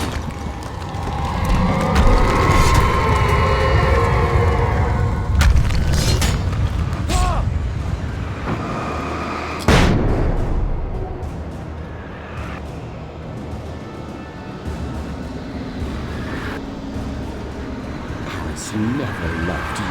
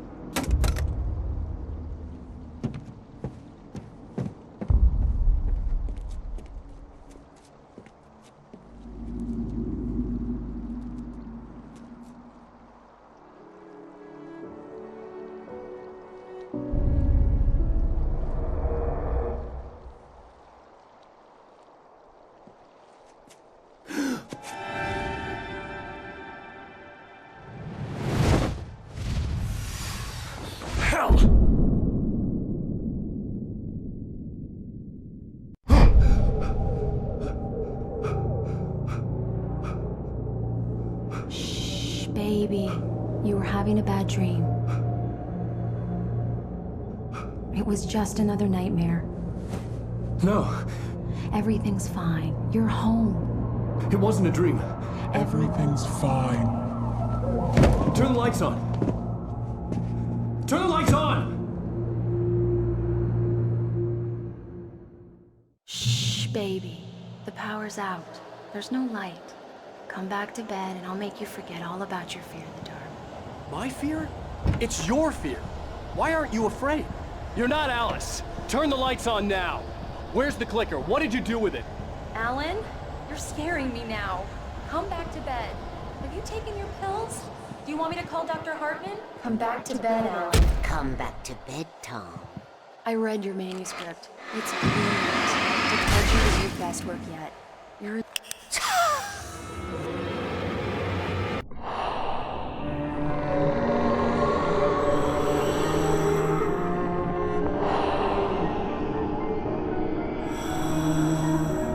You must find your way to the cabin. It stands in your way. It won't let you pass. It has no heart. It's filled with darkness. You must fill its heart with light.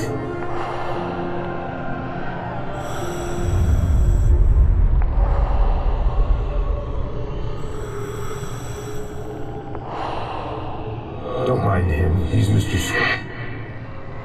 Your friends will meet him when you're gone.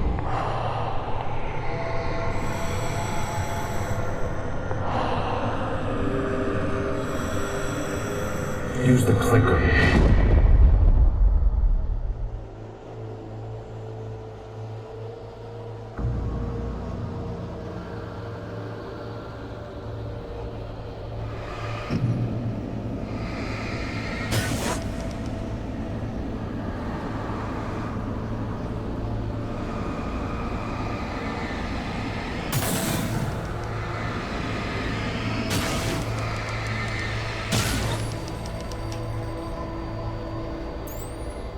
I followed the idea of a path.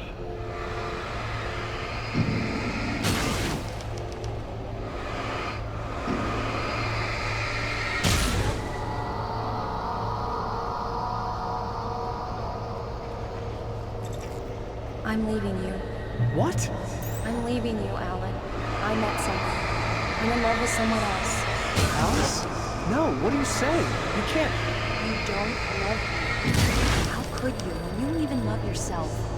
All you do is torture yourself with work you can't do anymore. No, I love you more than anything in the world. You're my muse. I'm not. Who are you? What have you done with my Alice? Alan? What are you doing? Put the light back on. What are you doing, Alan? Stop! Put the light back on! It wasn't true.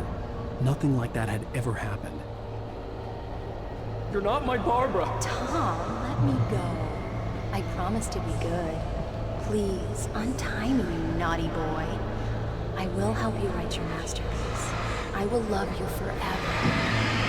No, you're not Barbara Jagger. I made a terrible mistake. I should have never written you back.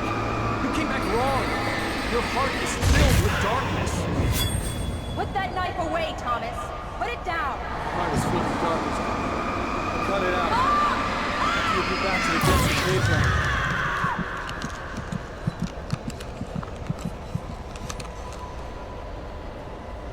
Filled with darkness. Get away from me, you hag! Where am I? Let me go! Alice!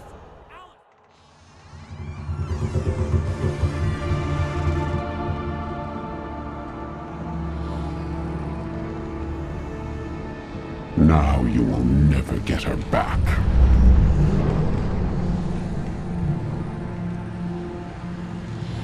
I am much older than you. Older than your first work of art. I will find a new face to wear. Someone else to dream me free.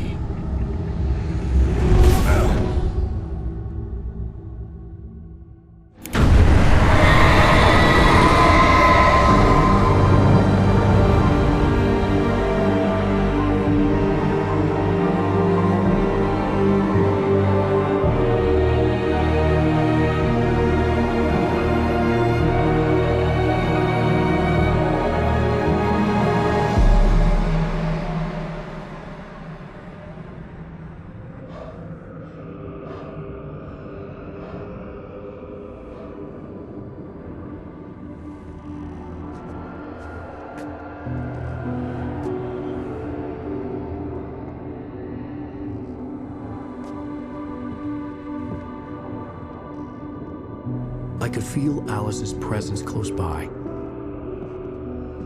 I understood what I had to do now. I knew how to write the ending to Departure. There's light and there's darkness. Cause and effect. There's guilt and there's atonement. But the scales always need to balance. Everything has a price. That's where Zane had gone wrong.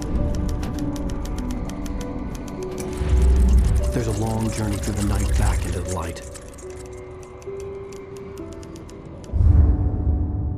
Alice? Alice?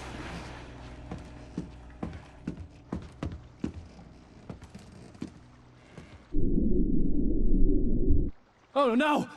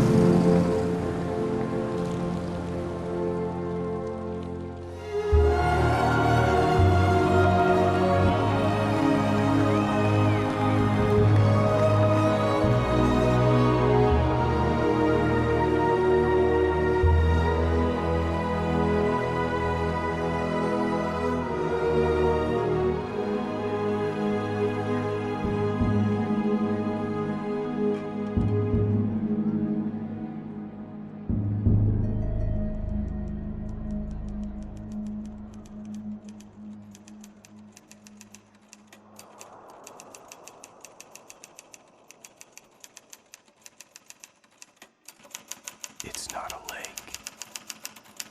It's an ocean. Alan, wake up. Something I only know as the Dark Presence held my wife captive and used her to write a horror story that came true. I'll bring her back. Some part of me had been aware enough to write my escape into the story.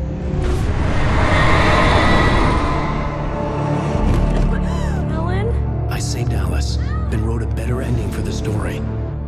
But not without a price. I was trapped somewhere in the dark place, a strange zone somewhere beyond our world. It's not a lake. It's an ocean.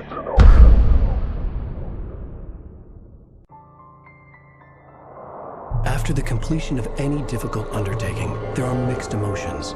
Accomplishment and relief. Sadness, depression. For a while, everything was about the work. Like an illness, it consumed you, changed you. You locked yourself away from the world to do it, and now you need to recover. Learn to live without it. Find a way to crack open the door and let the light back in. I knew this place. It was familiar, but wrong somehow. Welcome to the Reuniting. Everything had a surreal, dreamlike quality. I can't believe it. I had a disturbing feeling of deja vu. I had no idea why I was here or where I had been before this moment. But something was waiting for me at the back of the diner. Try the coffee. Just don't blame me when you fall in love, 'cause it'll break your heart when you have to leave. Here is no longer human. Nothing but black coffee under a thin layer of skin.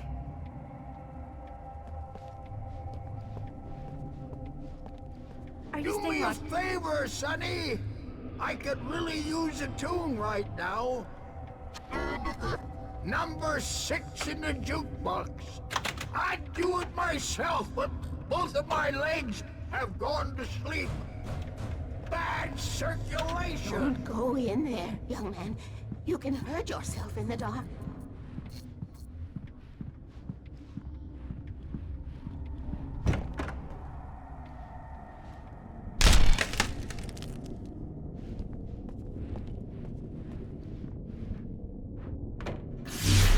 Alan, listen to me. Go no deeper. What? Focus. You're losing yourself. I will try to help the best I can, but it's up to you. Find a better point of contact. What do you mean? I cannot hear you. Please, you're the one making all this happen. Concentrate. This is what's happening. Nightmares. Too deep. Can't take the pressure. It's too much. Suddenly, Wake found himself face to face with himself. At the sight of myself, the dream suddenly became lucid. The dark place. That's where I was. You will need weapons. It's not the light itself, but what it represents. You will need it. This is not a gun. It is a tool in a logical process of elimination. Be careful. I will try to find a better point of contact. I didn't understand Zane's message, and knowing where I was didn't fix anything. Something had gone wrong after I had finished departure.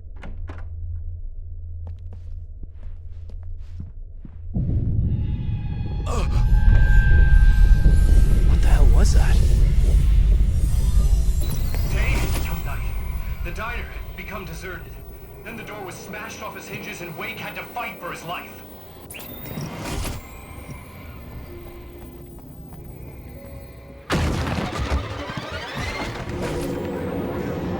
Get you what you want.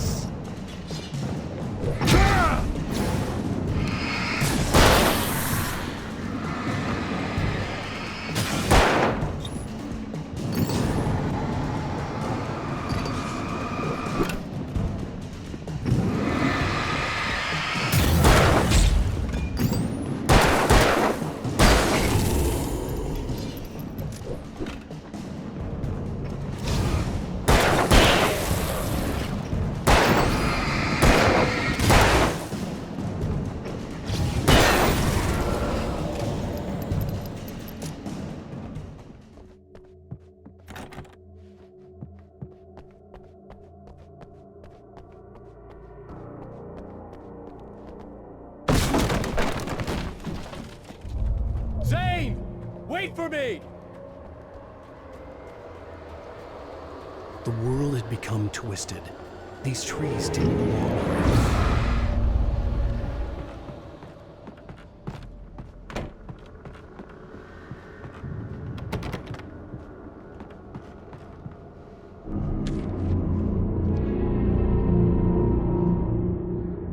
I knew it was my writing, but the words were jumbled, dreamlike fragments. Reloading frantically.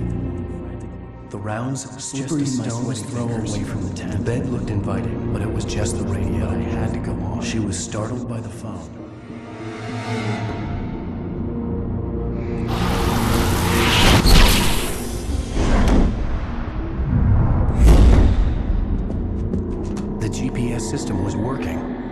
expected that.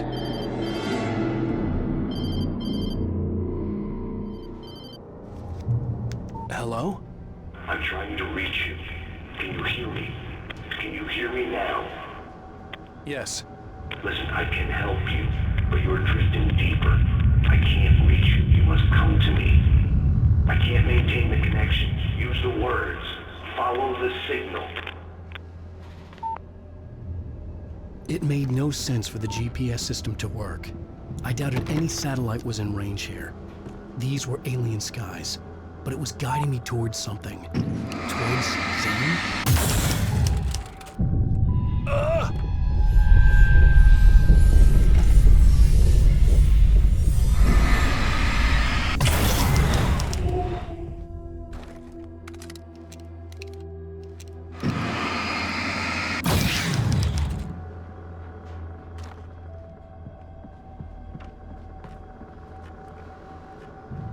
Something had shifted again. The dark place was playing tricks on me. It wouldn't stay still. The town itself turned against Wake.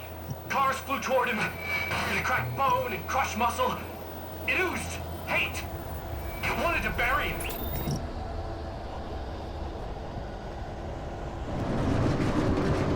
Everything I saw was familiar, and yet it wasn't. Hello? I cannot keep up. You're going too deep. I will try to guide you. Follow the signal. I'm trying! You must face yourself. Follow me. Oh! The GPS system was supposed to lead me to Zane, but the shifts were interfering with it. I had to keep trying. I wouldn't survive alone.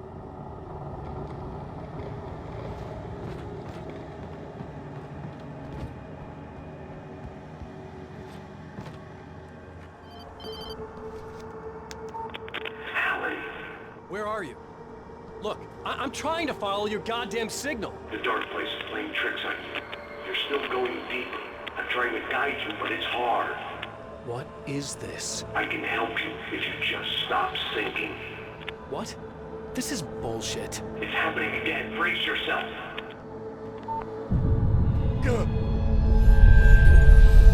I was running after Zane, and he was telling me I was going too deep. It was ridiculous, but I was more scared than amused. I felt like I was being hindered by an unseen force in ways I couldn't fight. All I could do was keep going.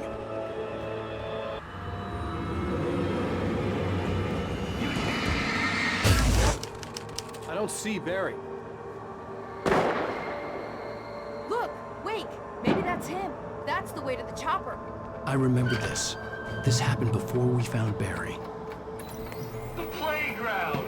Wake's pathetic memories of the Wonder Years and the contrary little boy pretending he didn't miss his father he never knew, who surged up and beat Wake down, merry-go-rounds and slides, eager to cane in his head. I had to find the key to get the door open.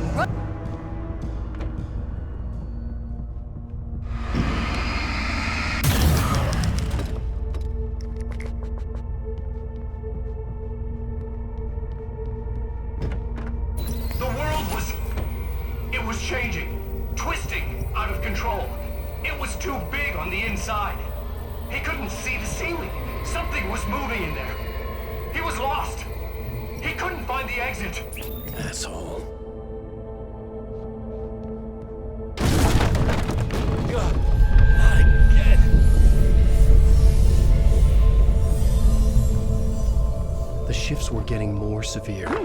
I wasn't sure if the place got bigger. I would have to find my way out of here on my own. Zane left me a page. He was trying to help me.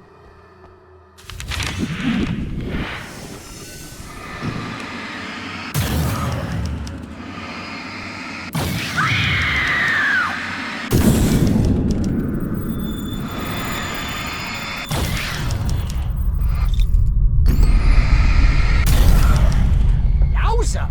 Barry? Hey, bestseller! Looking good! You're not real. Well, no shit. What gave me away? What, the see-through thing? I'm a figment of your imagination, just like pretty much everything else you see here. Maybe even you. That's insane. Yeah, you're right. Everything that happened before made perfect sense, but this is insane. Good catch, Al. Okay. Okay, look, I gotta get going. The GPS... The GPS, yeah, I know. Follow the signal. Got it. So, anywho, I'm here to help you out, pal. The thing is, you need to get a grip, alright? You nag the way the real Barry does. You know that? Well, hey, you know, be fair. It's not my fault you think I'm annoying. I don't think you're annoying. Al, baby, relax, it's cool. Just try to stay on the ball here. You need to do what Zane tells you. He's been here for ages. He's like the expert.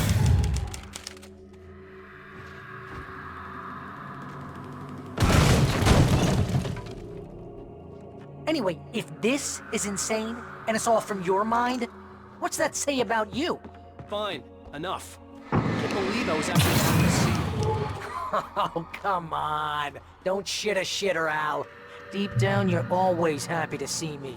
Can't lie to I think yourself, the signal's know what I'm pointing saying? towards that thing in the distance. I must be a Yeah, sucker for punishment. that'd be the Biltmore sawmill. You? How the hell do you know that? Really? And I always thought you went out of your way to avoid trouble. Thanks. Thanks for that.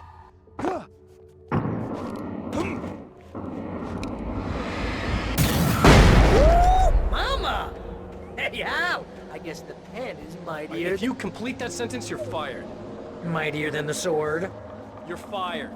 Aww. This is good work for a night person.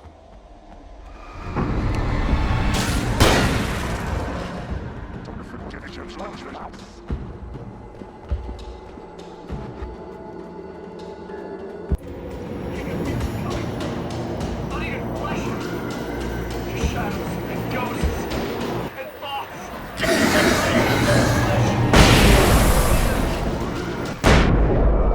Make your way across here. I'm thinking the solution probably has something to do with those words. Really? You think? Yeah!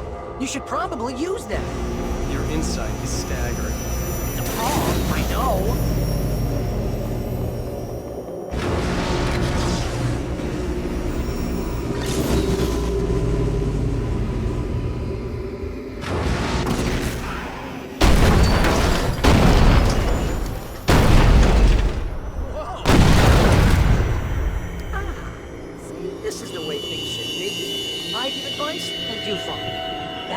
When things go right. You get up to something on your own, that's when the trouble starts. That's horseshit. Al? I'm not saying anything you haven't come up with first. Figment, remember? This kind of thing can drive a man insane. No! This is great! And it's probably therapeutic for you, too. Hardbacks, paperbacks, turned against him. Trash. Just cheap trash. I had seen weird transmissions of myself before, but not like this. The version of myself I saw now sounded insane, like a demented storyteller who was... The earth shook! Streetlights pushed themselves up through the ground, flickering madly and spitting sparks. In the shadows, Wake saw far too many figures advancing eagerly, already tasting the kill.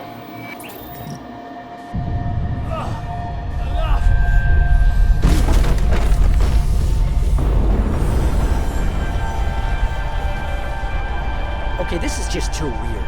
You're weird. Barry, is all this really coming out of my head? That's just the way this place is, Al. All that random stuff in your head. He entered the trap, surrounded by enemies. Wake had nowhere to run. I'm so sick of you.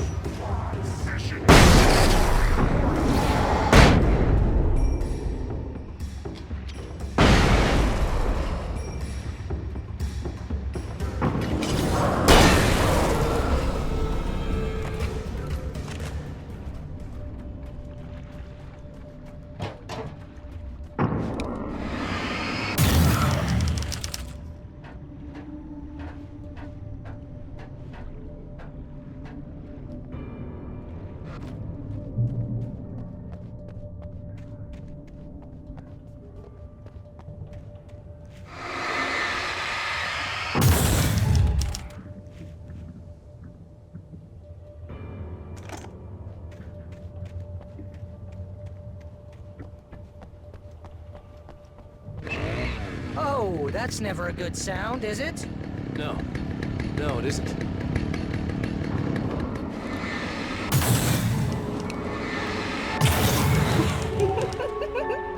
Stop it! They're waiting for us downstairs. We don't have time for Alan. I knew she wasn't there, but she still made my heart ache. I had saved Alice, but I wasn't even sure when that happened. Was it days ago? Weeks? Longer? I had no way of knowing.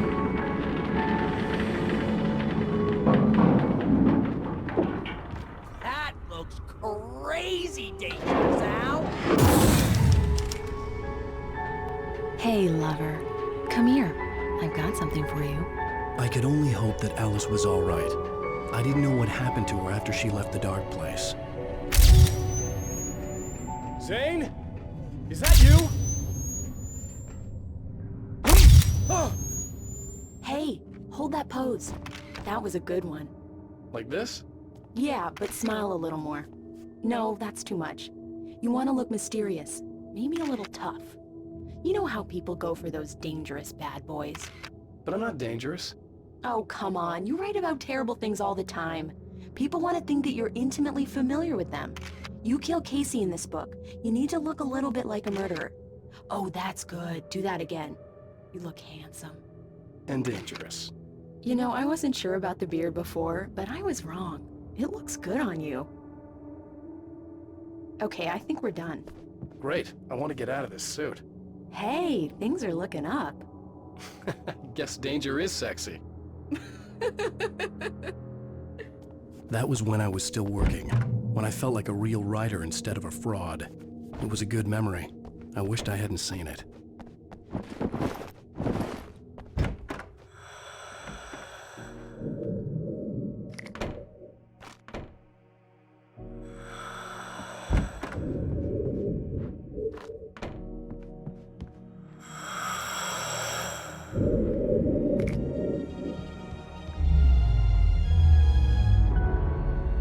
Alan, you made it.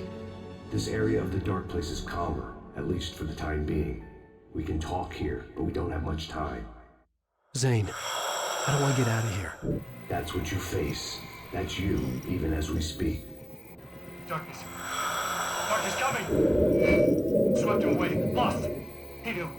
He knew! He couldn't hold on. He knew there was no way out. Oh! No! I'm right here, What's Zane! going wrong? That's not me, it's just... Wrong!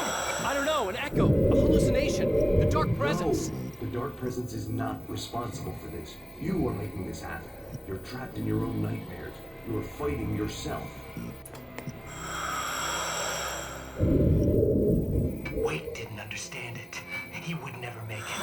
He would never wake up. He'd get swallowed up in the rising tide of darkness. It was coming. It was coming. Shut up! Ah! No! Alan, you must be. Swept away by the gathering insanity. Zane was gone. Wake could feel the pressure, gnawing at his mind. The darkness wasn't so bad. It was in him. He felt it. He knew the voice spoke the truth. It was just too hard to think. He couldn't make sense of it. He wanted to go with the flow. Stop thinking and just let go.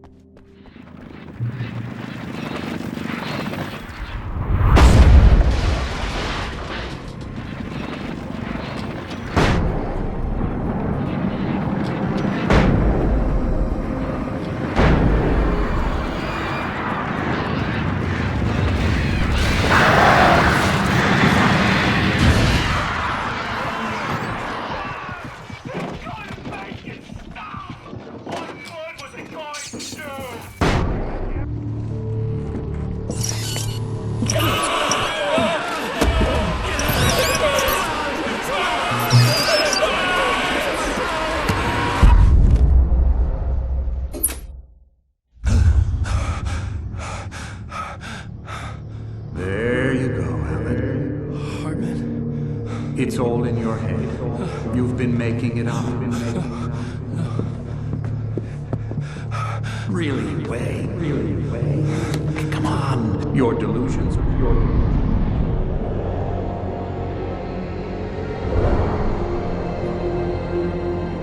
Why is this happening to me? Lodge. No. There's no way out. No way out. I need to get out of here. No. How do I get out of here? Alan Wake. It's not a lake.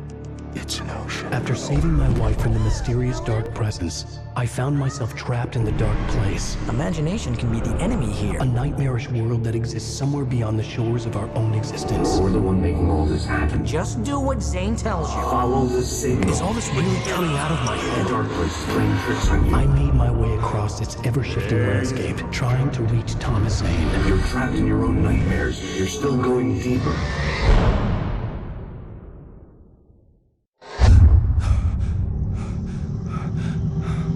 There you go, Alan. It's all in your head. You've been making it up. Really, Wake? Your delusions are out of control. Get out of my head.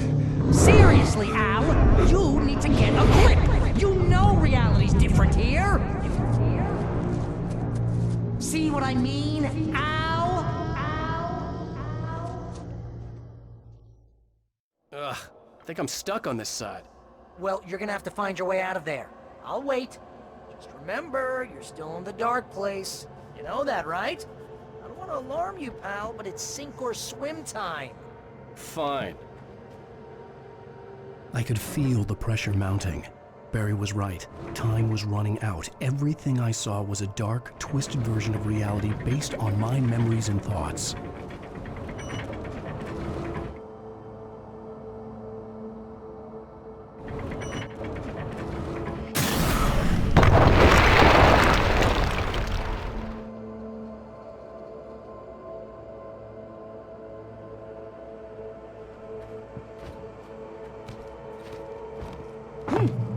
I had to accept it. If all of this was from my mind, then I was the one making all this happen. I was literally fighting myself. It was a moment of clarity.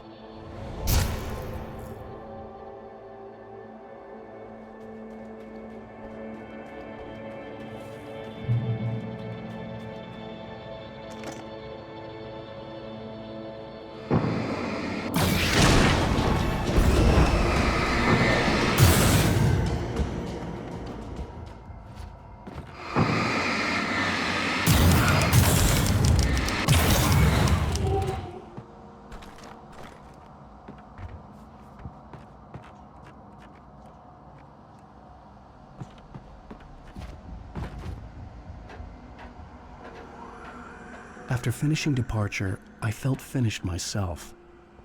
All I had wanted was to save Alice. After that, a part of me had been ready to just give in and die. But I hadn't given up. Thomas Zane had reached me. I had run across a nightmarish landscape following a signal from him. He kept telling me I was sinking, going too deep. I wasn't sure if he meant the dark place or insanity. Perhaps they were one and the same.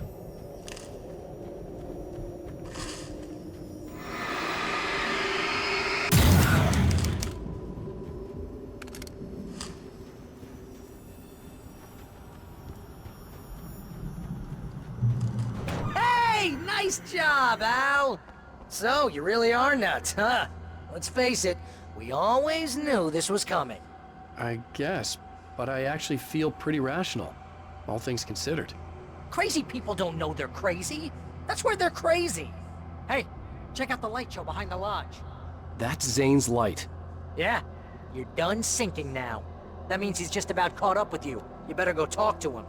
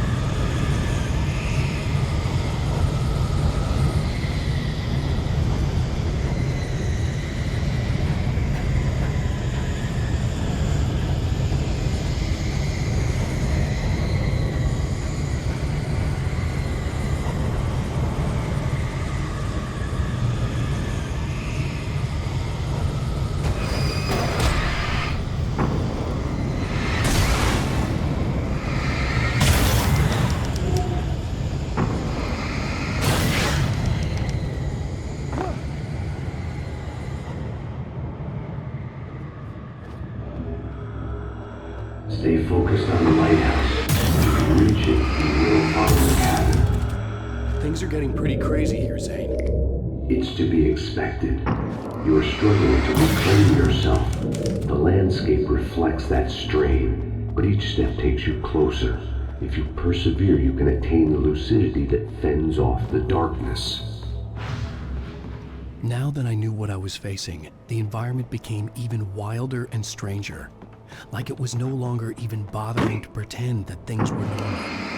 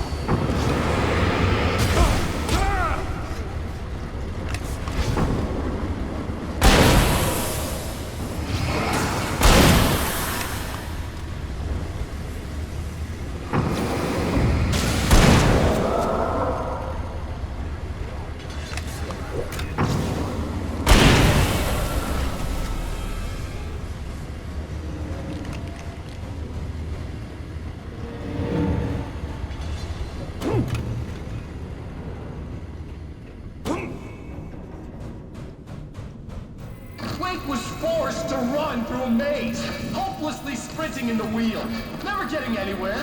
His life in miniature. It was useless.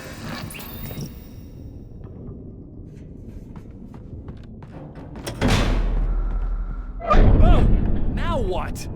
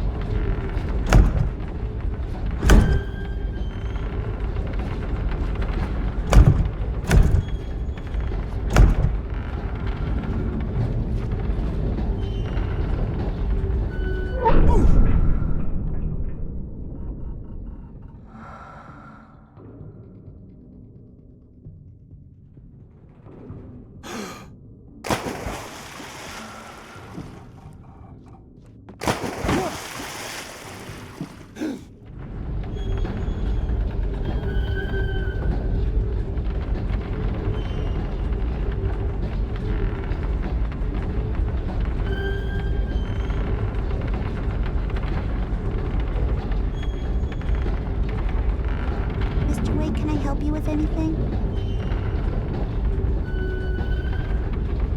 Let's have a look at your head, Mr. Wake.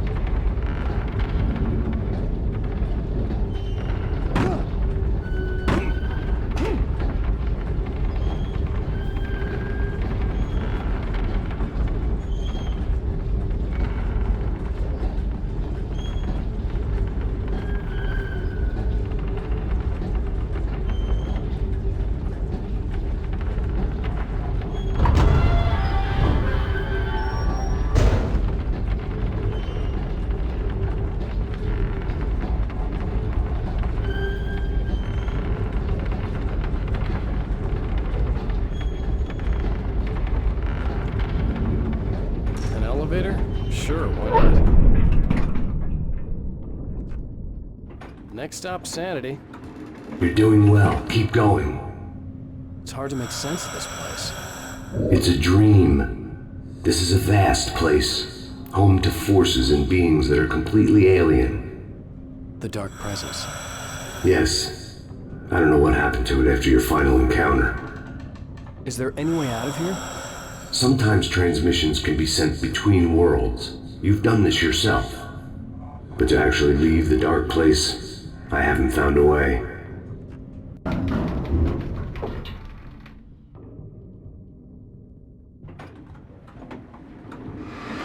Stucky's gas station. That's something I particularly wanted to see, but obviously I wasn't the one in the driver's seat. Another memory made real. Wake would never make it. The insanity he was facing was already a part of it, in him. His own doing. He couldn't possibly win. He didn't even want to.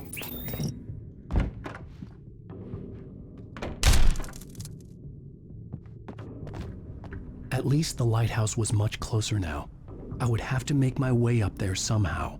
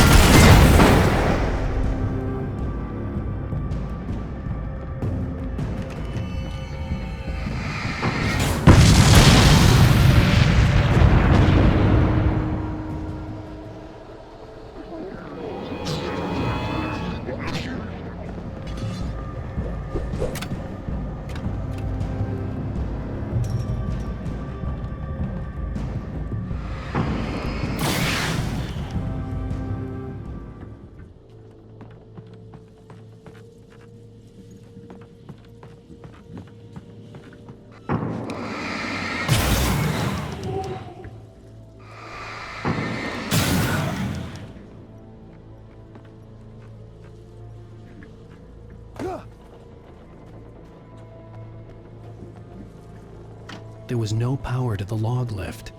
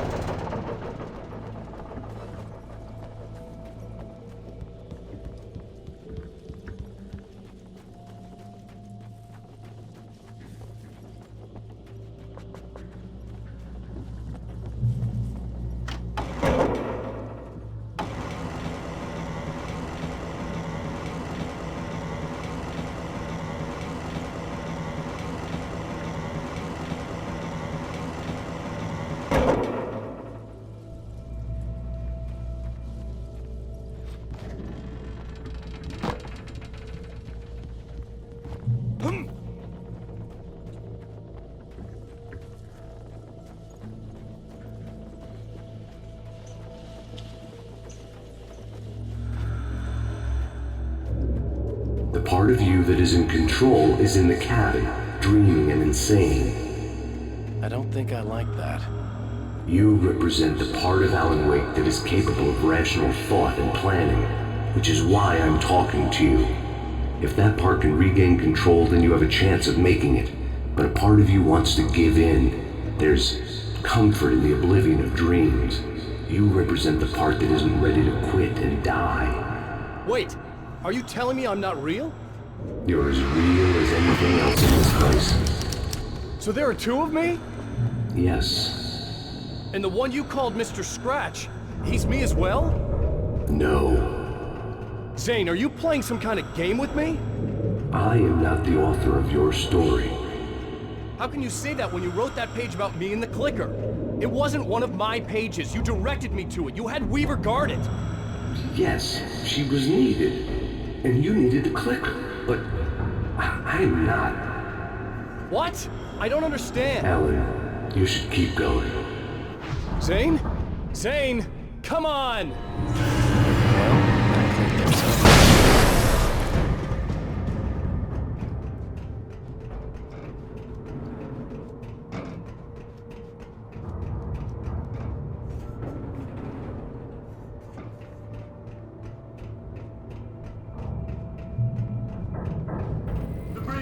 Groans in the unnatural wind. It was heralding the enemy's arrival. Wake wouldn't leave this place alive.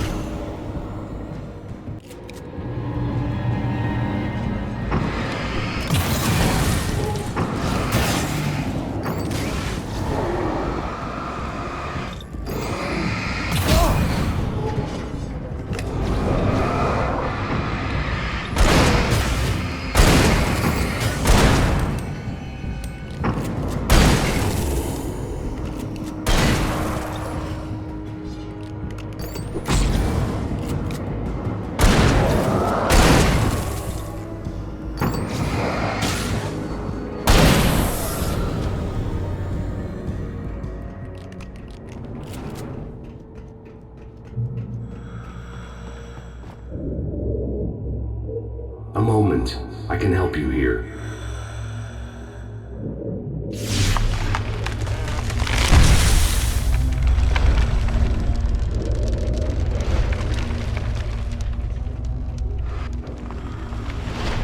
How the hell are you doing that?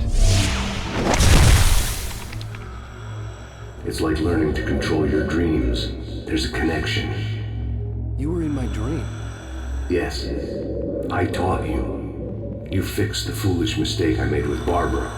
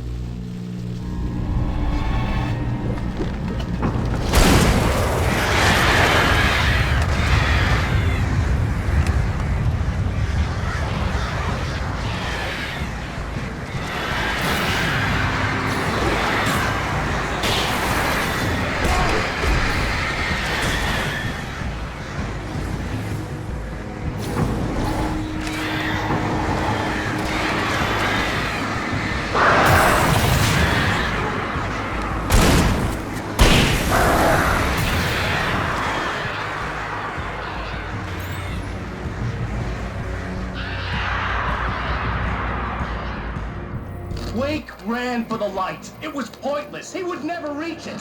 His life would be snuffed out just as easily as the very thing he thought would save him.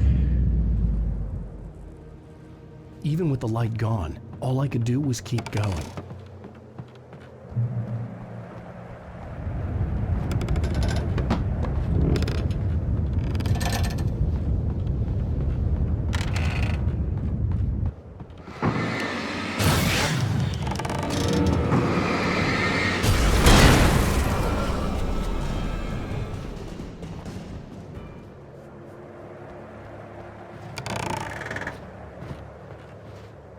Let's not beat around the bush. You have a lot of problems, Alan.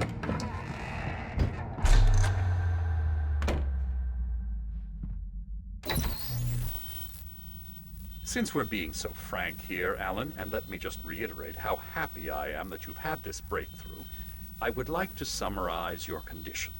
By all means. And please, just let me know if you think I'm being unfair. All right. Well, let's start with the obvious. The car crash. Untreated head trauma. All due respect to Doc Nelson, but he's hardly a neurosurgeon. I think that the injury has affected you more than you realize. Yeah, I have had bad headaches. Then there's your history of substance abuse, which, combined with your chronic insomnia, has resulted in hallucinations and extremely poor impulse control. That's a dangerous combination, one which your wife has unfortunately had to suffer from far more than you. I know she has. I don't think I'm exaggerating when I say that you are existing in a state of all-encompassing denial. Your vivid fantasy casts you as a heroic victim and allows you to skirt responsibility for your own actions. It allows you to solve your imaginary problems and dismiss the things that truly trouble you. In your self-serving delusions, your personal problems are assets that allow you to save Alice, perhaps even the world. Dr. Hartman, I think that's spot on. I can't argue with any of that. Well, I'm sure I'm stating the obvious. I don't want to labor the point, but, well, No, I understand. It's important that I face it. Precisely, Alan. You've put so much effort and imagination into this self-deception, but what good has it really done for you? You refused my offer of help, and here you are. Did being so obdurate really get you to a better place? No. No. And did it really help Alice? Was this really the best thing for your wife? Probably not. Probably not. Why don't we find out? You know, I've been talking with her. There's something she wanted you to hear. Oh, hey. That sounds like fun. All I ever wanted was to help you, Alan. I ate all the shit you handed out and tried to understand your pathetic, wealthy white male drama. Until my life consisted of managing your never-ending crisis. I hate you for your childish temper and the arrogance and self-indulgent pride that undermine all efforts to drag you out of the hole you insisted on digging for yourself. I hate you for leaving me in the dark with that insane monster bitch! All you had to do was act like a loving human being for once in your life and stay with me. If your dramatic exit hadn't been more important than making sure I was all right, she would never have taken me. I don't know where you went, but that's okay. I don't want to know. I don't think I'll ever be all right. The only thing that keeps me from killing myself is the hope that I'll never see you again. Ouch. I just can't argue with that. I think I should stay here before I ruin what life she has left. I think this is a breakthrough, Alan. I'm really very proud of you.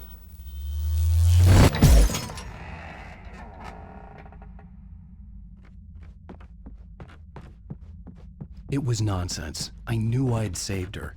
I'd succeeded in that, and that was all that mattered. What I heard in there wasn't the truth.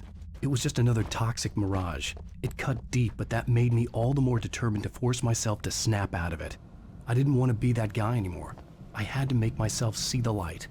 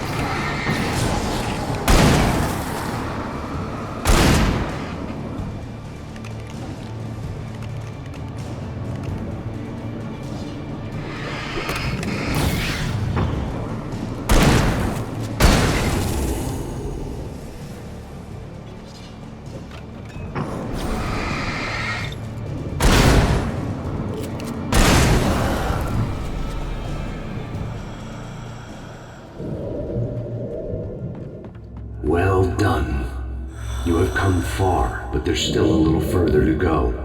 You must take full control of your own mind. Reject all of the fantasies you have constructed. Yeah, well, I think I can do that. A lot of the stuff I've seen here is personal and ugly as hell. I'll admit it hurts, but it's not fooling me. I know it's fake. Good. You are aware. The part of you bent on self-destruction is not. But you must be careful. Just because you know the lies for what they are, that doesn't make the danger any less real. I'll make it. I don't have any choice. Here. I cannot come any further, but this will help you on your way. Thanks. Hey, let me tell you something, Alan. I know how your mind works. You screw up, then you start analyzing it, and before you know it, you start writing all these horror stories in your head. Don't you? Come on, I don't do that. Yes, you do. I know how it goes. You're a complete failure. I hate you and I'll never forgive you for whatever it was that you did. Am I wrong? Oh, man. See? I know you. But Alan, it's all in your head. It is. They kept coming. There were too many of them. Hordes and hordes of them. Swarming over the landscape, eager to kill. They were coming for Wake, and this time they would get him with sheer numbers.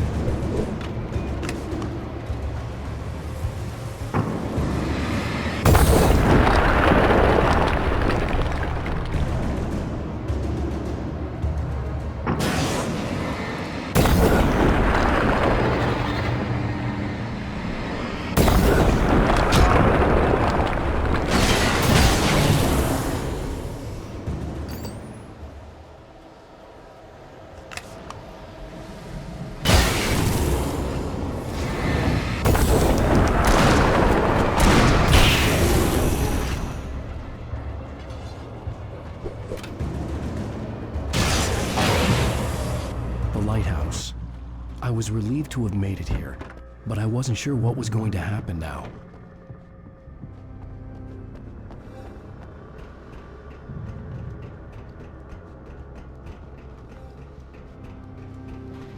Zane had left me. I wasn't sure what the dark presence had done to him if he couldn't follow, but from now on, I was on my own. Still, he had gotten me this far. I would never have made it by myself. This thing was going to end. It wouldn't be long now.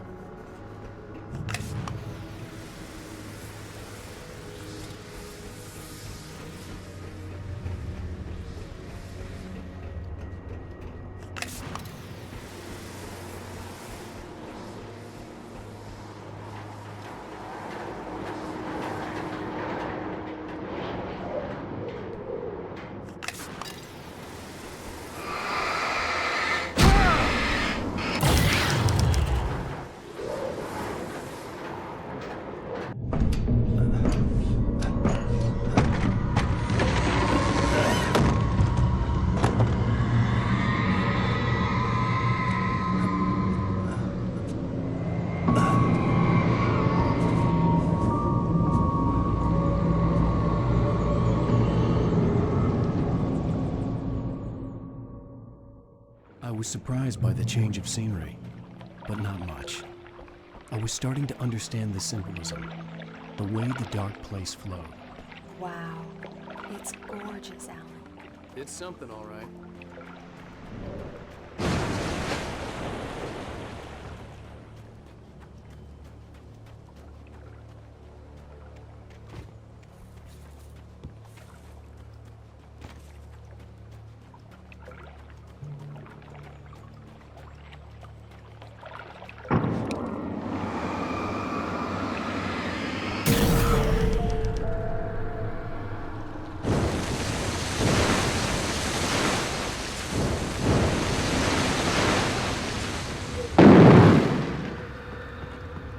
Hey, Al. Feeling kinda depressed here. What? So Zane's your new buddy now. I feel abandoned. This is ridiculous. You're not even real. That doesn't mean I don't have any feelings. Thing is, you need to get all rational here. Abandon your fantasies, right? Well, I kinda hate to say this, pal, but I'm one. Fine. You're abandoned. Bye.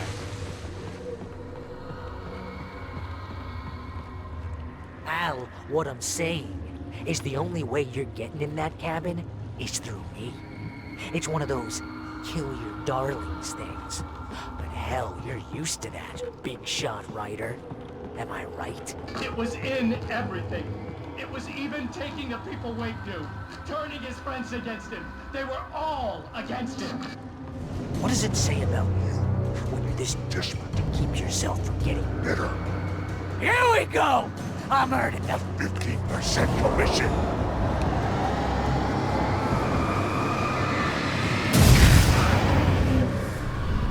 It's great that you first make yourself an imaginary friend, and then you can't even get along with that guy. People skills, Al. You're a master.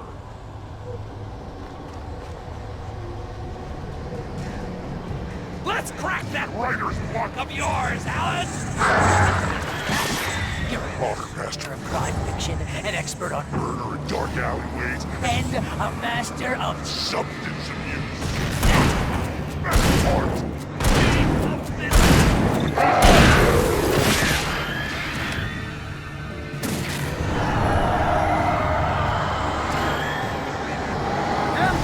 It's great. It's just making sure you don't lose your entire life. You have all the impulse control. I'm a people on crack. It's very enriching. I have several lawyers on speed dial just because I never know when to get in trouble again. You know what kind of people need that? Gangsters and assholes. And you're not a gangster. Because they make money all the time. Hey, when you threw a hissy fit, I didn't know you and your ego couldn't take it, and because of that, I've been killed a dozen times over. BFF, Al! BFF!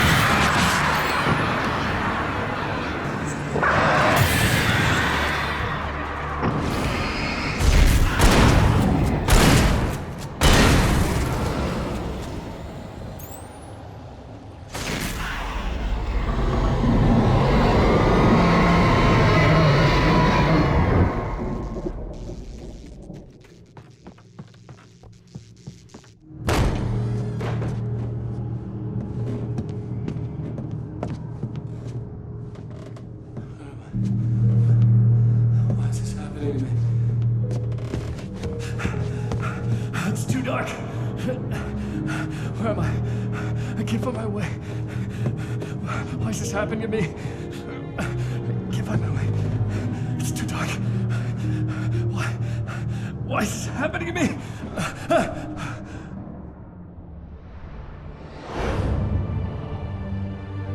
Just like that, my mind was clear. Zane had been right. I could think clearly again. But I couldn't survive in this place the way he had, and I might not make it back a second time. Leaving this place would be hard. Maybe impossible.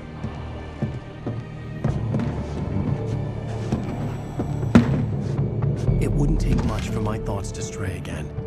It was too easy to get lost in the dark place. Before, I was ready to curl up and die. Let myself slip away. But here I was. The yet unwritten future waiting to unfold before me. A sequel to Departure. My name is Alan Wake, and I'm a writer.